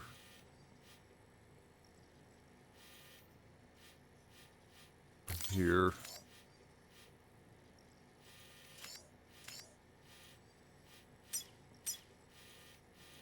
Here. Here.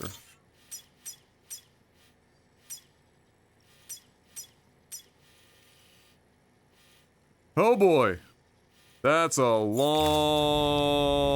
hike.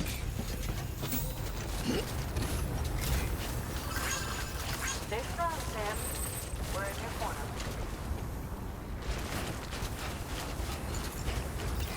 Keep on keeping on. Weapons restrictions lifted.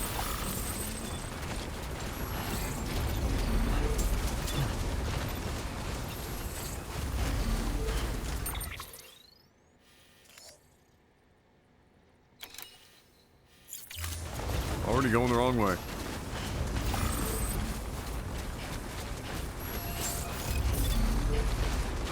This gonna be a long one. Bridges ID. Verifying ID. Clear. Weapons detected. All weapons will be locked until departure. All clear. Welcome, Sam Porter Bridges. Great example, right here. So remember that time I told you about how you know it collects data where everyone's walking, and then you can get footpaths and things like that of frequently traveled areas and whatnot. Right here.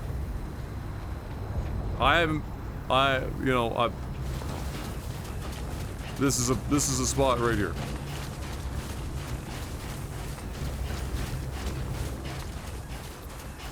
For example. And evidently people are going like over there for some reason. We're not gonna do that. Weapons restrictions lifted. Yeah, it makes hiking easier up there because it's compacted snow.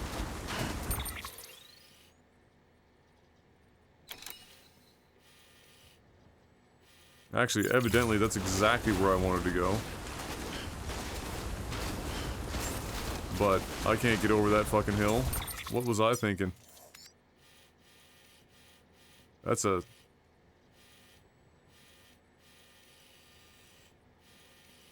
Yeah, we're going around that.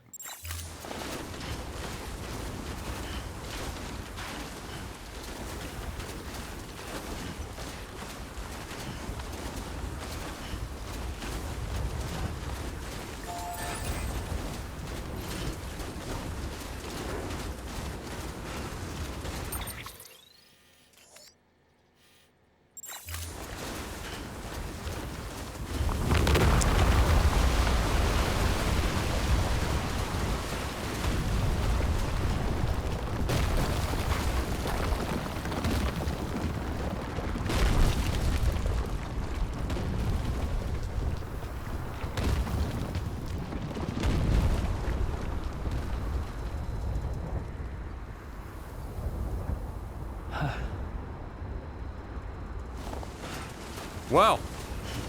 That's new. That's new. Ranking the snow. This is actually remarkably accurate in terms of like what it's like to try and walk through knee-high snow. It's pretty good.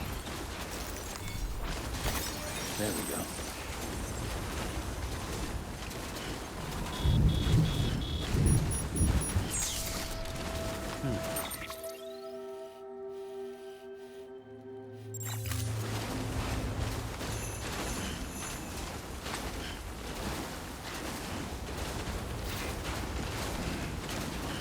Oh my god, that's a terrible joke! Real talk though, Steve Harvey made an entire career off of poorly reacting to penis jokes. Gotta give it up.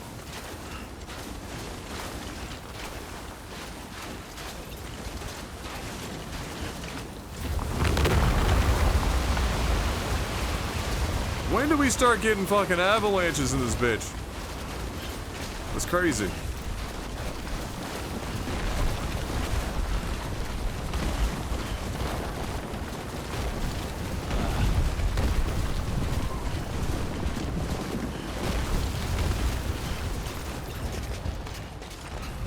Did you say gotta get it up? Give it up. But if it was get it up, insert Steve Harvey surprise Pikachu face.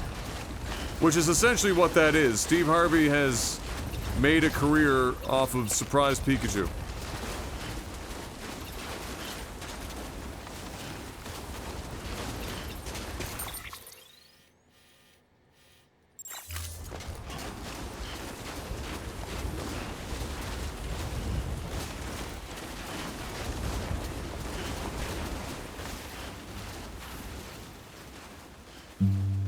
More low roar.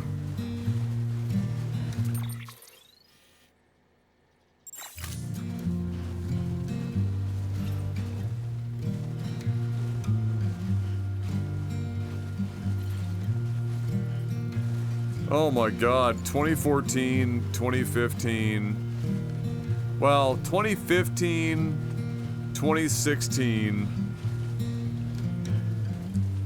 and 2017 were the 3 worst winters, I think, of my life. And like 2015 or 2016 specifically. I want to say 2016. 2016. Like, that was the 2 snowstorms a week. And every time it snowed, it immediately changed to freezing rain, and then dropped to like -20 and froze solid. Every time. Every fucking time. Like my front yard, I wish I still had pictures, maybe I do. Like, there wasn't that much front yard because it was a postage stamp between, you know, it was a duplex, and both driveways are dumping snow in the middle. And I shit you not, it was like 10 feet. It got to a point where, and the snow was so heavy, it got to a point where I only got the snow up there because I was tall enough. And I had, instead of just tossing the snow, I had to start, like, packing it onto the sides. It was nuts. It was about, like, you go out onto the back deck, and the snow was up to the railing. It was, like, 10, 12 feet of snow. And then it would freeze. And so there was so much snow that my gear wouldn't dry in the house between shoveling, so I was constantly just wet, freezing my ass off. And then one day, and it would be like 3 to 5 hours of shoveling at a time. And then one day was 4 hours with a pickaxe getting the ice out of the driveway. There was like legitimately, there was one day, I remember it was like the second or third snowfall in 10 days, and there's so much shoveling, and I was helping shovel out my neighbors, and I got like halfway through shoveling the driveway, and I had to sit down on my steps for like an hour, because I felt like I was just gonna like fucking pass out. It was just too much, it was just too much shoveling. I was like, my god, anyone that's like, you know, I wasn't in great shape at the time, but I was like in okay shape. And I was thinking anyone that doesn't have a snowblower that's like over the age of like 50 is just fucked.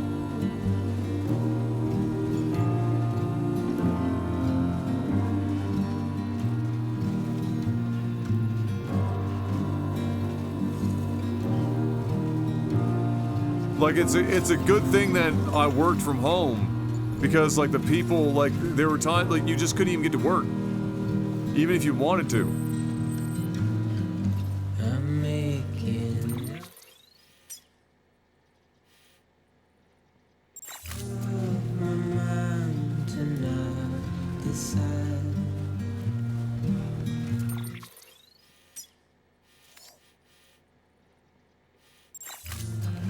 You're living up to your hollow disguise. Oh, it was like the thing that always made me laugh was it got so bad at one point that we had just shoveled out, like, it was me, my next door neighbor on both sides of me, Mike and Micah. It's kind of funny. Fuck, this whole territory is fucked.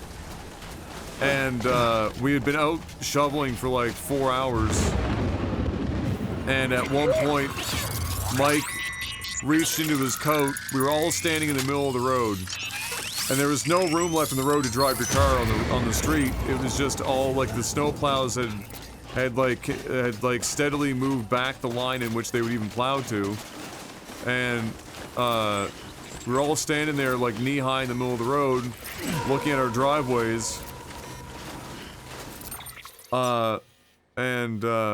I'm going the wrong way. Where the fuck? How am I getting turned around so bad?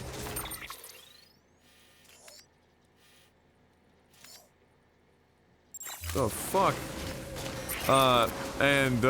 He just pulled out a flask. And it was rum. And we all just drank rum in the middle of the road and laughed because we couldn't, there was nothing else that we could do. And you know what? That was the first time,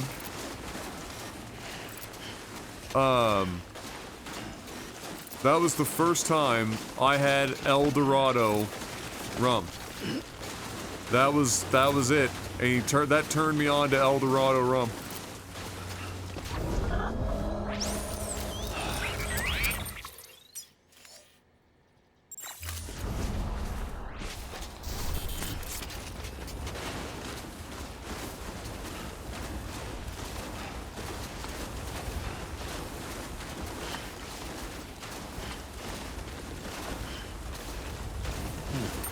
Yeah, that was weird. I don't think I've gotten turned around like that before. I think I'm just half asleep and fucking not paying close enough attention. But yeah, those are not winters that I would want again. No, thank you.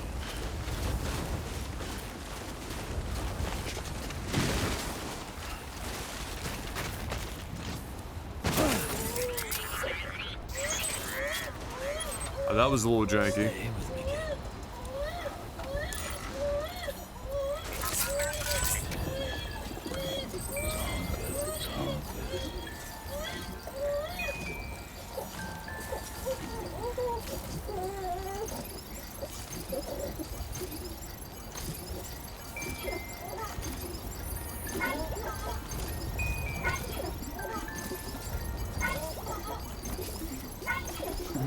Someone's happy.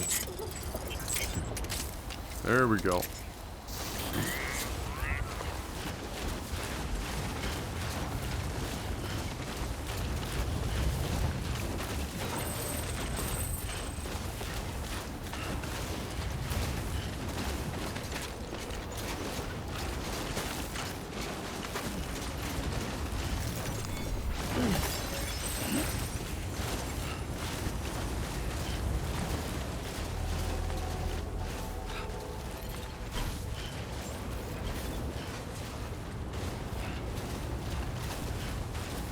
Beginning scan.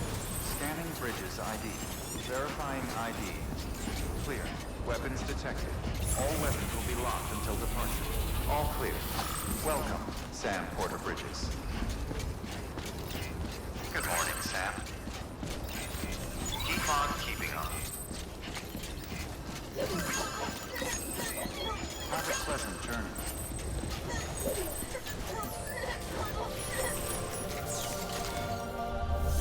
We're back.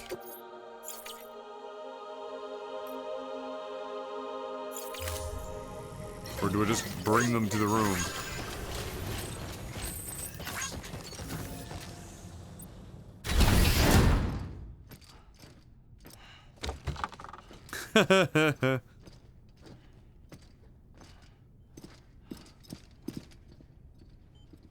Thank you, Sam. In reclaiming our past, we've uncovered a number of vital clues. Don't worry, I just got back. We have time. When you met with Mama, you experienced a strong antigen-antibody reaction, correct? There was a BT in the room. Clearly, he They named was. Sam after Sam Gamgee Something in else The Lord of the may be Rings as causing the one true god and reason for Frodo succeeding. I've discovered large quantities of chiral matter in Mama as well. Not just the usual kind that collects on our skin or on our suits. It's in all her cells. Cells that are no longer active. The BT you encountered there was special. It was her child, but also her own soul. Somehow, her car and half failed to separate. They must have remained connected through the umbilical cord. Did I not say this It's the exactly? only explanation. Did I not fucking already say this shit? Yes, and there's more. 10 seconds to cardiac arrest. Just got back, eh? 5, 4, 3, 2, 1. I modified the log times. Headquarters will have no record of what we say. Ah. Look, a message from Dead Man. It came with the umbilical cord. Sam, I'm sorry. You deserve to know what you were carrying. But I couldn't risk Die Hardman finding out about the case. So I had no choice but to keep it off the books. You've got to keep this between us. We still don't know if the director can be trusted. The umbilical cord was taken from Bridget Strand. I removed it in secret. The cord wasn't attached to a fetus. It was outside her body. She asked me to take care of it. Said it was the key to unlocking the Death Stranding. But she insisted that I never tell the director. The cord shows no sign of decomposition or necrotization. Almost as if it's frozen in time. I thought Hartman might be able to make sense of it, so I had it hidden with your cargo at Mountain Knot City.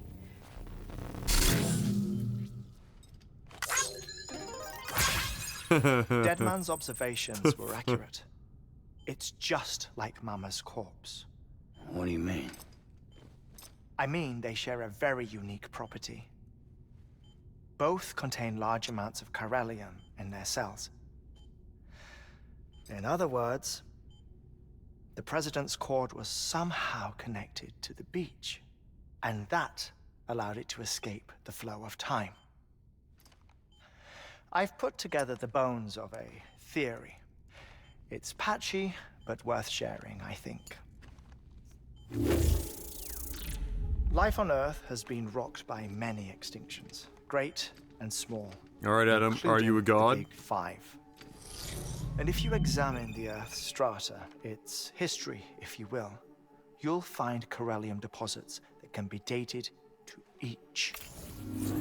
What if the manifestation of beaches and other associated phenomena correspond to extinction-level events? You mean?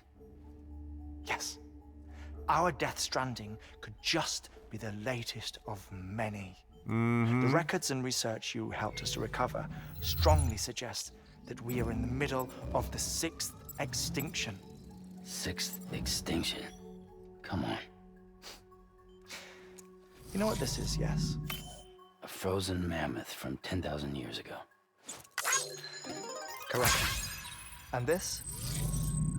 The Iceman from 5,300 years ago. They both have the same umbilical cords. Bullshit. Humor me. What if the mammoth and the Iceman weren't frozen? You're saying time stopped for them just like it did for Mama?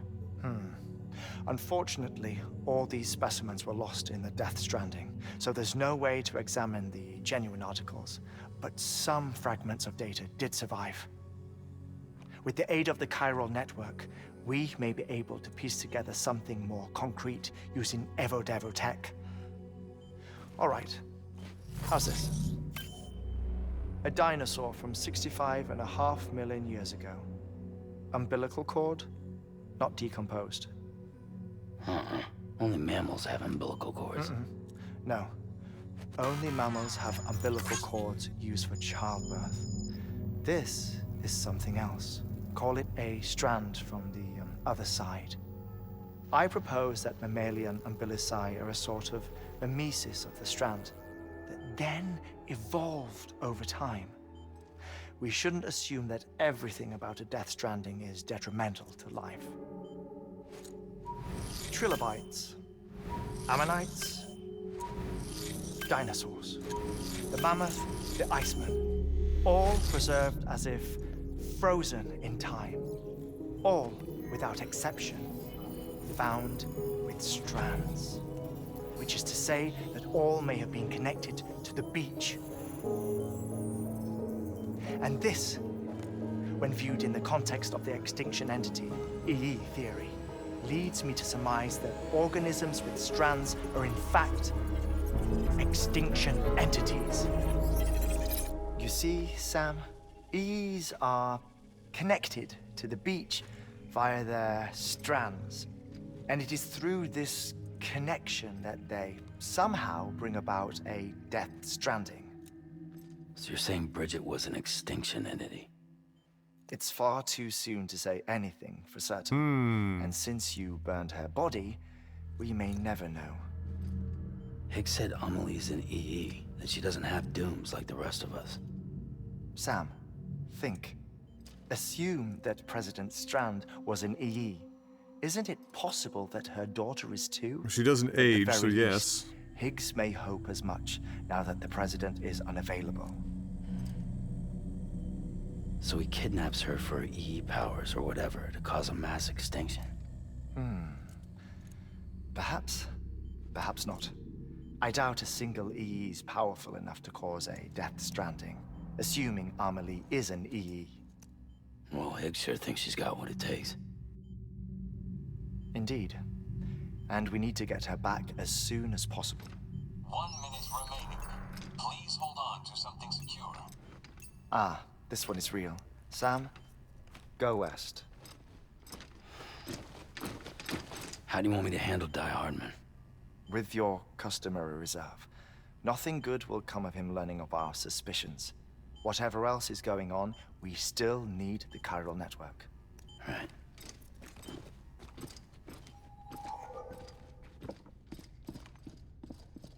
Activating lab security measures. 5, 4, 3, 2, 1. I like how, despite the fact that he's done this, like, how many times, he still almost always forgets to do the fucking, Chiralium friggin' timepiece.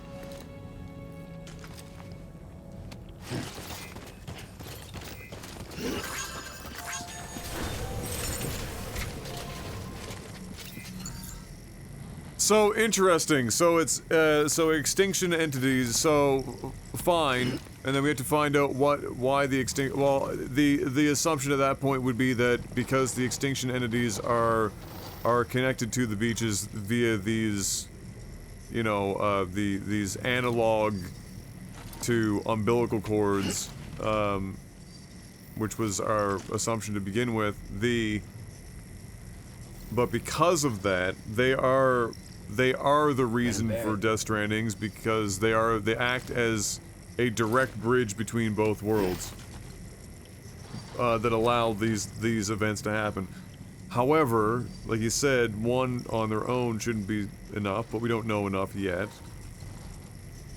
But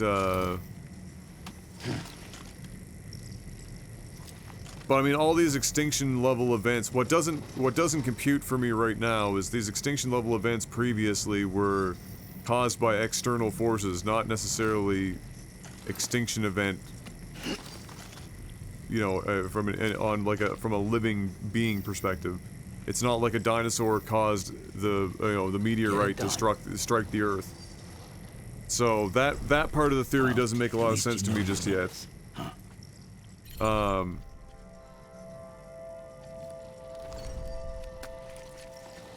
Five, a strong theme? Oh yeah, sure.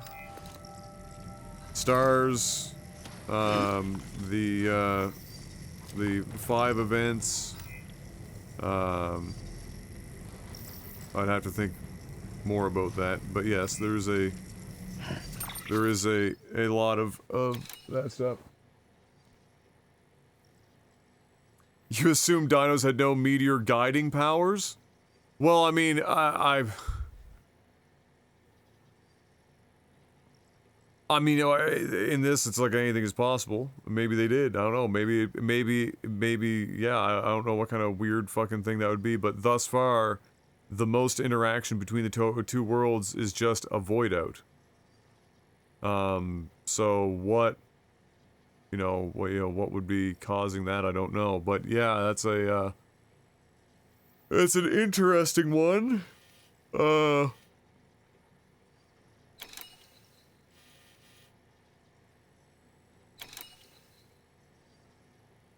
So they trigger an extinction event, but how do they trigger it? That's the puzzle piece, right? How do they trigger it? And then what? And then if this is the middle of an extinction level event, what is, like, it seems a bit circular, right? Like the Death Stranding is its own extinction event? So is that, so are they saying that the other extinction events were all Death Stranding, or was the Death Stranding what comes after the extinction event? Or is it the extinction event?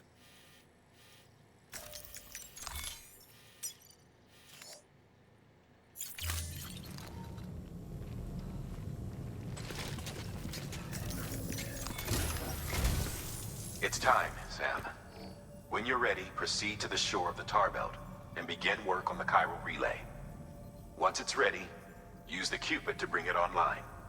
The necessary materials are prepped for you.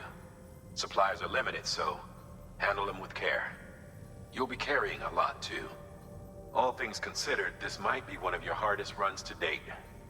Hartman knows more about the site than I do, so he'll take it from here. It's about time for his wake-up call anyway. Administering shock. Stand clear.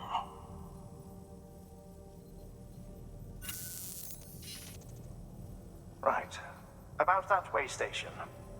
The site we have chosen was an original candidate for the way station we lost to the tar belt. Ironically, we suspended construction because we deemed it a little too unstable and not worth the risk. But this time, it's our best shot. So let's hope we weren't right to change horses in midstream. Fortunately for us, the foundation we laid down is still intact. All you have to do is transport the necessary materials to the site and finish the job. I'm afraid it's the only way we can expand the network further west and rescue Harmony. We're counting on you, Sam.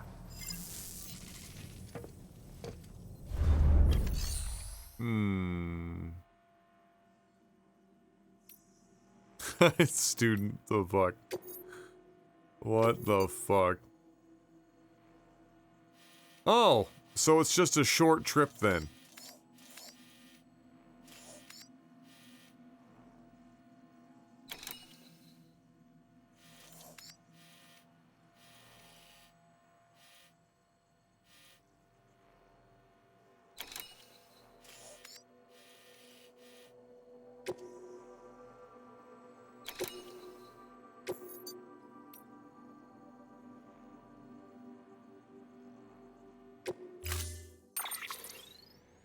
What's the, grenade launcher? I'm sorry. What? Oh god, is this 150?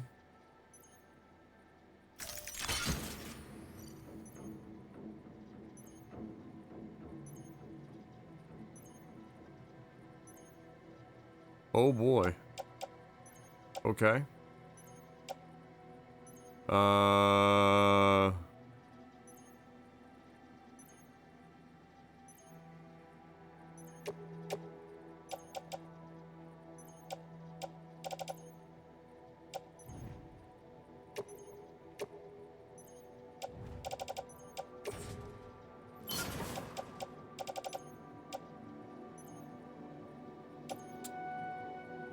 Right.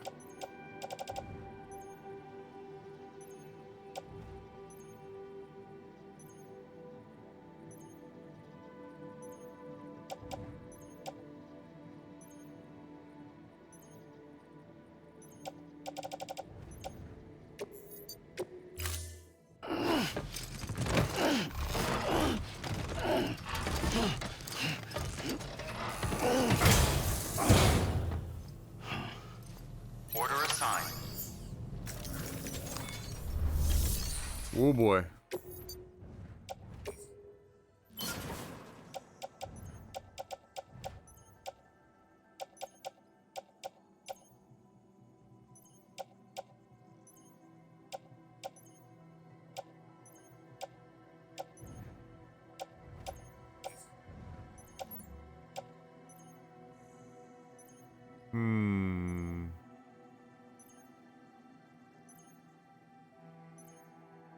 I don't think I can afford this fucking oxygen mask batteries.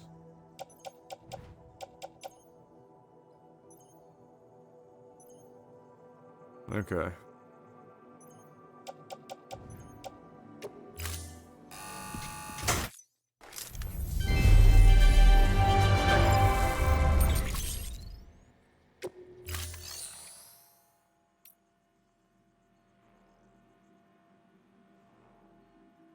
So,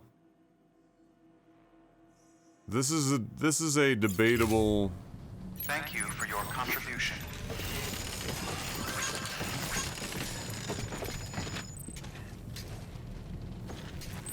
If there is any wind, we would be fucked. Even if I wanted to be a fucking meme lord about this.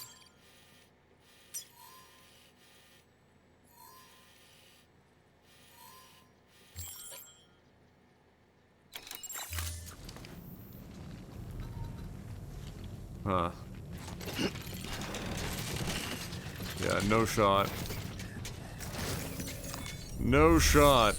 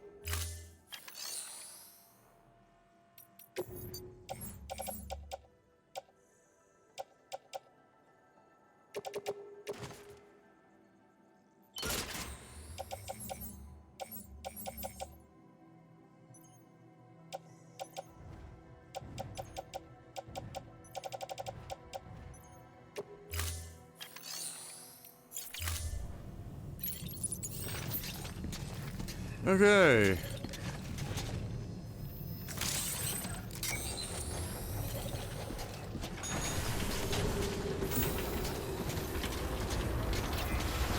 And away we go.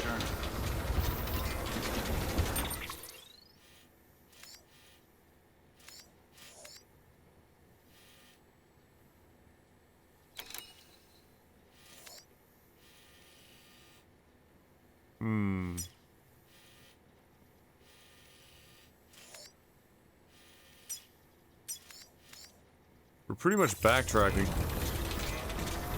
Good morning, Sam. Keep on keeping on.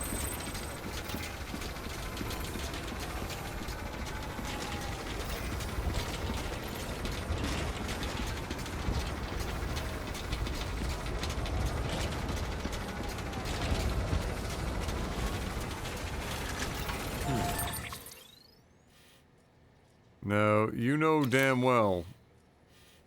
Oh, it just goes over there. Yeah.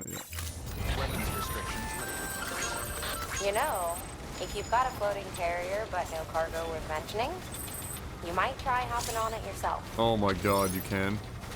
You can actually sled on that thing? Stop. Really?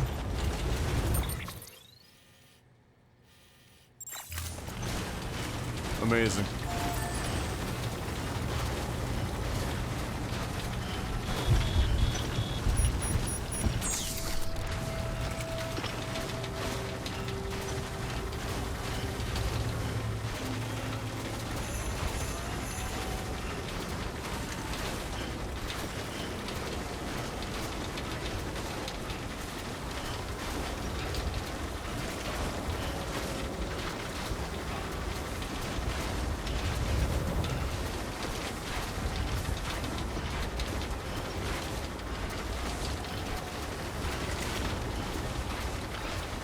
Hi ho, hi ho.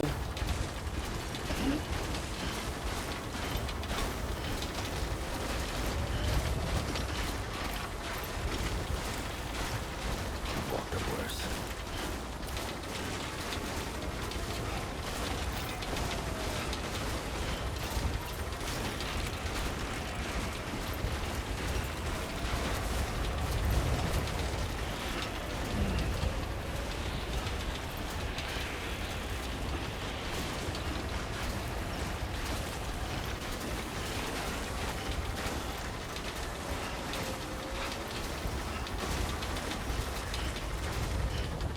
Okay. So, from here I can go... It's not really saving me any time going through BT territory, so we'll go this way.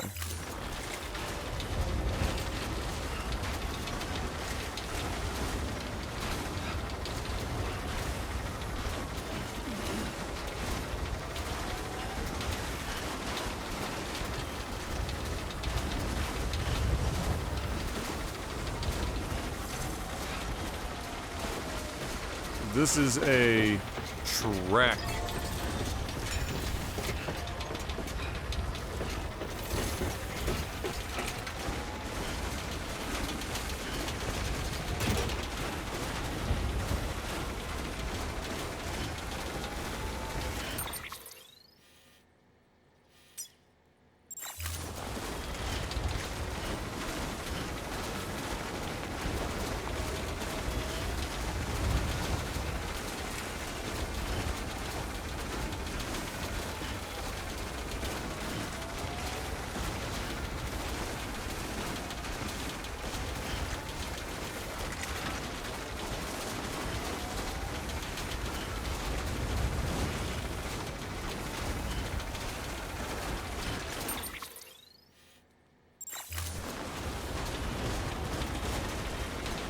There is something about this fucking mountain range in particular that is clearly fucking me up. I mean, I could just continue and then turn right.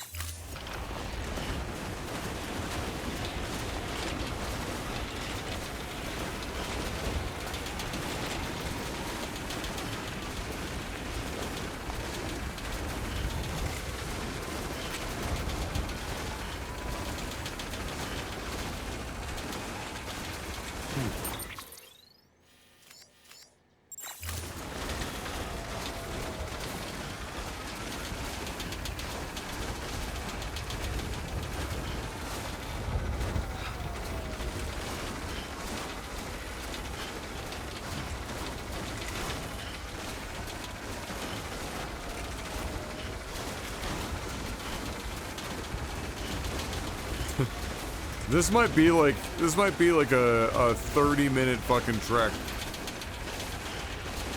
It's like a legit hike.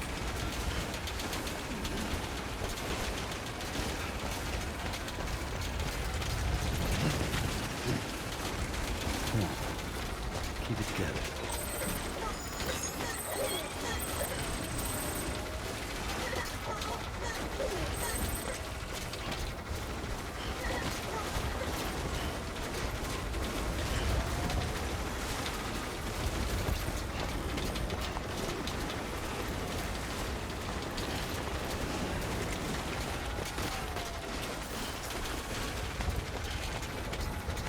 Can't just jump over a cliff hauling this thing behind me.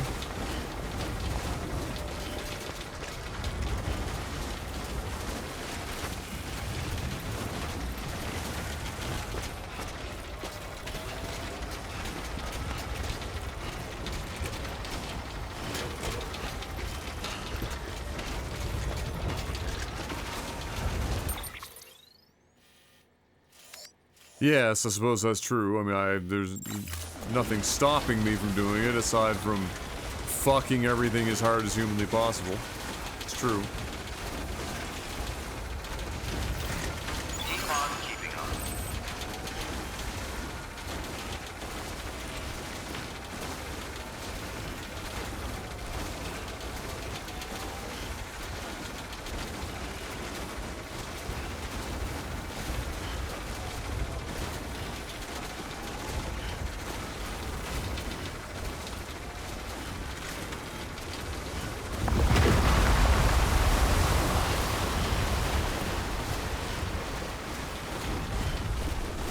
Don't you start.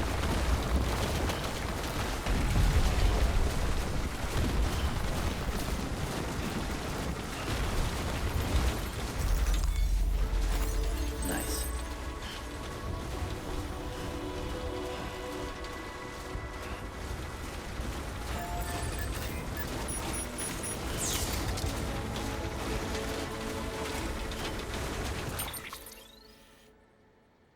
Okay, so now we go down the hill past the Evo Devo. And we will be... I don't know. Halfway, a little less.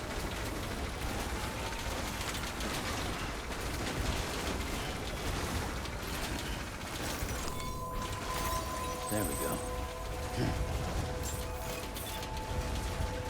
Beginning scan. Scanning bridges ID. Verifying ID. Clear. Weapons detected. All weapons will be locked until departure. All clear. Welcome, Sam Porter Bridges.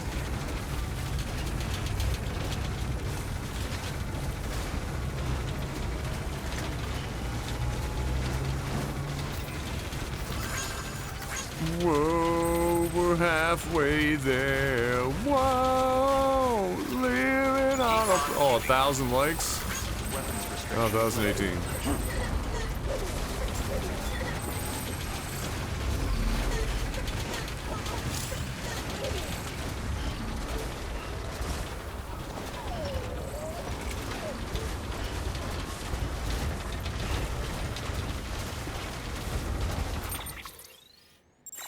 The shit is gonna stop you if you go down this hill on a carrier.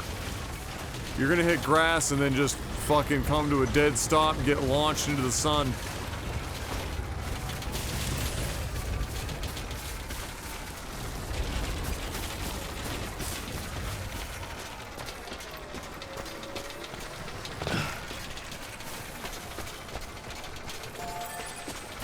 We can, but only if you don't have any cargo in the carrier.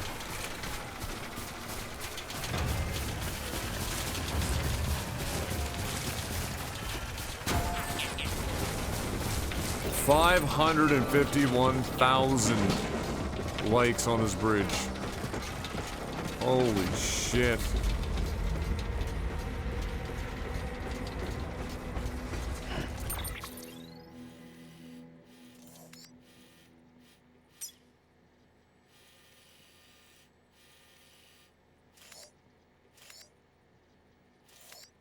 You know what? A mask might not have been a bad idea. Maybe. We're going through mule territory, boys. Buckle the fuck up.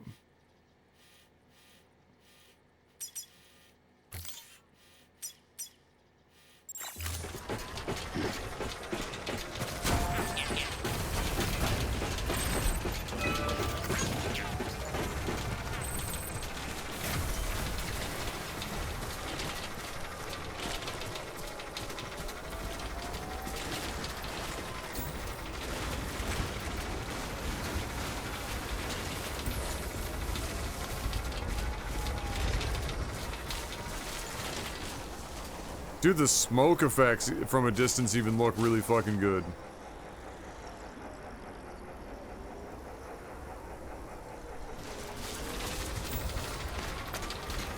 Crazy.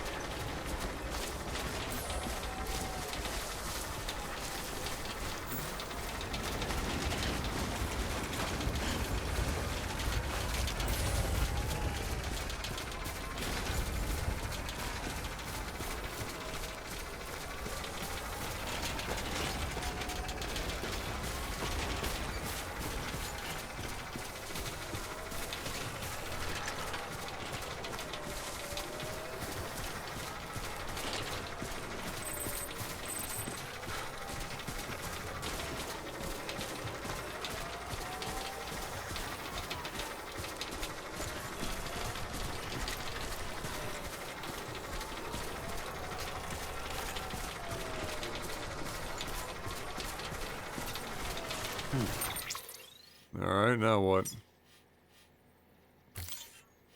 Do I keep going? And then come down here? Try to avoid bullshit?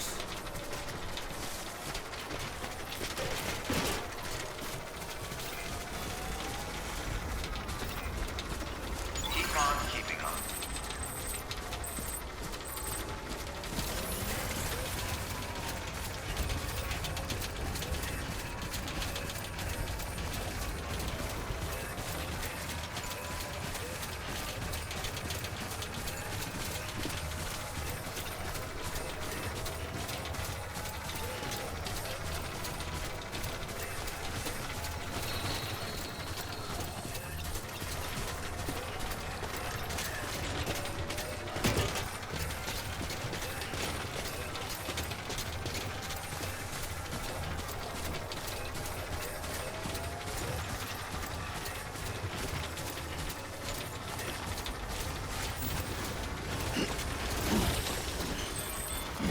Alright, let's not yeet.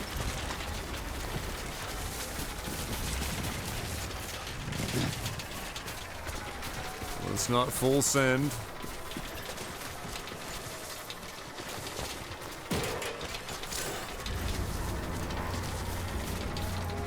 Talking about armor plates, you know what's over here. Some of the mule boys.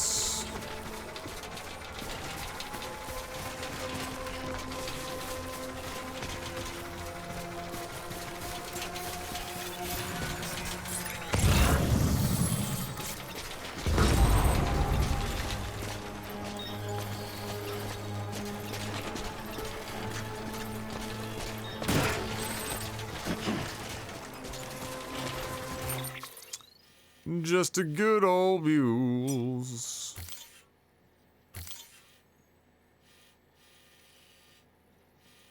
And then just full fucking send.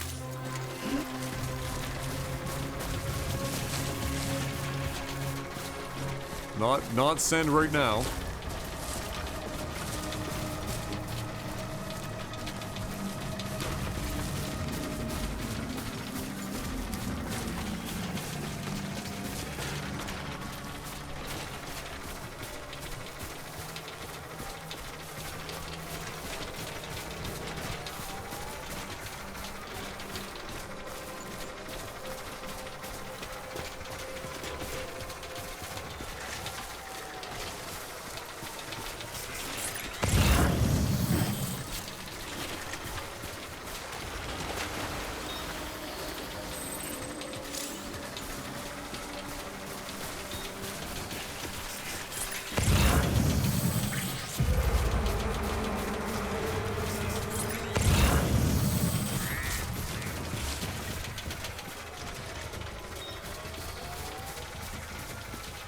These fucking...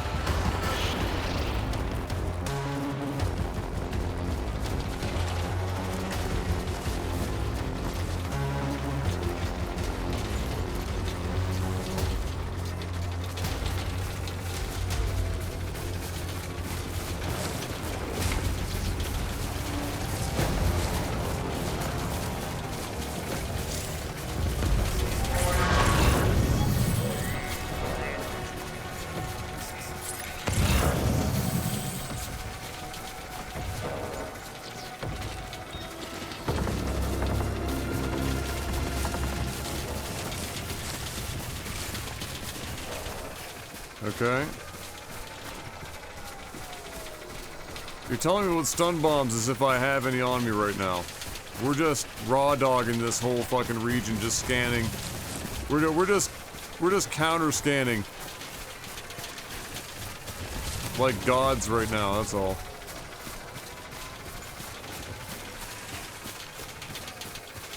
That's all.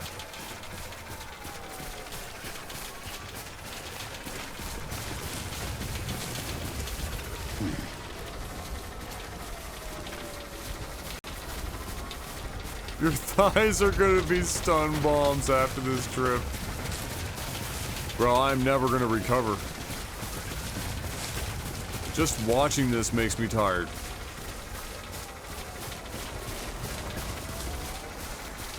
Also makes my knees hurt. How you doing, Yogurt?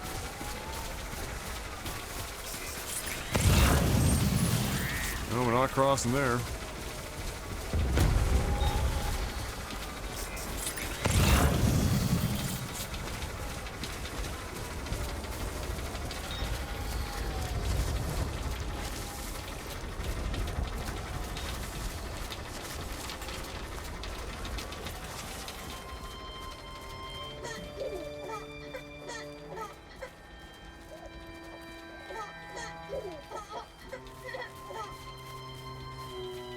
Courtesy of another trip.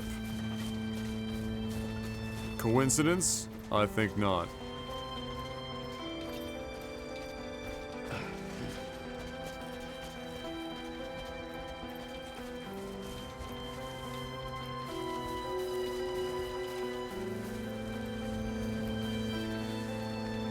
Daughter is sleeping 6-7 hours a night now. Let's go! Dream. The dream. You made it. You survived. Next level trust is you.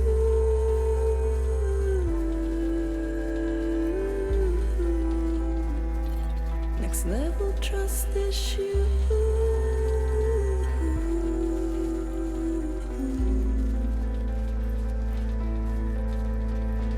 True love is indebtedness.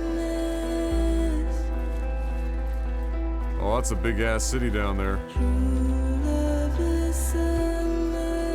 We're going to California, Yogurt, by the way. We're gonna come visit you. In the game, I mean. Of course. Whatever's left of it, anyway. Which from here doesn't look like a hell of a lot.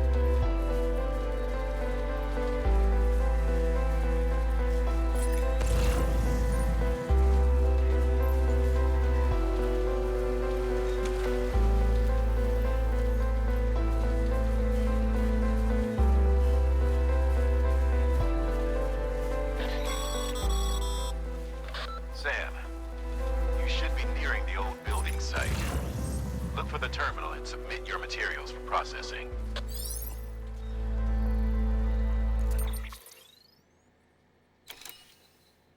Yeah, except I need to figure out a way of crossing this water.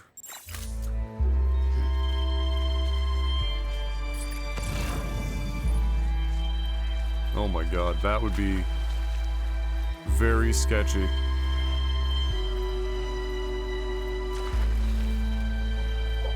Next level trust is you.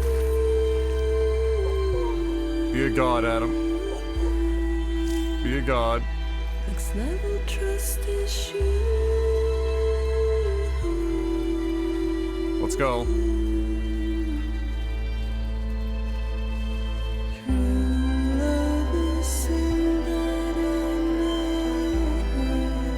I'll wave. Oh, 1 star. That 1-star Yelp review.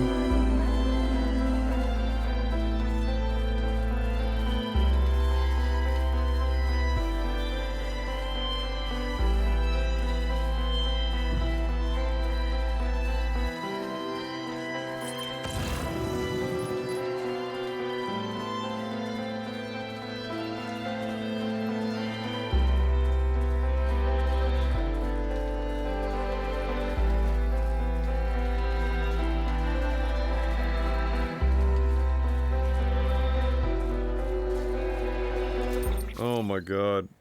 What the fuck?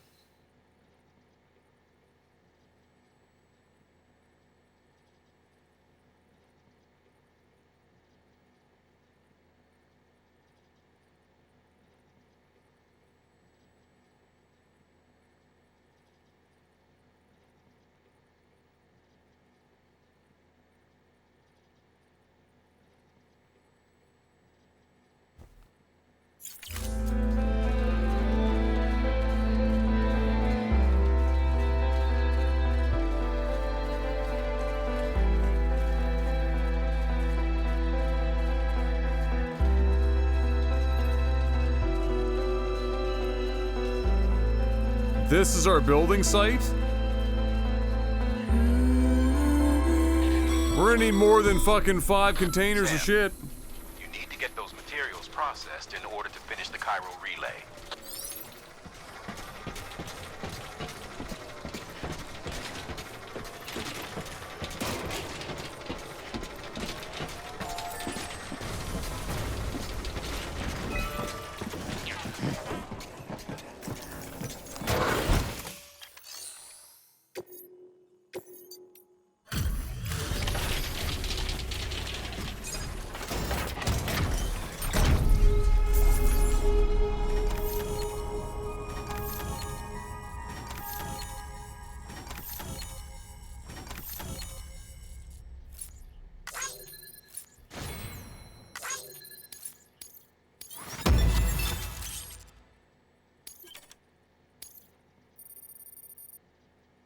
We did it.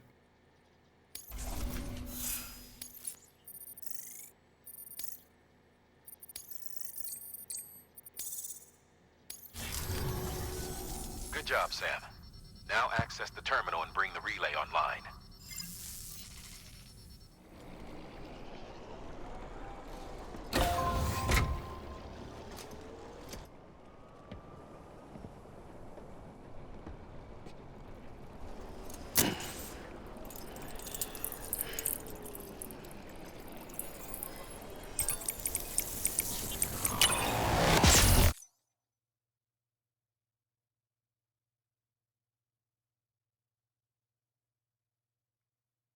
Fucking paddles.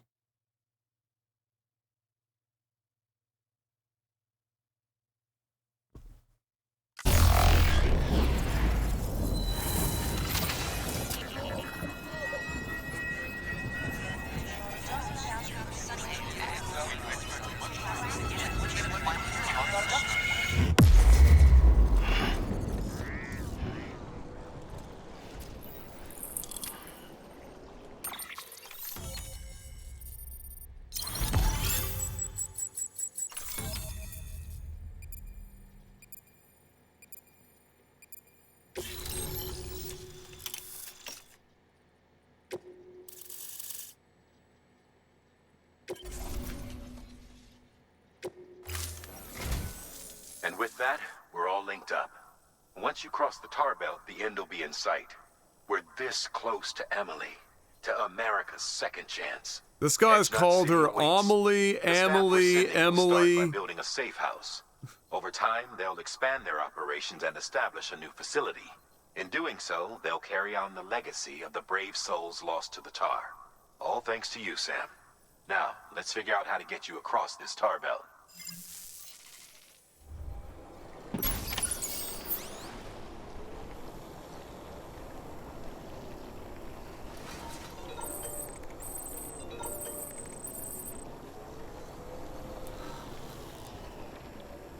Okay.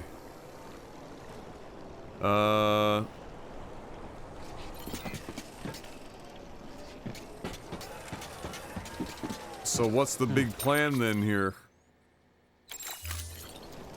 Did he just say, let's figure out how, and then just leave me here? Okay, one sec, use the washroom.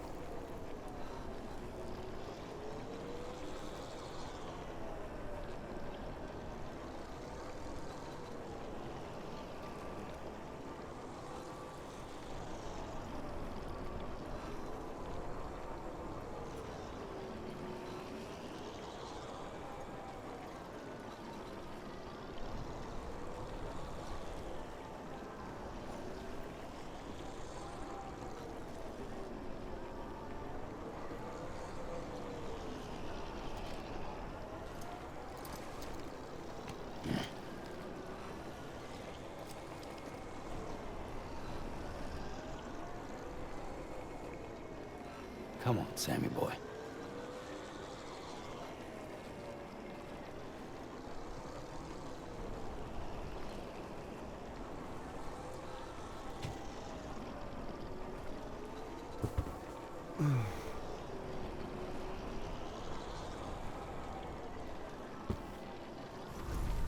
Okay. Let's just sit here for a second.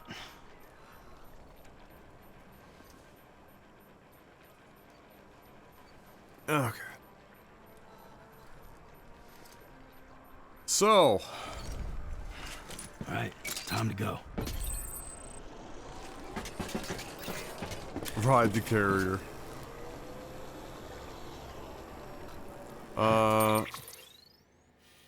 Not when we're not on the snow, I don't think.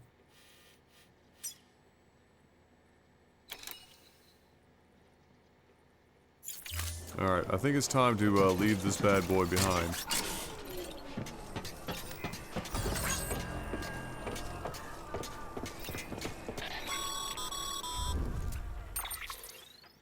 The only way west is through that.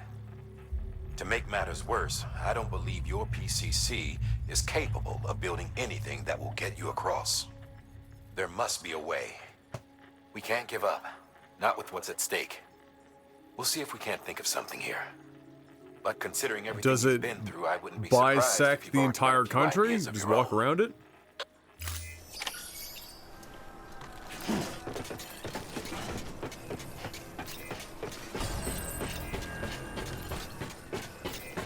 Keep on keeping on.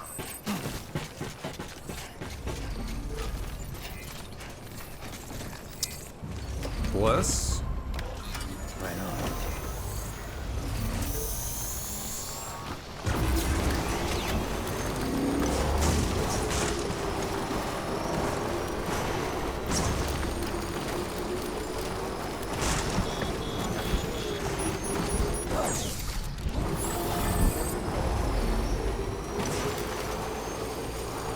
Ah, here's the old...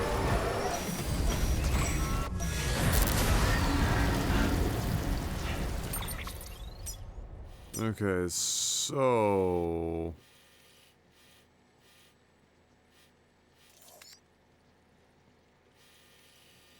Interesting that somebody has that there.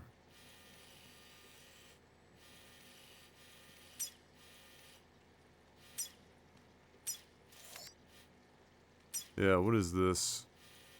This whole area is gonna have something.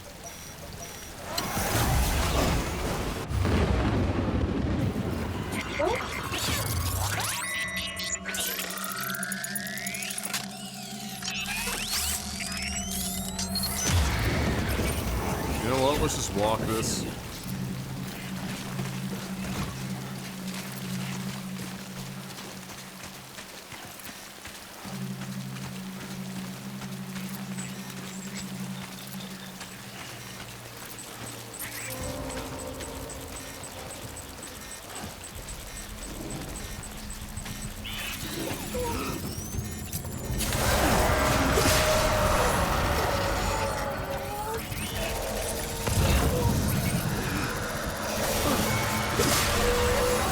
Two of them! Oh my lord, they're everywhere.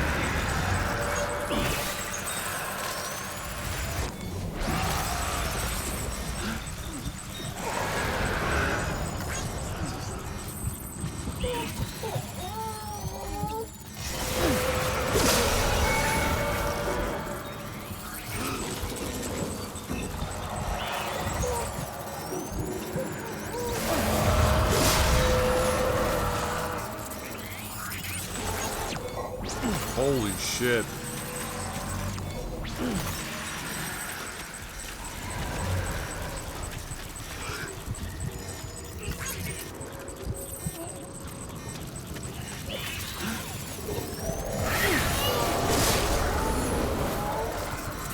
Straight up baby.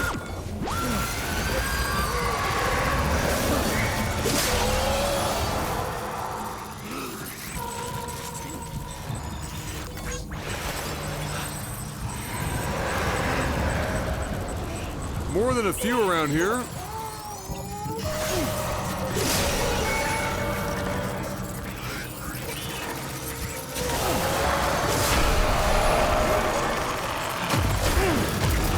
Uh-oh.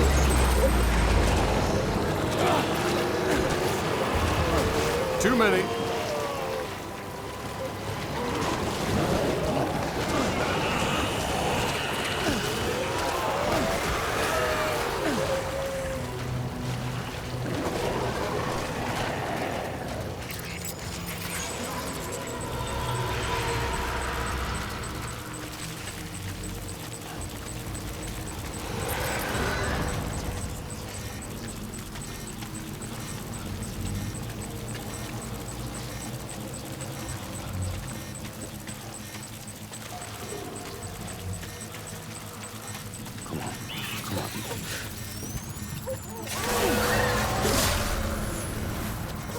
Time to put on some cleats.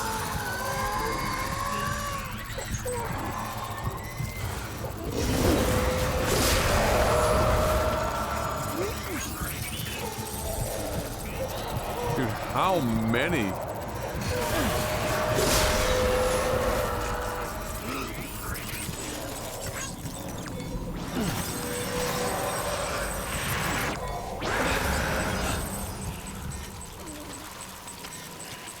Crazy out here.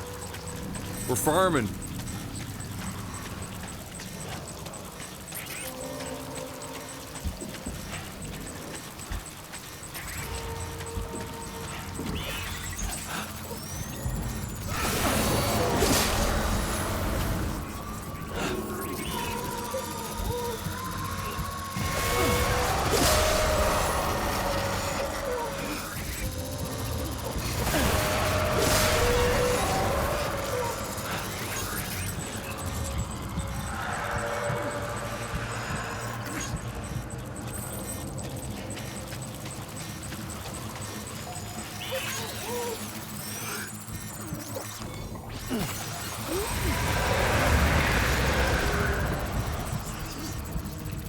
Fucking A! Alright. We're gonna leave them alone.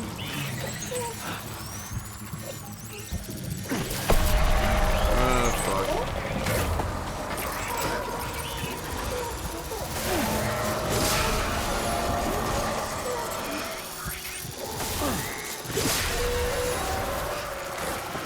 More than a few here.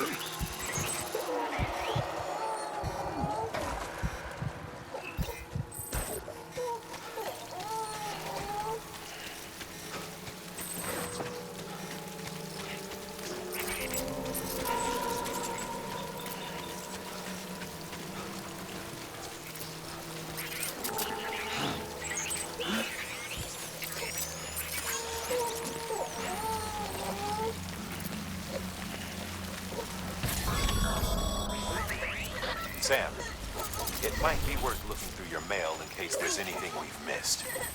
A piece of local knowledge, perhaps. The folks who live out that way might have noticed something. Oh, yeah.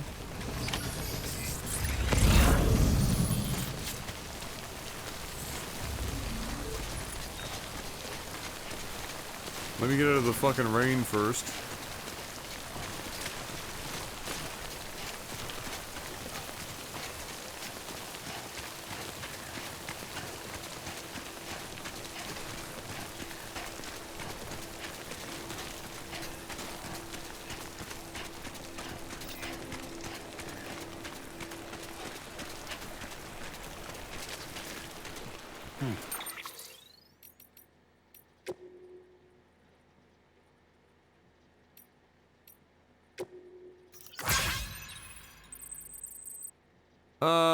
Well, there you go. Ha!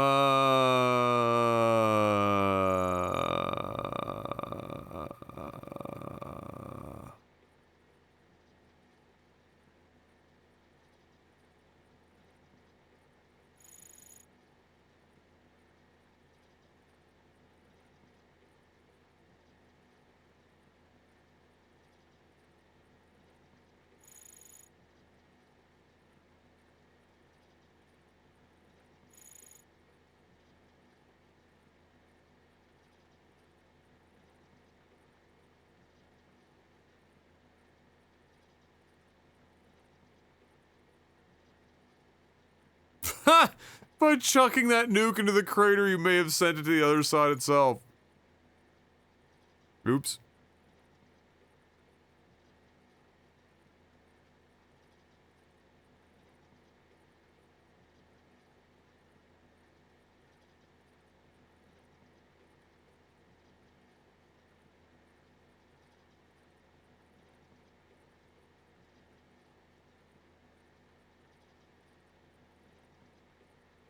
Mm-hmm. Okay, but what catalyst do we have for that?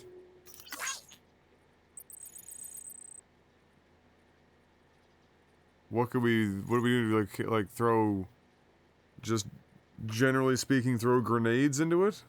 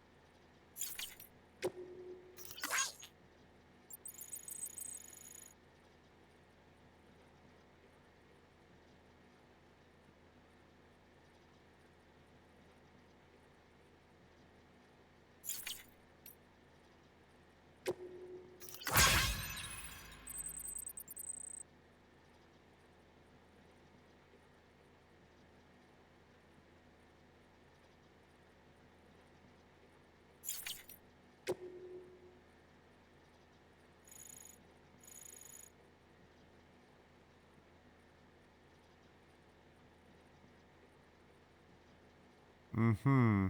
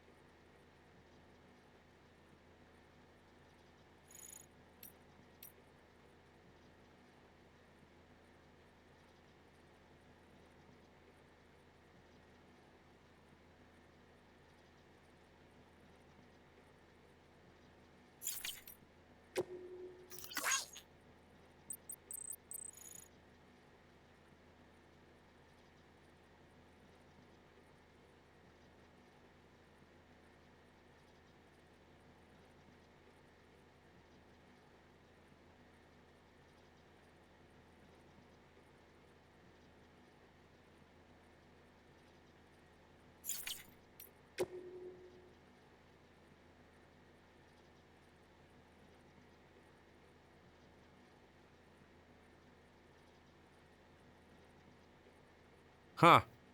Some BTs that aren't affected by her blood. BTs in question glow bright red. Huh.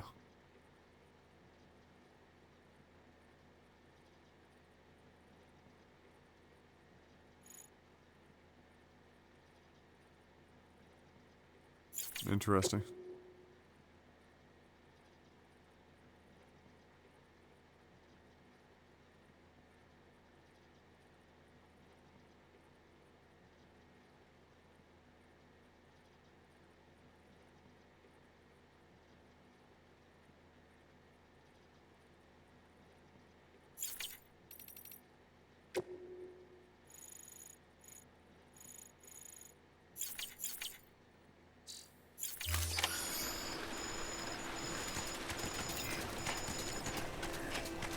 I mean, all of that is fine, but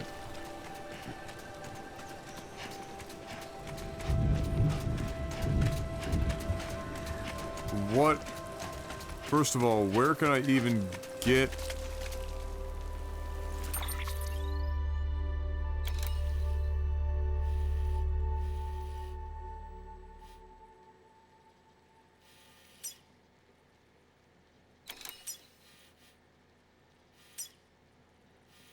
There's a post box or post office or post, but like,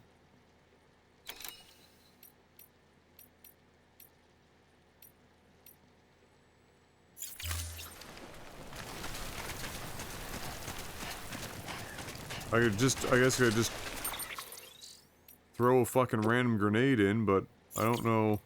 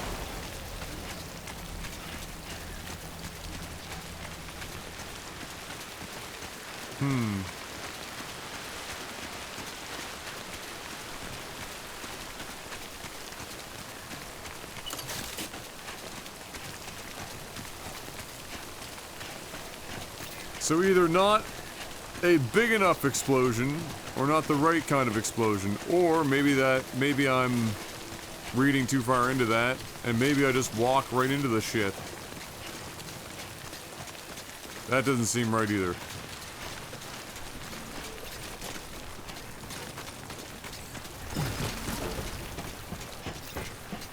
on keeping on.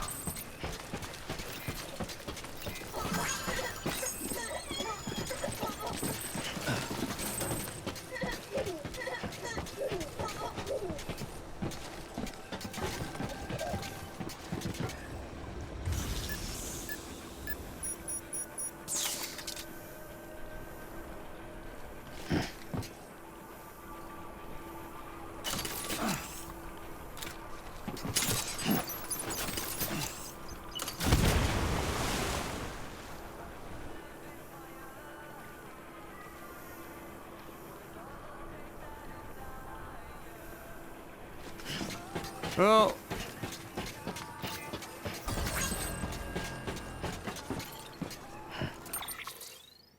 so the only other thing I can think of would be if the assumption is that the tar here is just essentially a portal to the beach.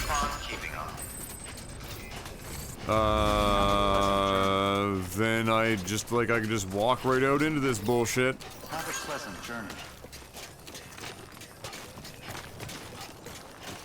I'll even take the bridge. We'll find out what happens. Sometimes you just gotta be die. You know?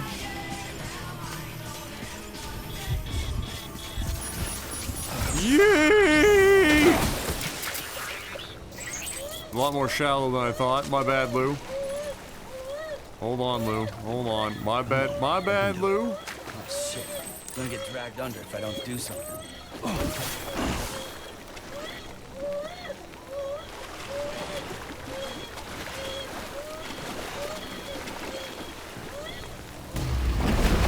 Just go. Just fucking go.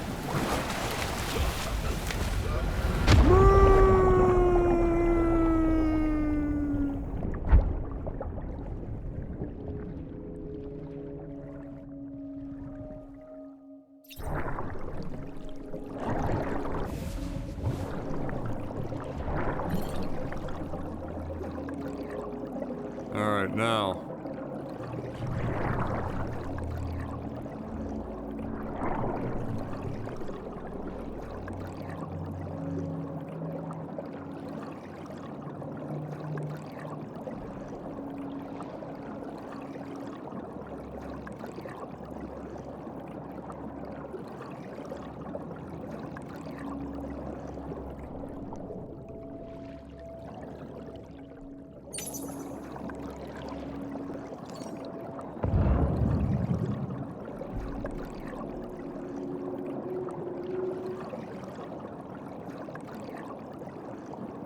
I'm wondering if anything other than just interacting with my own body.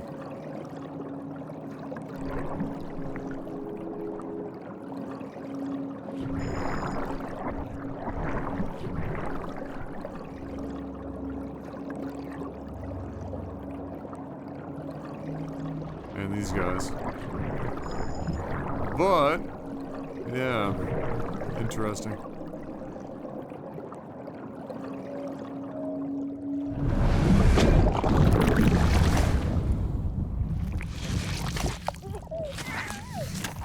Got fucking mooned.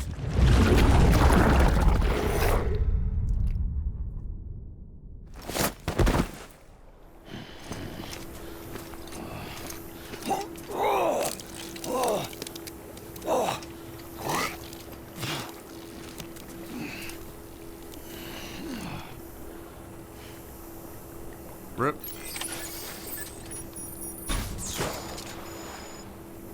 Max fly. Hooking up with an oxygen mask. Bless.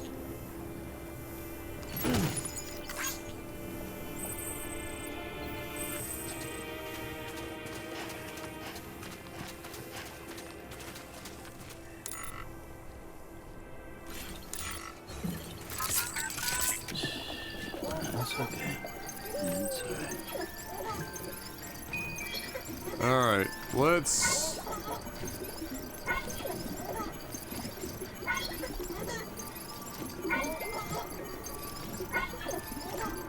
Let's think. So the grenades weren't it. Walking into it's not it.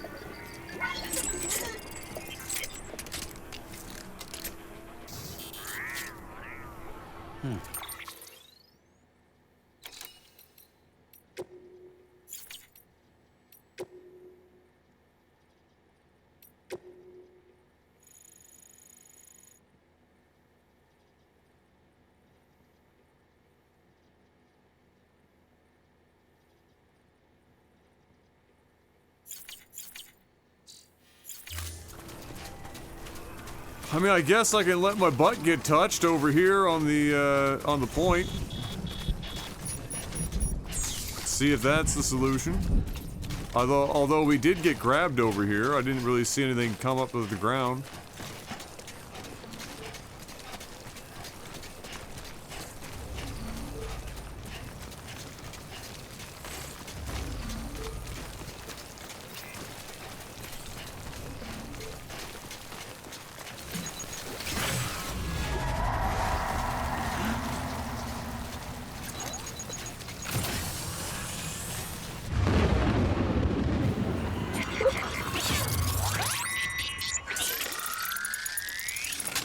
Yeah, like, we got grabbed over here when I was dicking around, like, fucking cutting 1,000 umbilical cords.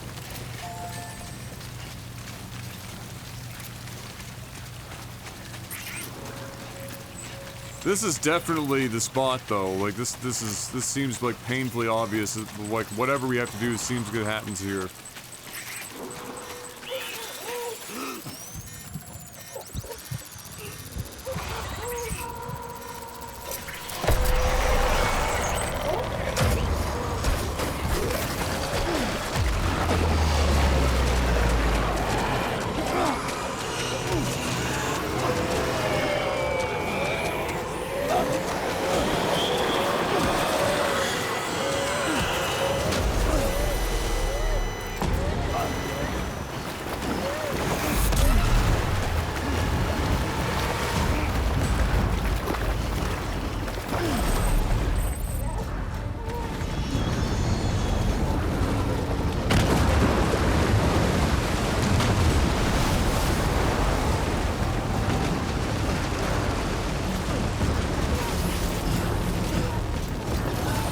Oh yeah.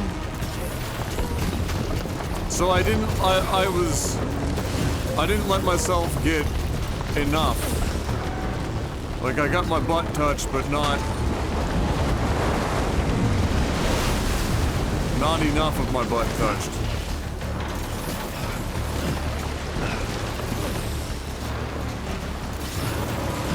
I needed a whole ass cheek.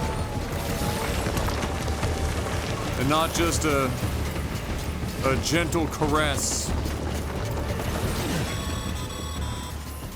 Huh. Can't say I would have ever thought of that.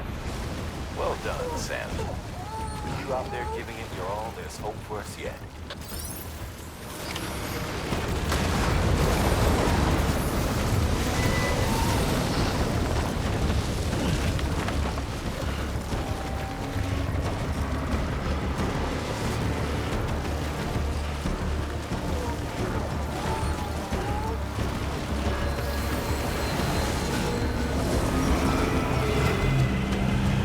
Can't be in the tar forever, Adam.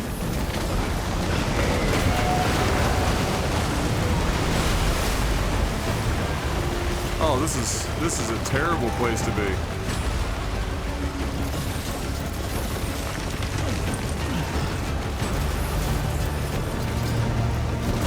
This is like some Stranger Things ass fucking music.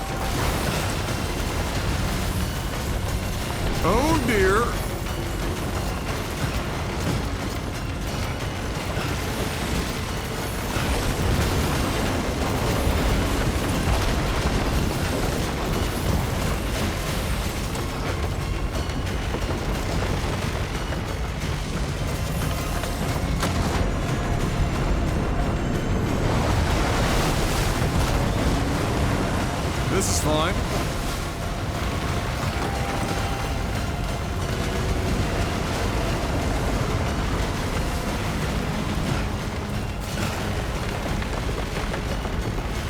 Some assistance, please. Oh my god, is that my sister?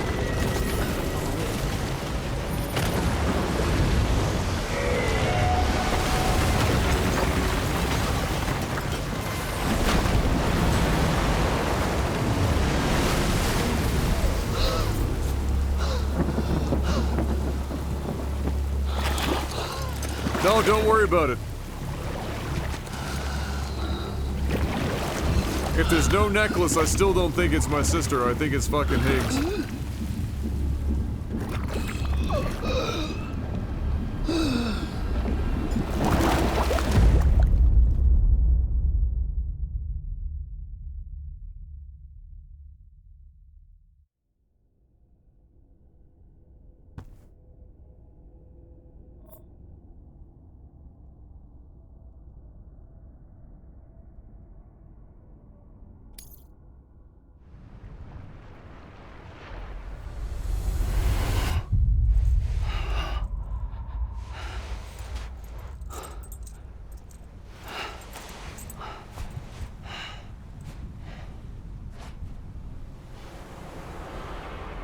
Here we are again.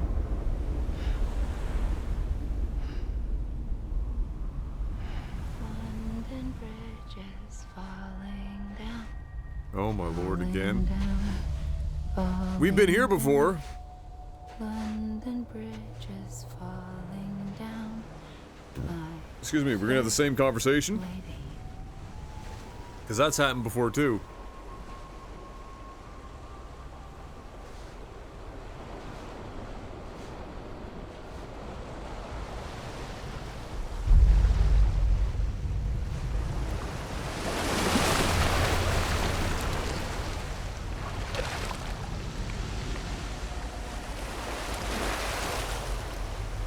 Yeah, so far this is the same. This is the same as one of our dreams.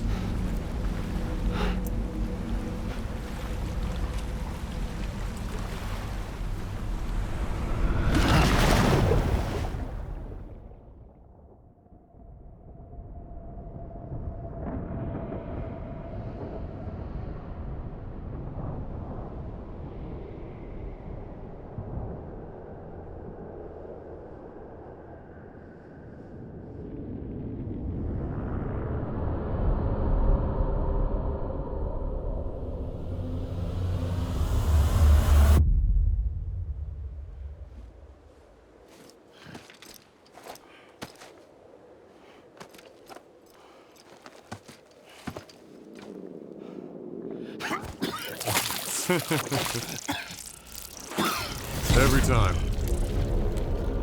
Higgs! Keep your voice down. You don't want to scare the poor girl away, do you? She's in there. I can smell her. Of course, I wouldn't know for sure if it wasn't for you and your wonderful network. Bless your heart. And thank you kindly.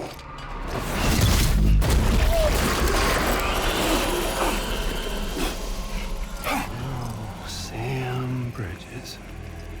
Careful. Contents are fragile. Like the world and everything in it. Gotta get the heavy mascara going and everything. Look at him. Is he Loki? No exception. He likes to do the licking thing. Real big fan of that. I'm not the only one wearing masks either. There's your boss man. And that woman. Is that a writing on his forehead? And, oh, let's not forget little you. That's not good. That's a lot of chiralium. Okay, it's okay. I know it ain't easy wearing a mask all the time. Now the mask can come off, right?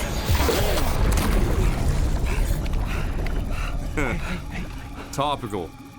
You remember this? Nope, nope, nope. Poor, sweet Amelie. She's holed up in the beach nearby. Tell you what say we make it a race?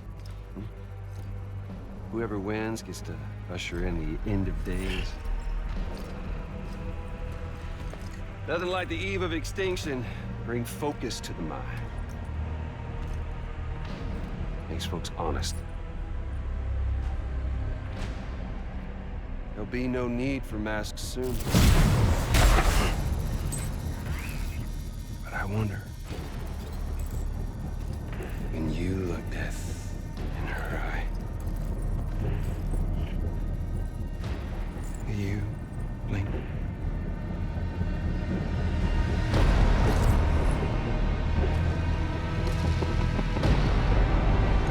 He's giving me Loki vibes. Or like, or no, sorry, not Loki, like Floki from Vikings. In terms of like his kind of completely fucking erratic, kind of loopy behavior. Still with me, Sam? He likes licking Even everything. Now, our way forward, our way to save Amelie is the same as always. Your first priority is to get the local distro center on the network. Until it's complete and everybody's connected, Higgs won't find it easy to get to Amelie. She should be safe. So take your time and do it right. Thanks. I guess.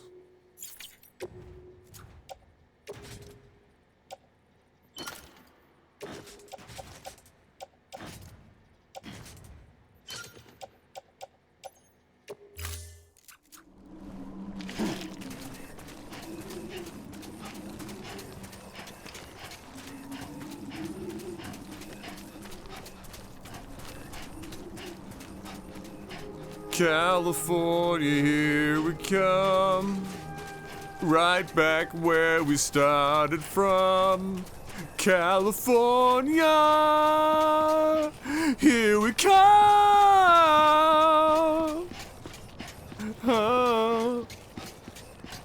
I need a shower.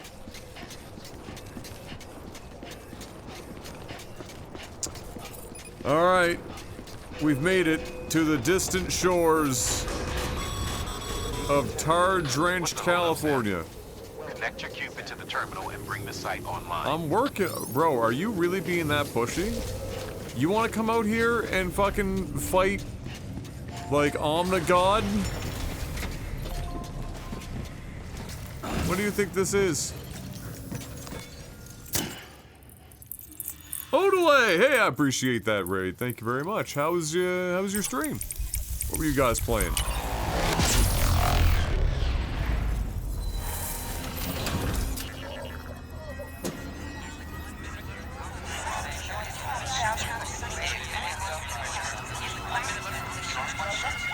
Wolf Among Us? Ooh, very nice. First time through it. That was a pretty good game. It's probably the best of like that genre that cropped up. I don't even know what one would call that genre. Like a quasi-interactive novel.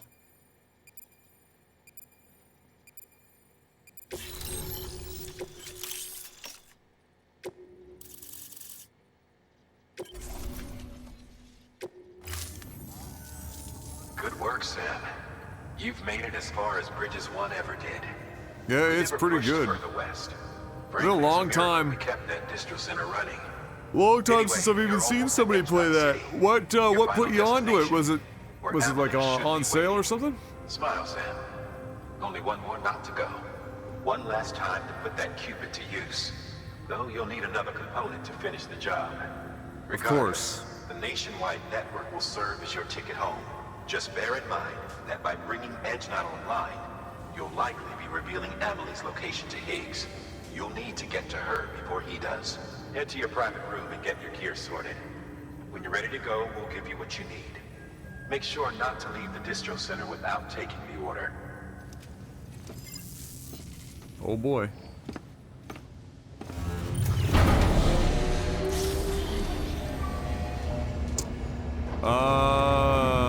Point and click. Yeah, I can see point and click for sure. Yeah, it makes sense. I've owned it for a while and needed a palate cleanser after Callisto Protocol. Now, was the palate cleanser because of the fact it's a horror game, or because it just wasn't very good? Amelie. Can you hear me? Sam. Over here, Amelie. The network's nearly complete. Just one more nut to go. And then America will be whole again.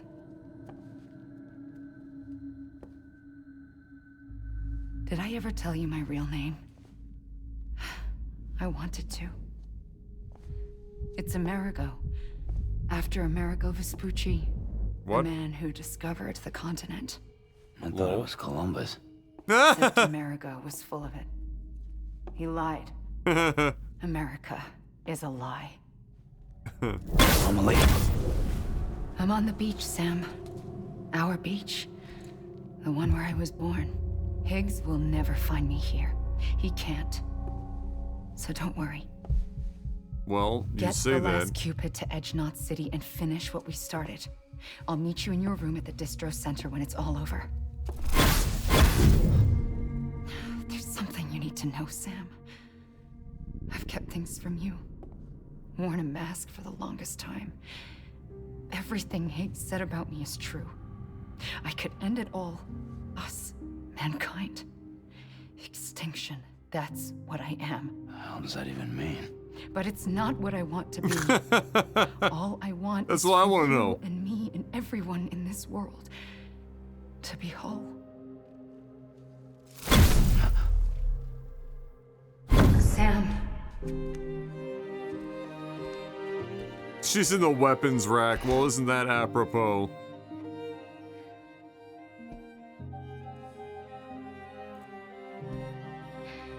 Promise you'll stop me. Don't let me end it all. I'll be waiting for you on the beach. Amelie? Amelie?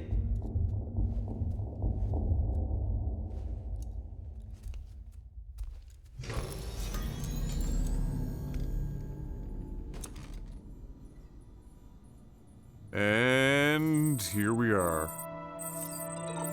Is he gonna point at the shower like, please let me shower? You gotta imagine this man is dying for a shower. You gonna dip and get some sleep? Yeah, I appreciate that, Odo. Thank you very much once again for that, that raid.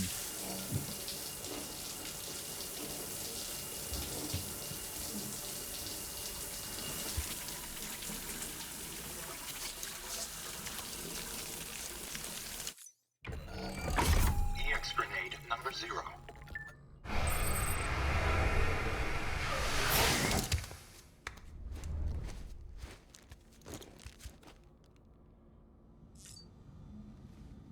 There we go. All clean. All clean. We've not used one EX grenade the entire time so far. That's pretty hilarious. I don't know why I went over here.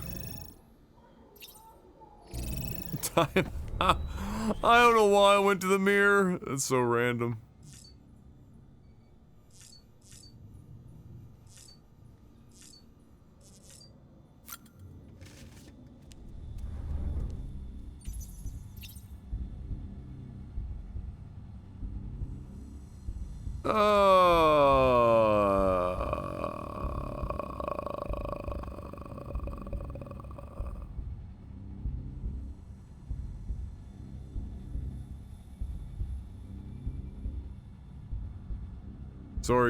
Sorry, Catherine.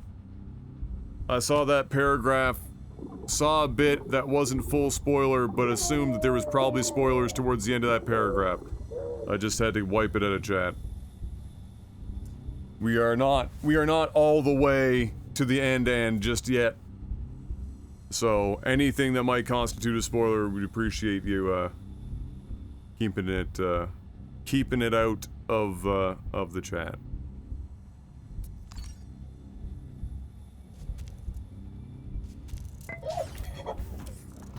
Sick flip, bro. Fucking incredible. 4.5 star. Alright, not bad.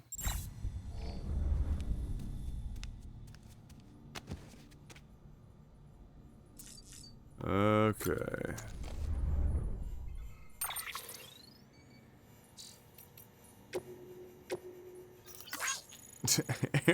Why is Aaron sending us these constant updates? What a guy. Oh my lord. Halfway there.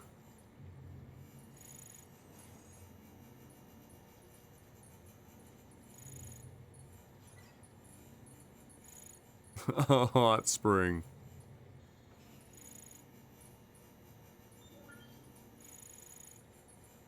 Good job, Aaron.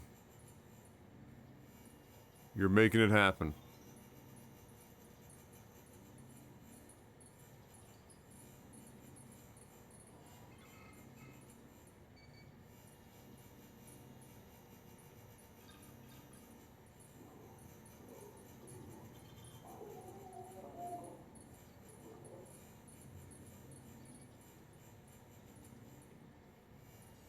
Wait, what?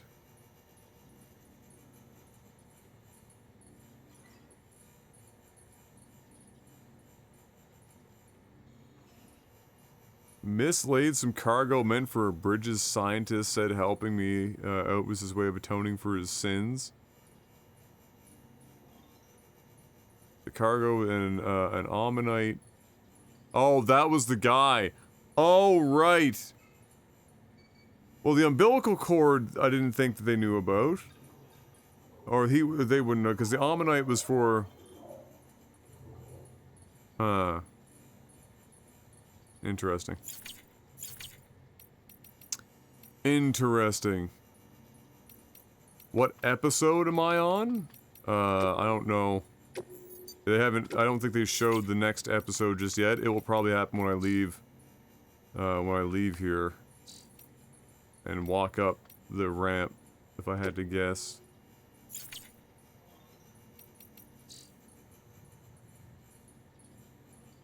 We're at the part where we're being told to connect the distribution center north of Edgenot City.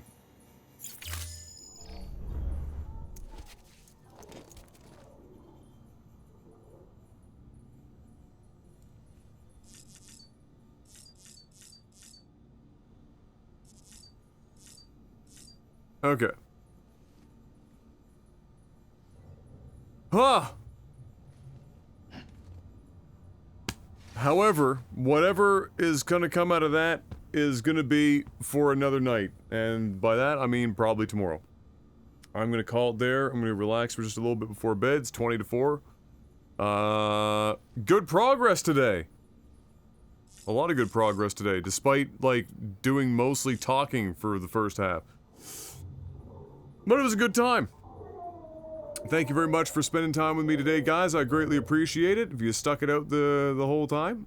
And, I will see you tomorrow. Until then, do me a big old favor. Have a good morning, afternoon, or evening. Stay safe, have a good one. As always, good luck. Have Lou. Lou's the GOAT. Let's be real.